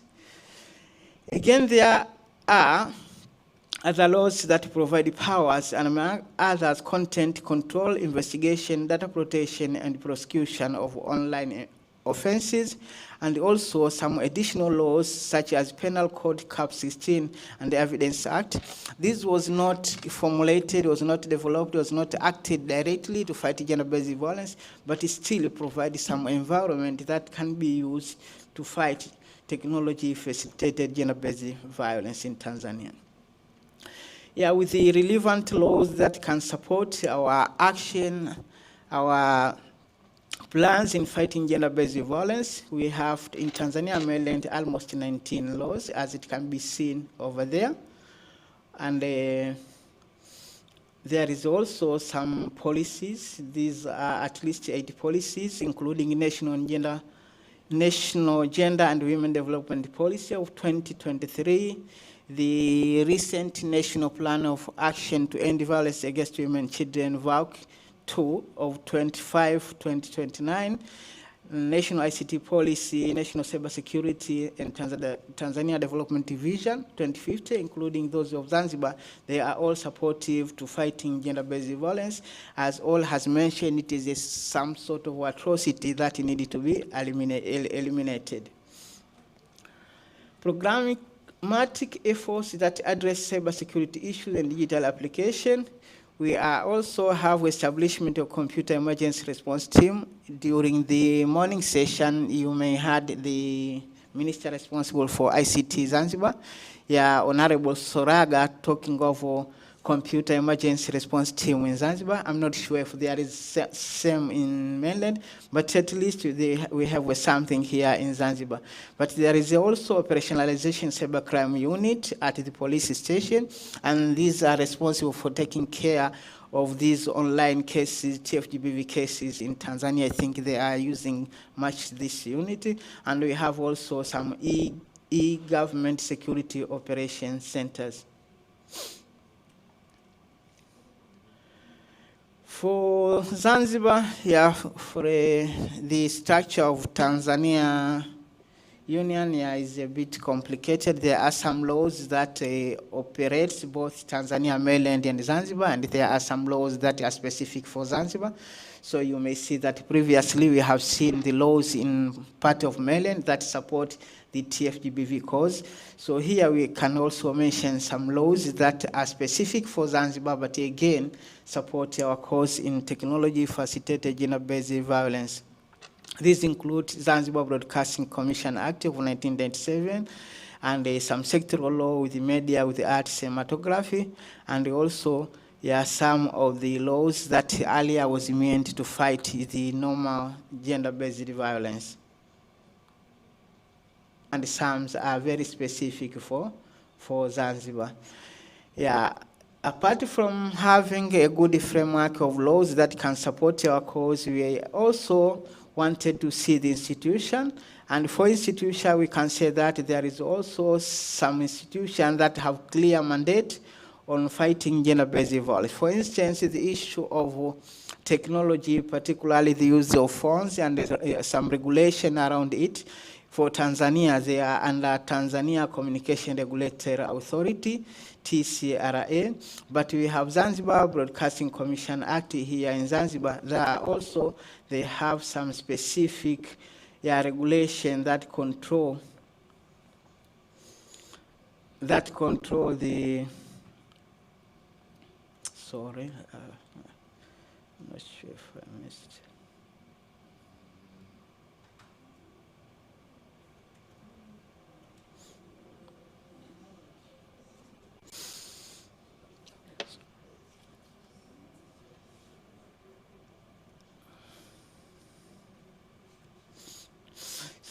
So we are, in addition to those institutions, we have also the police, which is a part of a union matter for Tanzania, also responsible for supporting the fight against technology-facilitated gender-based violence.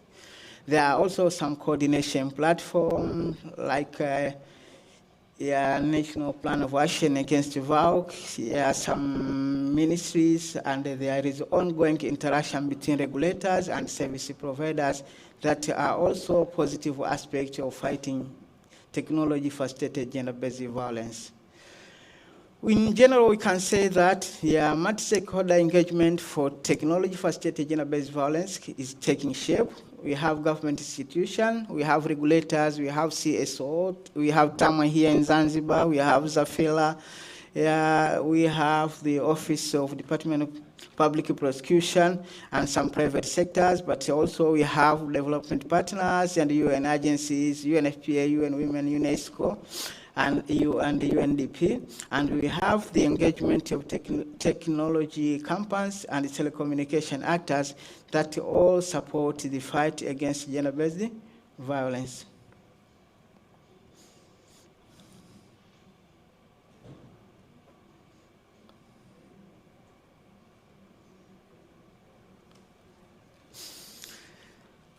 TFGB survivor support system are already established. We are using police, gender, and children desk. And in Zanzibar, we have almost 12 one-stop centers, which normally we are supposed to support the victim or survivors of gender-based violence. So it can be considered a good entry point for fighting gender-based violence in this case. Yeah, and that takes us to part 2 about the strategic gap that were found during the mapping exercise. And these are very important because it can be used to plan our sessions, our activities, our interventions towards fighting gender-based violence. Among the gaps that were found by the mapping exercise was that the existing laws such as Cybercrime and the Electronic and Postal Communication Act are being used to address online abuse, but none of them define technology-facilitated gender-based violence as a specific offense. Yeah, at one point in time in Zanzibar, we invited someone from the Office of Public Prosecution at a workshop talk, and we asked him how they normally prosecute people who are perpetrators of gender-based violence, using which laws.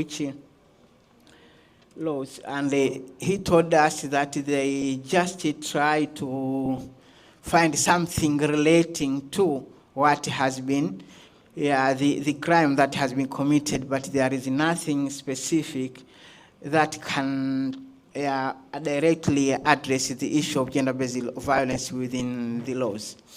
So that was a gap. And the second thing, incidents such as non-consensual sharing of intimate images, cyber harassment, and emerging forms like deepfakes are handled under general provision that do not fully reflect the nature of the harm and the sensitivity. And it is a gap also that the Personal Data Protection Act CAP 44 provides privacy protection and complaint mechanism, but it does not sufficiently address image-based abuse or AI-related exploitation. Yeah, there is a gap also in Zanzibar that Zanzibar lacks a specific law to law govern personal data protection, but good news today, the minister responsible for ICT told us that they are already developing a policy, and normally the development of policy leads to the formulation of these laws. Yeah, as for Tanzania mainland, as hinted earlier, union ICT laws, including the cybercrime, are not fully applicable in Zanzibar. So sometimes if it happens that there was an issue or a case that was committed in Zanzibar and the perpetrator maybe traveled to mainland, sometimes it becomes difficult to apprehend the perpetrator because the laws are not just compatible to each other. Again, cooperation between institutions, particularly Tanzania Communication Regulatory Authority and the Zanzibar Broadcasting Commission, they are not directly compatible, but they are just cooperating in terms of good faith in a friendship manner. They were not compared by laws. This was a gap that we thought that should be taken care of. And the coordination, as I said earlier, is seen as more on practice, not clear rules. There is no rules that compels people to cooperate, or institutions that are dealing with the technology facilitated GBV to cooperate. Another gap that was found was on existing GBV services, including police, gender and children desk and one-stop centers. We have enough of it in Tanzania nowadays, and including Zanzibar, but they are not equipped to handle issues of technology-facilitated gender-based violence. So this is a gap. There is no clear procedure, and even the disclosure of TFGBV cases, including counseling digital risk assessment, cannot be properly taken. As a result, evidence could be incomplete, distorted, and these cases mostly, when they stand with the perpetrators at the court, they lose these cases. Again, it is a gap that the data management for TFGBV cases are fragmented.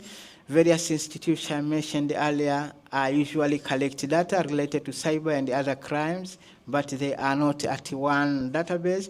Generally, the National GBV Data System, example, Police, Gender and Children Desk, One Stop Center, National Bureau of Statistics, one Office of Chief Government Statistician in Zanzibar, do not clearly identify or track TFGBV. Capacity gaps affect TFGBV case handling. Training or awareness on cyber crimes exist, but not sufficient to manage the successful handling of TFGBV. Cyber forensic unit with police force need to be sufficiently. We have been trying to train, but not at the capacity that is sufficient. And a comprehensive international training package on TFGBV has just been localized by UNFPA, but is still not fully scaled. Fully scaled to reach all the persons that are supposed to be trained.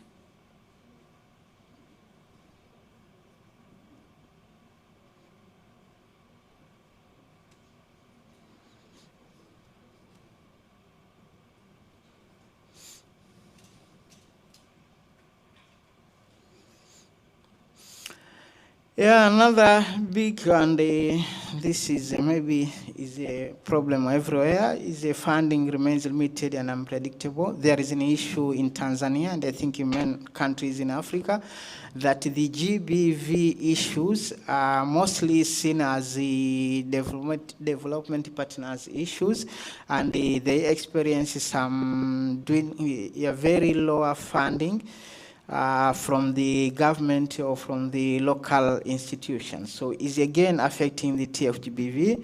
Many GBV intervention, mapping, training, manual, and dialogue are supported by DPs, and there is inadequate allocation of financial resources within the national or sectoral. Having said all of those issues, we came up with the policy recommendation. We thought that it was not just enough to identify those gaps, just to say the real situation of technology-facilitated gender-based violence in Tanzania, but we wanted to come out also with the policy issues that can be taken on board to make sure that Tanzania is a country fully take care of the problem, the growing problem of technology-facilitated gender-based violence at this time when everybody is talking of the technology. Among the recommendations that were put forward by this mapping, first was to put in place clear legal provision that deals specifically with technology-facilitated gender-based violence, including how cases are investigated, prosecuted, and handled. This is lacking in all current laws and the strategies. We are also suggesting that to ensure TFGB is properly reflected within the existing policy framework, we need to be addressed as a broader GBV and digital agenda, not specifically as an issue within the digital space. Also, to agree on practical working arrangement between mainland and Zanzibar for handling cases that cut across both sides, and clarify how institutions work together by setting out clear roles, responsibility, and timeliness. Yeah, the fourth recommendation was to adopt the UNFPA-supported capacity building package on TFGBV. There is UNFPA globally training package. This is aiming at training the service providers, the social welfare officers, and teachers to enable increased awareness of TFGBV. UNFPA Tanzania has contextualized it to enable it to be used within the Tanzania. So this recommendation is for the responsible institution and organization to take care, just to adopt this kind of training package so that they can use the same to train the responsible officers. And the fifth recommendation is to adjust existing DBV services so they can deal with the digital cases, including handling of digital evidence reporting and follow-up with the TFGB survivor. The sixth one is to improve how data are collected and used so that TFGBV is properly reflected in national data system, indicators, and definition, and to ensure there are dedicated financial resources within the government budget to support this initiative. And the last one was to move forward with the immediate actions using existing processes while improving coordination and other capacity gaps across institutions. Yeah, asanteni sana. Yeah, we may. Yeah, thank you. I think we can discuss, we can ask, not to respond, but at least in a way that we can discuss and see how can we better the fight against technology-facilitated gender-based violence, which has become an issue recently in Tanzania. Thank you so much for listening.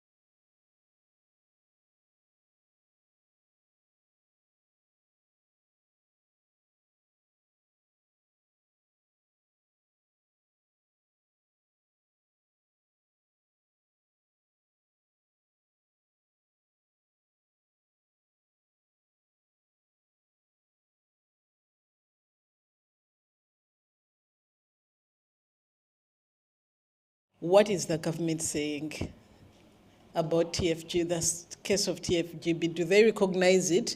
Do they think it's another donor or civil society money-making scheme? Or do they actually know it exists and they are willing to make amendments, or they feel that law can't be amended? Because when you talk about TFGBV, it cuts across, I don't know the laws available in Zanzibar or Tanzania mainland, but what I would think, if you have something on freedom of expression, TFGBV would fall into such an amendment.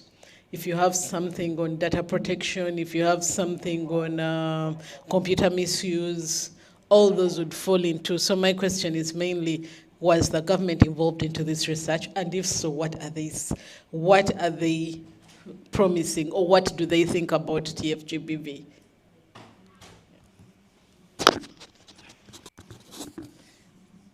Yes, thank you so much. Sorry, I can't remember. You mentioned his name? No, Eileen. Yeah, Eileen. Yeah, thank you so much, Eileen. Yeah, regarding the involvement of government, I think I have been involved in many ways. The first thing in Tanzania, particularly Zanzibar, you can't conduct any big research without having the permit of the government. But at the second phase, they were almost more than 60% of responders. You know, the issues of the technology, most of the time is controlled by the government. So they were mainly they made those key informant interviews and the documents came from them. Yeah, so we can say, yeah, in that case that they were fully involved. Yeah, we again involved them.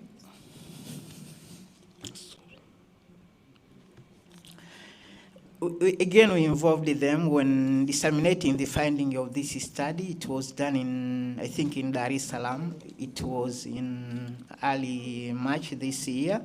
Yeah, and the people from the government authorities, I remember that we had the principal secretary of Ministry of Gender Zanzibar and some people of the director level from the mainland and some technological company. And I remember one among the panelists was members from the police cybercrime. They participated in panel and they came out with some resolution. Yeah. Thank you so much. Thank you so much.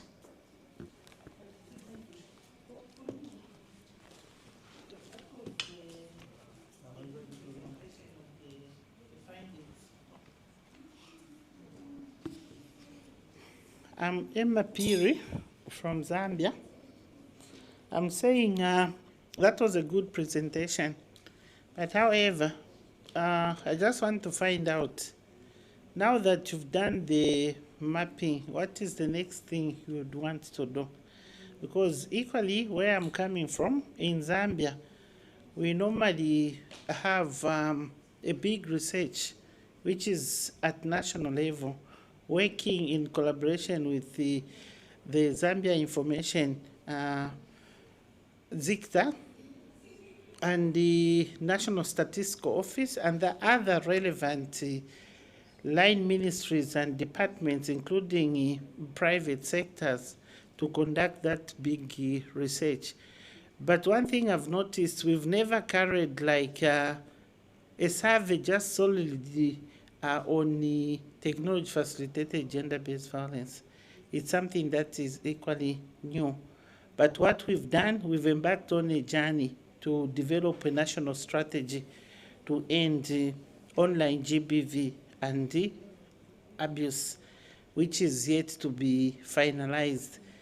But with this, I've learned something that I think it was, and I don't know, it's something that we can do, and the fact that it's UNFPA is actually in most of these member states. So it can be a good thing, maybe recommendation, so that we can do a comparative study, so to speak, from one member state to another, and yourselves being the lead, the fact that you've already done it. So I don't know. Do you have a national strategy on ending technology-facilitated GBV?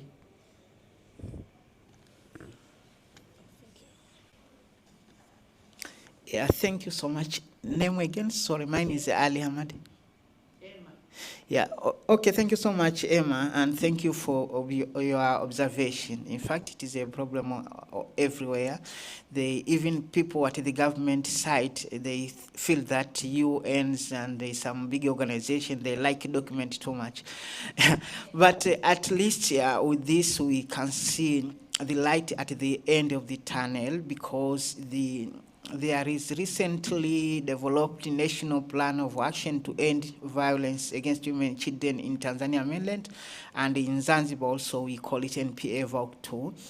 Yeah, the promising thing is that there is some issue, some intervention on technology-facilitated gender-based violence at least can be seen within the result matrix of those documents. So we believe that at least it could be taken care.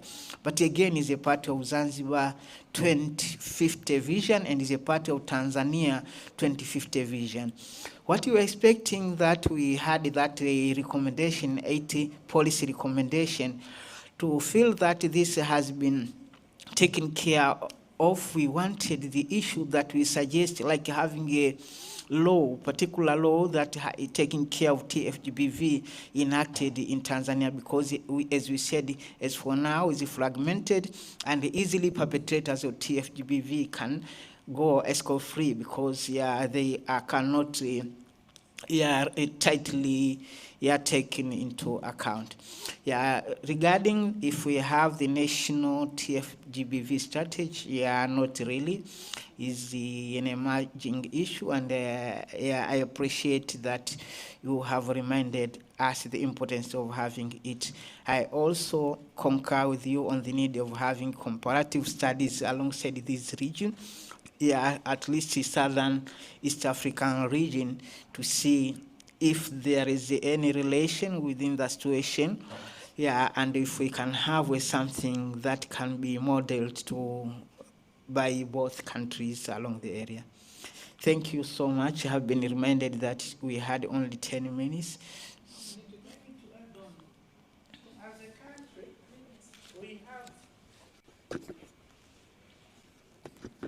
For Zambia, we have now law that can takes care of technology facilitated GBV. Yes. Then the Anti-GBV Act is currently undergoing review, and that also in some provisions where we thought maybe we left out something, we've taken advantage of the revision. That's amazing. Very important step. You are ahead. You are ahead, hongera.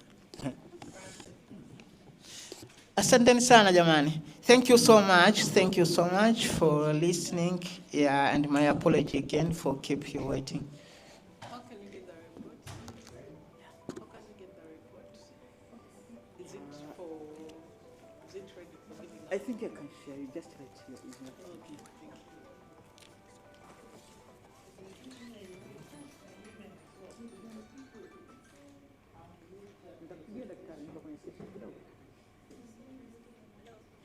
Nitakupigia kwenye session.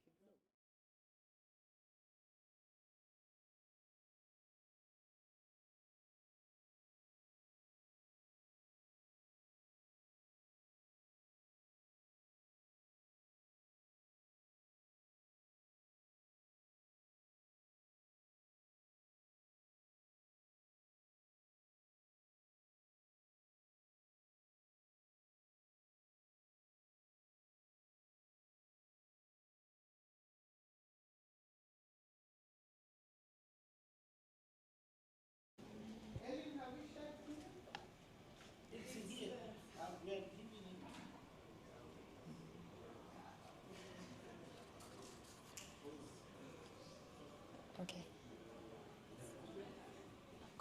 What's your question? What have you asked me? Umeniulizaje? Sawa. Good evening. My name is Catherine. I know we are in the last session of the day. Thank you for joining us and having this conversation. I am not sure whether to wait for the other teams. I am hoping we'll be joined by more people once the other sessions conclude and people. And I'm also not sure, are we having a tea break or we just continue?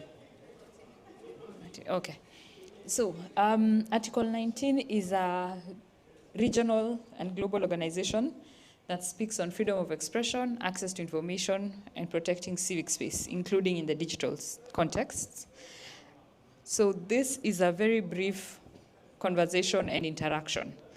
I'll just display one or two things and then like 3 slides, and then we discuss. And I'm hoping we will have feedback. So just to know who is with us. by a show of hands, do we have government or public officials in any way just in the room? Okay. Do we have civil society? Okay. Do we have tech companies, digital service providers, that sector? And academia, by any chance? Anyone in that space? Okay. So I'm hoping. Okay. So partners, friends, and the larger UN. Thank you. So the conversation will significantly focus on who are the other people in the room. So it's not really for government, it's not for civil society, but it's the other stakeholders. And that's why I was doing a general mapping of who is with us. Looking at securitization and what exactly does it look like, and appreciating that in our country, in our region, in Africa, we do have reasons to need security, either at the individual level, at community level, but also at the national level.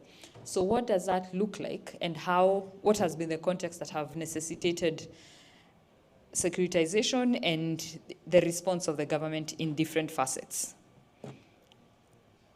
And with that securitization comes the aspect of what information does the government have and how do they apply it in different countries or in different regions. So I hope it's clear. So in the last few years, we have been working with different stakeholders in Kenyan context, looking at what is the security measures taken by the state, especially when it comes to gathering of information. And that has led us to the conversation of what is the surveillance and the information gathering systems, but also the technology that has been used. And in what context? Balancing the interest between security, but also oversight and abuse of that opportunity by the state and the security forces. So we did a study a few years back and looking at which are the exact tools that have been used, whether it's online, whether it's in person, and how that information and the tools have been applied, unfortunately, beyond what they were intended to do. And it has come to apply or being misapplied in people of different categories, in particular civic space actors, and whether it's journalists, whether it's human rights defenders, whether it's digital activists, whether it's opposition actors, and just how the system of surveillance technology has been used against them and limit their rights.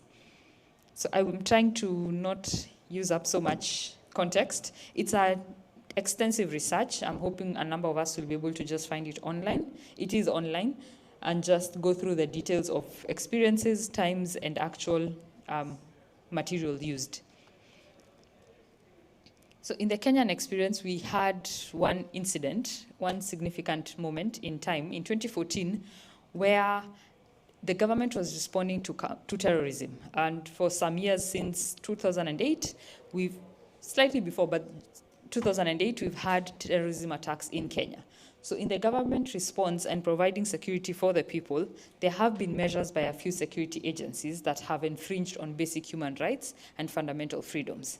So in this particular incident, in 2014, there was a law that was introduced, and it was targeting individuals and communities and groups that, as a civil society, we believed were very biased and discriminatory, and was mainly an excuse for what the government really wanted to do, and was being abused even when it came to implementation. So not only was it the law was wrong, but also the system of identification of people was wrong. The enforcement when it comes to rounding up individuals of, in this case, Somali residents or Somali origin, and also how they were removed, forcibly removed from the country, became a concern. And that began a whole conversation in our country. What exactly are security measures when we talk about terrorism and the state response, and what is national security? And that has been an experience. It has come up in different facets. I've only used this example. There are more examples in our research. Oh, and I forgot to mention, we did do this research with our colleagues from Kiktanet. They're our good partners. Unfortunately, they were not able to travel with us this time. So what exactly do I want to highlight from that research? One, the government does use general communication interception plans or programs where phones are monitored, where mobile phones, landlines, any means of communication, emails are standard, generally monitored. And this goes beyond just the idea of court orders or court instructions, but to the concept of an abuse of a process where any police officer can actually track whoever they want to track without a formal basis of procedure or purposes. There's also mass data collection programs, seasons and times where the government has initiated programs that collect mass data. And the ones that come to mind and are mentioned significantly in this document is the Huduma, which is called service, public service, and Maisha, which is life in Kiswahili. And the reasons given by the state are for service provision, access to information, and just making people instead of using different data systems, bringing every citizen into one platform. But the effect of this has also been to target and identify individuals and limit them from services. So that has been a concern, and a number of these mass data collection processes have been defended and argued in courts of law, and some have even been struck down. Lastly is what we have seen in the social media context, how surveillance is used and how individual, either influencers, content creators, and actors, their platforms and their comments are removed, either randomly or selectively. And it goes beyond just the basics that are allowed in law, which would be something like incitement to violence, hate speech, but it goes to in any dissent and voices of opposition. So we are, as Article 19, we are bringing this conversation to our civil society groups in Kenya, but in this Tamasha Fest, we have an opportunity to discuss with us being different people in our continent and in Africa, how does this apply to you? Before I pose the questions, think about it. What exactly are the places and the times? Is this practical in your countries? Does this happen has this been an experience? Maybe not even in your countries or in context within in Africa. I want to start there before I go to the next set of questions. I don't know if anyone is able to respond. Does surveillance, security, data protection raise any concerns, especially for civic space actors? Anyone who would want to respond at this point?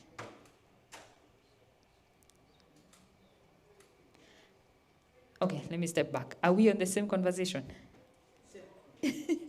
Or did I rush through? Because I'm also hoping that I do not keep you past 5:15. So, are we on the same conversation? Did my beginning moments communicate? Yes, because I have a set of questions in the next slide. I just need to know if they are relevant or contextual or just Kenya, exclusively Kenya. Okay, hi, my name is Angela Minayo. I work at Article 19 Eastern Africa, so I'm here with my colleague Catherine.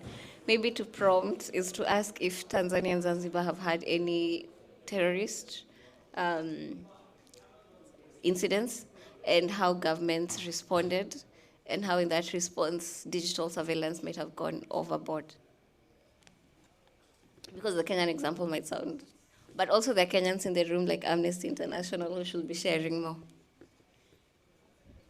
It's a very small room, so if I have to look around, my search ends in seconds. Anyone who would want to respond from a different country? Have we had security concerns in our respective countries? Or is Kenya unique? Yes, security concern here, I think is everywhere, because even when you talked about the issue of terrorism and that bombing at the US embassy, it happened together with the Tanzania and the attempt in Uganda, yes. And I think that was the beginning of all of those things that you say, surveillance within using the technology and everything. I am not sure if there is a specific law in Tanzania, but I understand that there are some measures taken underground to take care to stop all issues that relating to terrorism and sometimes even suspects. I know that in past 5 years there were more than 50 people, the faith people who have been taken into custody, just being suspected of either organizing or relating to some terrorist group. So it is an issue everywhere, and it is among the cause that has caused the surveillance of data of information within many platforms. Thank you. Thank you. Any other feedback? Tanzania or otherwise? Or Kenya? Okay. So I want us to, now that we appreciate and recognize that there have been security concerns in Kenya, in Tanzania, and a few other regions, I'm sure West Africa, if we had a comrade or a person from West Africa, we would have a perspective from that side. So I want to ask 3 questions. And more like a discussion.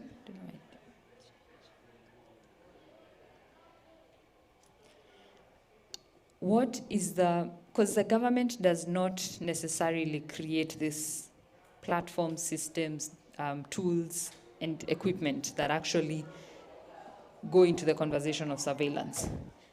They rely on us, they rely on us as service providers, as tech experts in different contexts. So, yes, as any techies in the room, any service providers, any consultants, any experts in security, when it comes to the products that are used, or the products and the tools that are used for surveillance, protection, security, would you know about it? Do we always know about it? Do we know when it happens? Is there a tracker or an alarm, let me call it that, an alarm bell that actually tells us this is happening? I know you're reading the next question, so I'm still on the first question. Would we be able to know exactly something is being applied or being used? And the second question is, who is the person who would be informed first, or when you're mapping out a system, a product, who is the one who takes responsibility? Is it you, or do you pass it on when you sell the product, or is it individuals who use the products? Where would that fall in? And lastly, what can change? What can change internally, externally, with the product or with the engagement you have with your buyer? In this case, being a security agency or an oversight institution, what can change? Any thoughts or any questions? Maybe I'm too fast on that.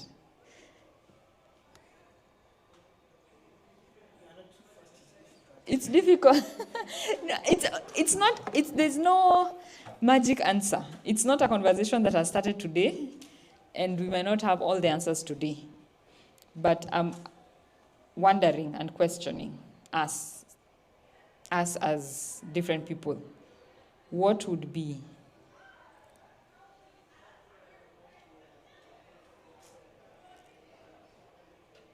who has the responsibility? One, do we know when it happens? Do we think we should know? Okay. Let me start with, if you're able to, please introduce yourself. Hi everyone, my name is Aurelia Miheso from Amnesty International Kenya. I am not a techie, but My contribution would be in terms of whether a platform or a product is used to track, silence, or identify a civilian or any human rights defender. I think the owner of the product knows. And in my view, I will say they facilitate the whole process. Why? Imagine in a situation where that product or that technology didn't exist, and that means there was no platform for that particular violation to happen.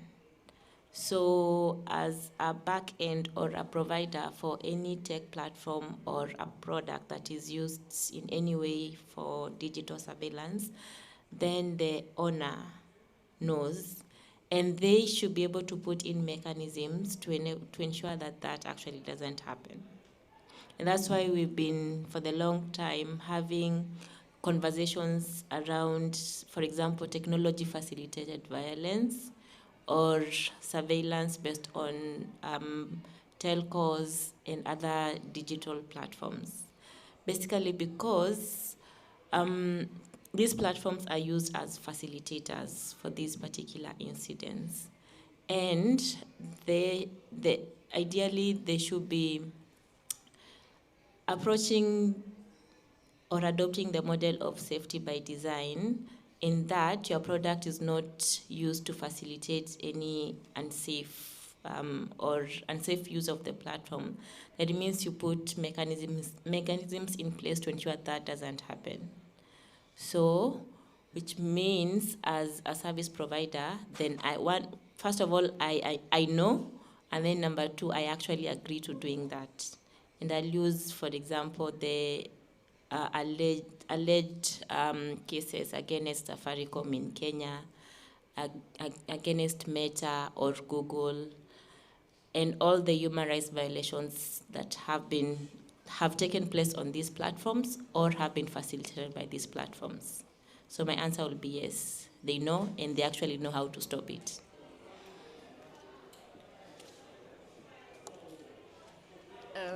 My answer is it depends. And the reason is very simple. The way you've coached number one, I need more context. Was the surveillance done with due process? Was there a court order? Was the surveillance done within the scope of the time frame that the court order was given for? But other than that, it tracks to a bigger question around how much tech companies can reasonably be part of the change. I ask this because for a long time, people working in digital rights have always asked companies that come up with surveillance tools and technologies to stop selling to governments. But we're in a capitalist society, and who says no to money? How can we be sure that whenever they're asked by this government, they don't sell the technologies? But other than selling the technologies, we're also aware that governments are now building capabilities within their own intelligence services to produce, innovate, and come up with these technologies themselves. So it's a question of accountability, but a question of how much can we really know, given the information in asymmetry between civil society and tech companies themselves.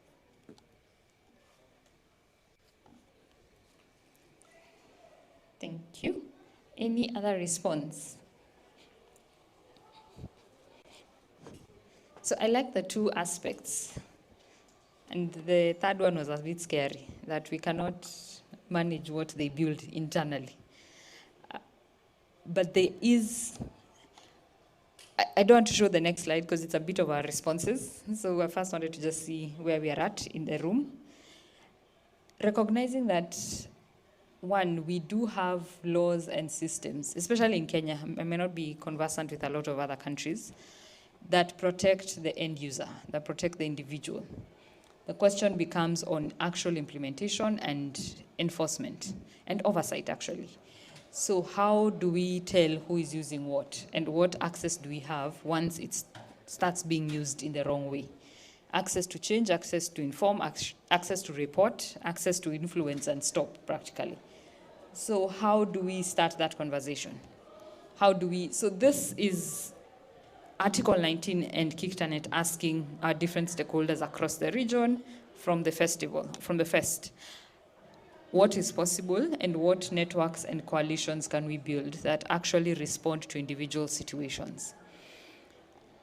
What is possible is still continuing the conversation and interacting with individual service providers and net platform hosts, whether accessible in Africa or otherwise, and still making that conversation visible and present. In some contexts, we have seen partners go to court, whether it's against local telecommunications or regional and global actors. That's not possible for all of us. So it's necessary, but it's not as accessible as we would want it to be. How do we move from here? So I want to go to my last slide. I don't know if there's a comment or a response at this point. Okay. So okay. No worries, no worries.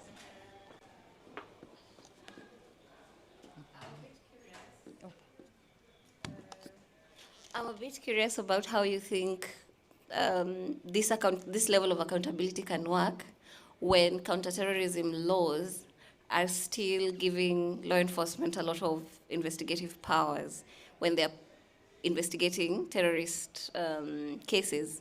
So how do you see that balance? Because we know that they have substantial power to get this data from telcos and other platforms. I have two responses. So first, we do recognize that the laws are faulty. Before even you talk about powers, even the basic definition of some offenses or crimes, or even terrorism itself, globally there's no definition. So even at the national level, it's prone to abuse. It's prone to influence by political interests. So what has become is, at Kenyan level, is more lobbying on the law to change and definitions. At the global level, with every review of the counterterrorism measures and global counterterrorism strategy, yes. It's concluding, I think in June this year. It goes every 2 years, there's a review of how states should apply counterterrorism measures in their region. So that advisory at the international level is very productive in some cases. And one aspect they have embraced at the global level is looking at the unintended consequences.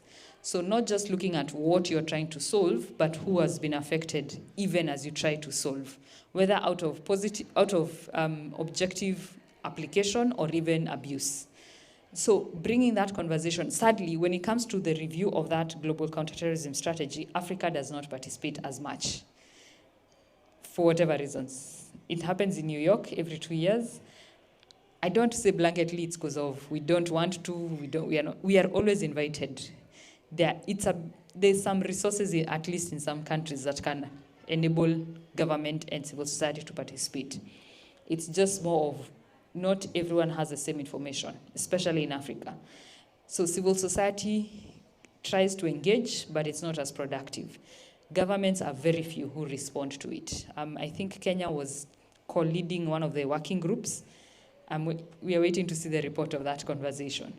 So whatever is being appreciated and recognized at the global level has not reached Kenyan, African countries or African enforcement systems.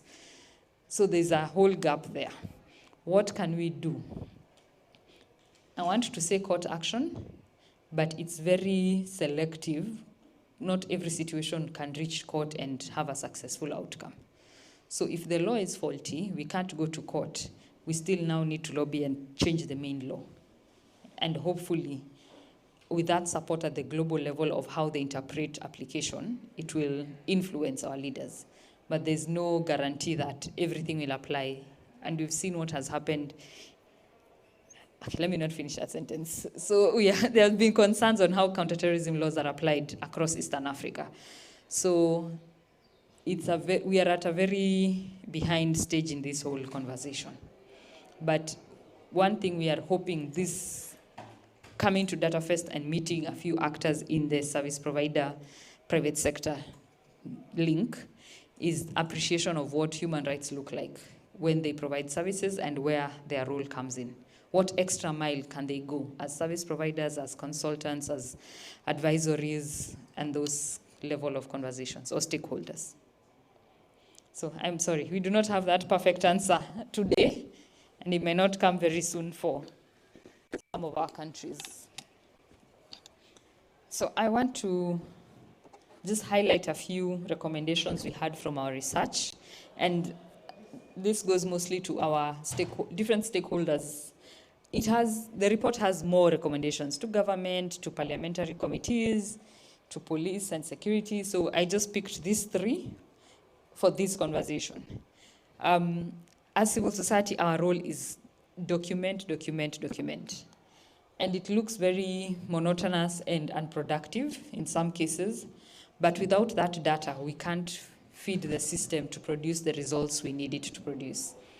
In every conversation with the state, with service providers, with the civilians, there's the question of how many people, how many incidences, how many countries, how many.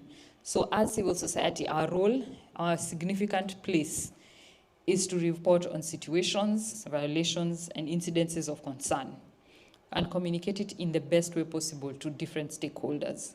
How we speak in one context at the national level may not be the same as the global strategy review or UPR or African Commission. So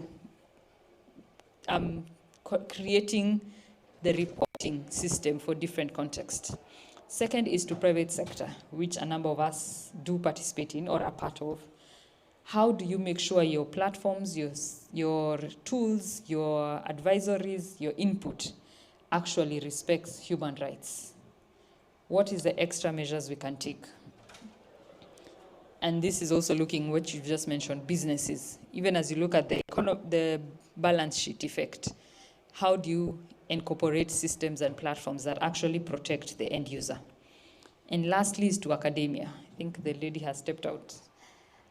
We need more research on what surveillance looks like, what is the systems being applied, and how does that feed into the sector? We cannot all, one person can't do it all. So, and there are different things, what laws need to change. But if we have these three actors coming in and doing their main mandate and strength, then we are able to enforce human rights principles and standards in actual surveillance. Because we're not saying eliminate all surveillance, we're just concerned on the oversight, independent oversight, and then there's an abuse of the process by particular leaders and individuals for their own benefit. I want to conclude at that point, but I'm opening at comments and responses or questions.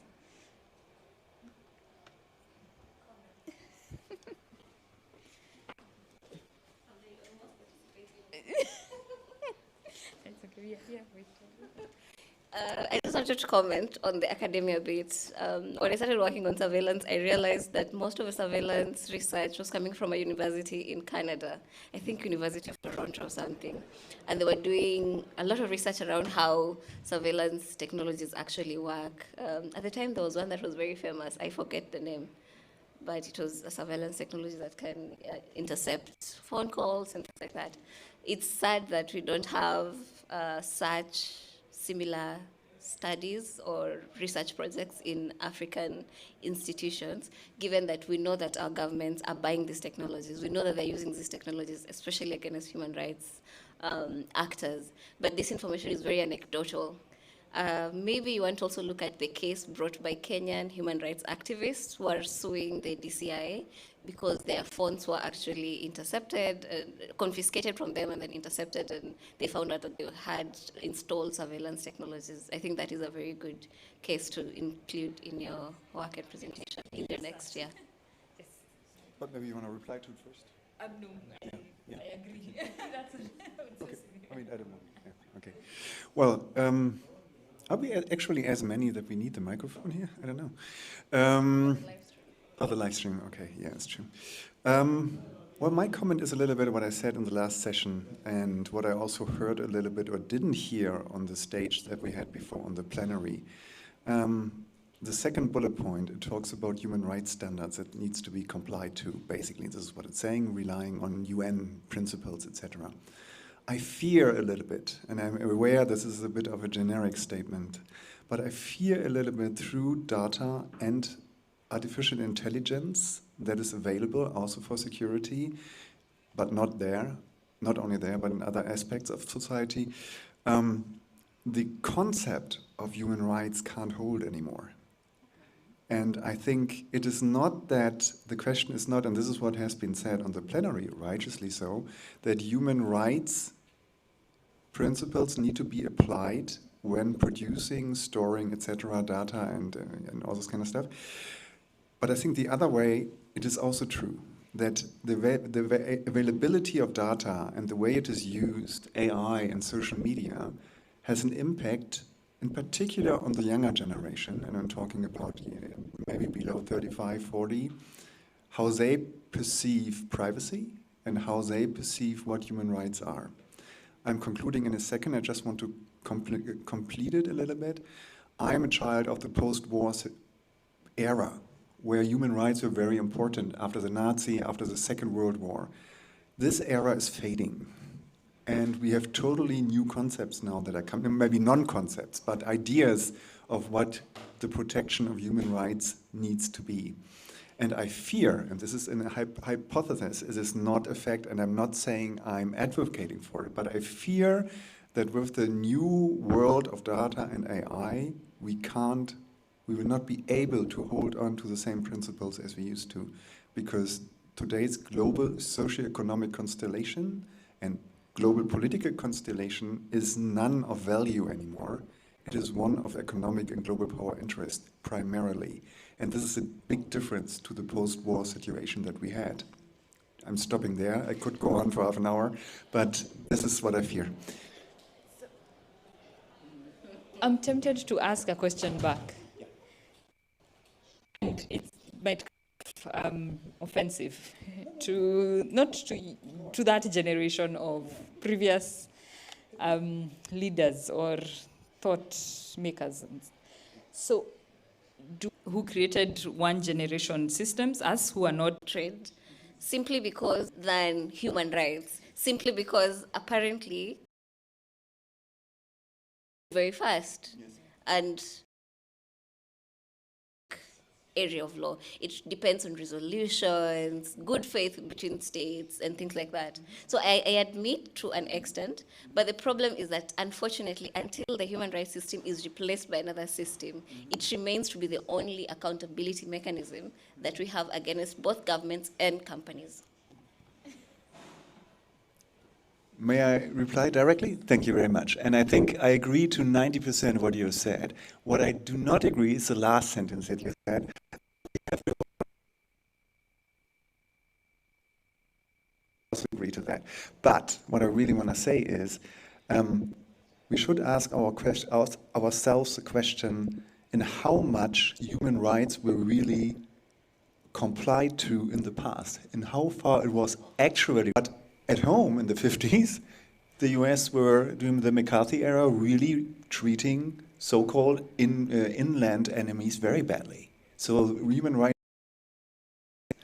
and I could go on. This is just a very obvious. I don't want to play a blame game here, right? It's not the US is bad or something.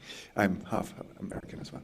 And so this is kind of, I think the power of human rights values in institution lost steam, basically. No, I think it coincides with the upcoming possibility of data and AI. I think this was a change. Because with the data, however you want to use it, or however you define it, the ability to survey, the ability to make war, the ability to create mega big companies changed it. Because also countries lost power in a certain way, and we have to deal with oligopolists worldwide that are determining global politics to their economic gain, I think. So, okay, but this is very broad and it needs more detailed discussion, but I just want to put it in there. So this is a view of a few. And I think if we talk about this topic, I think we need to open that box of Pandora. I don't think we are ready to talk about it that way. It's safer. I don't know if there's any other before we come, any other response, question, clarification, input beyond this or in this particular aspect? Okay. So looking at how to dismantle this not this argument, but this.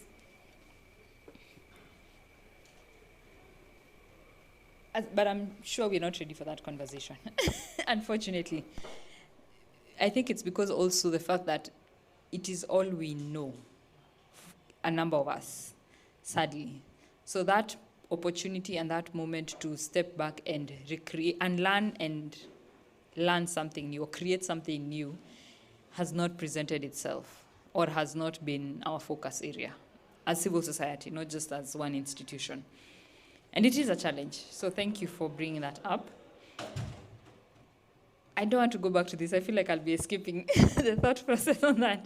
But I do hope in this ongoing work, whether at civil society, as private actors, or as academia, there is some progress we can make for good, not just for ticking a box, not because resources are available, but because at the individual level, there are people living it day to day, difficulties and challenges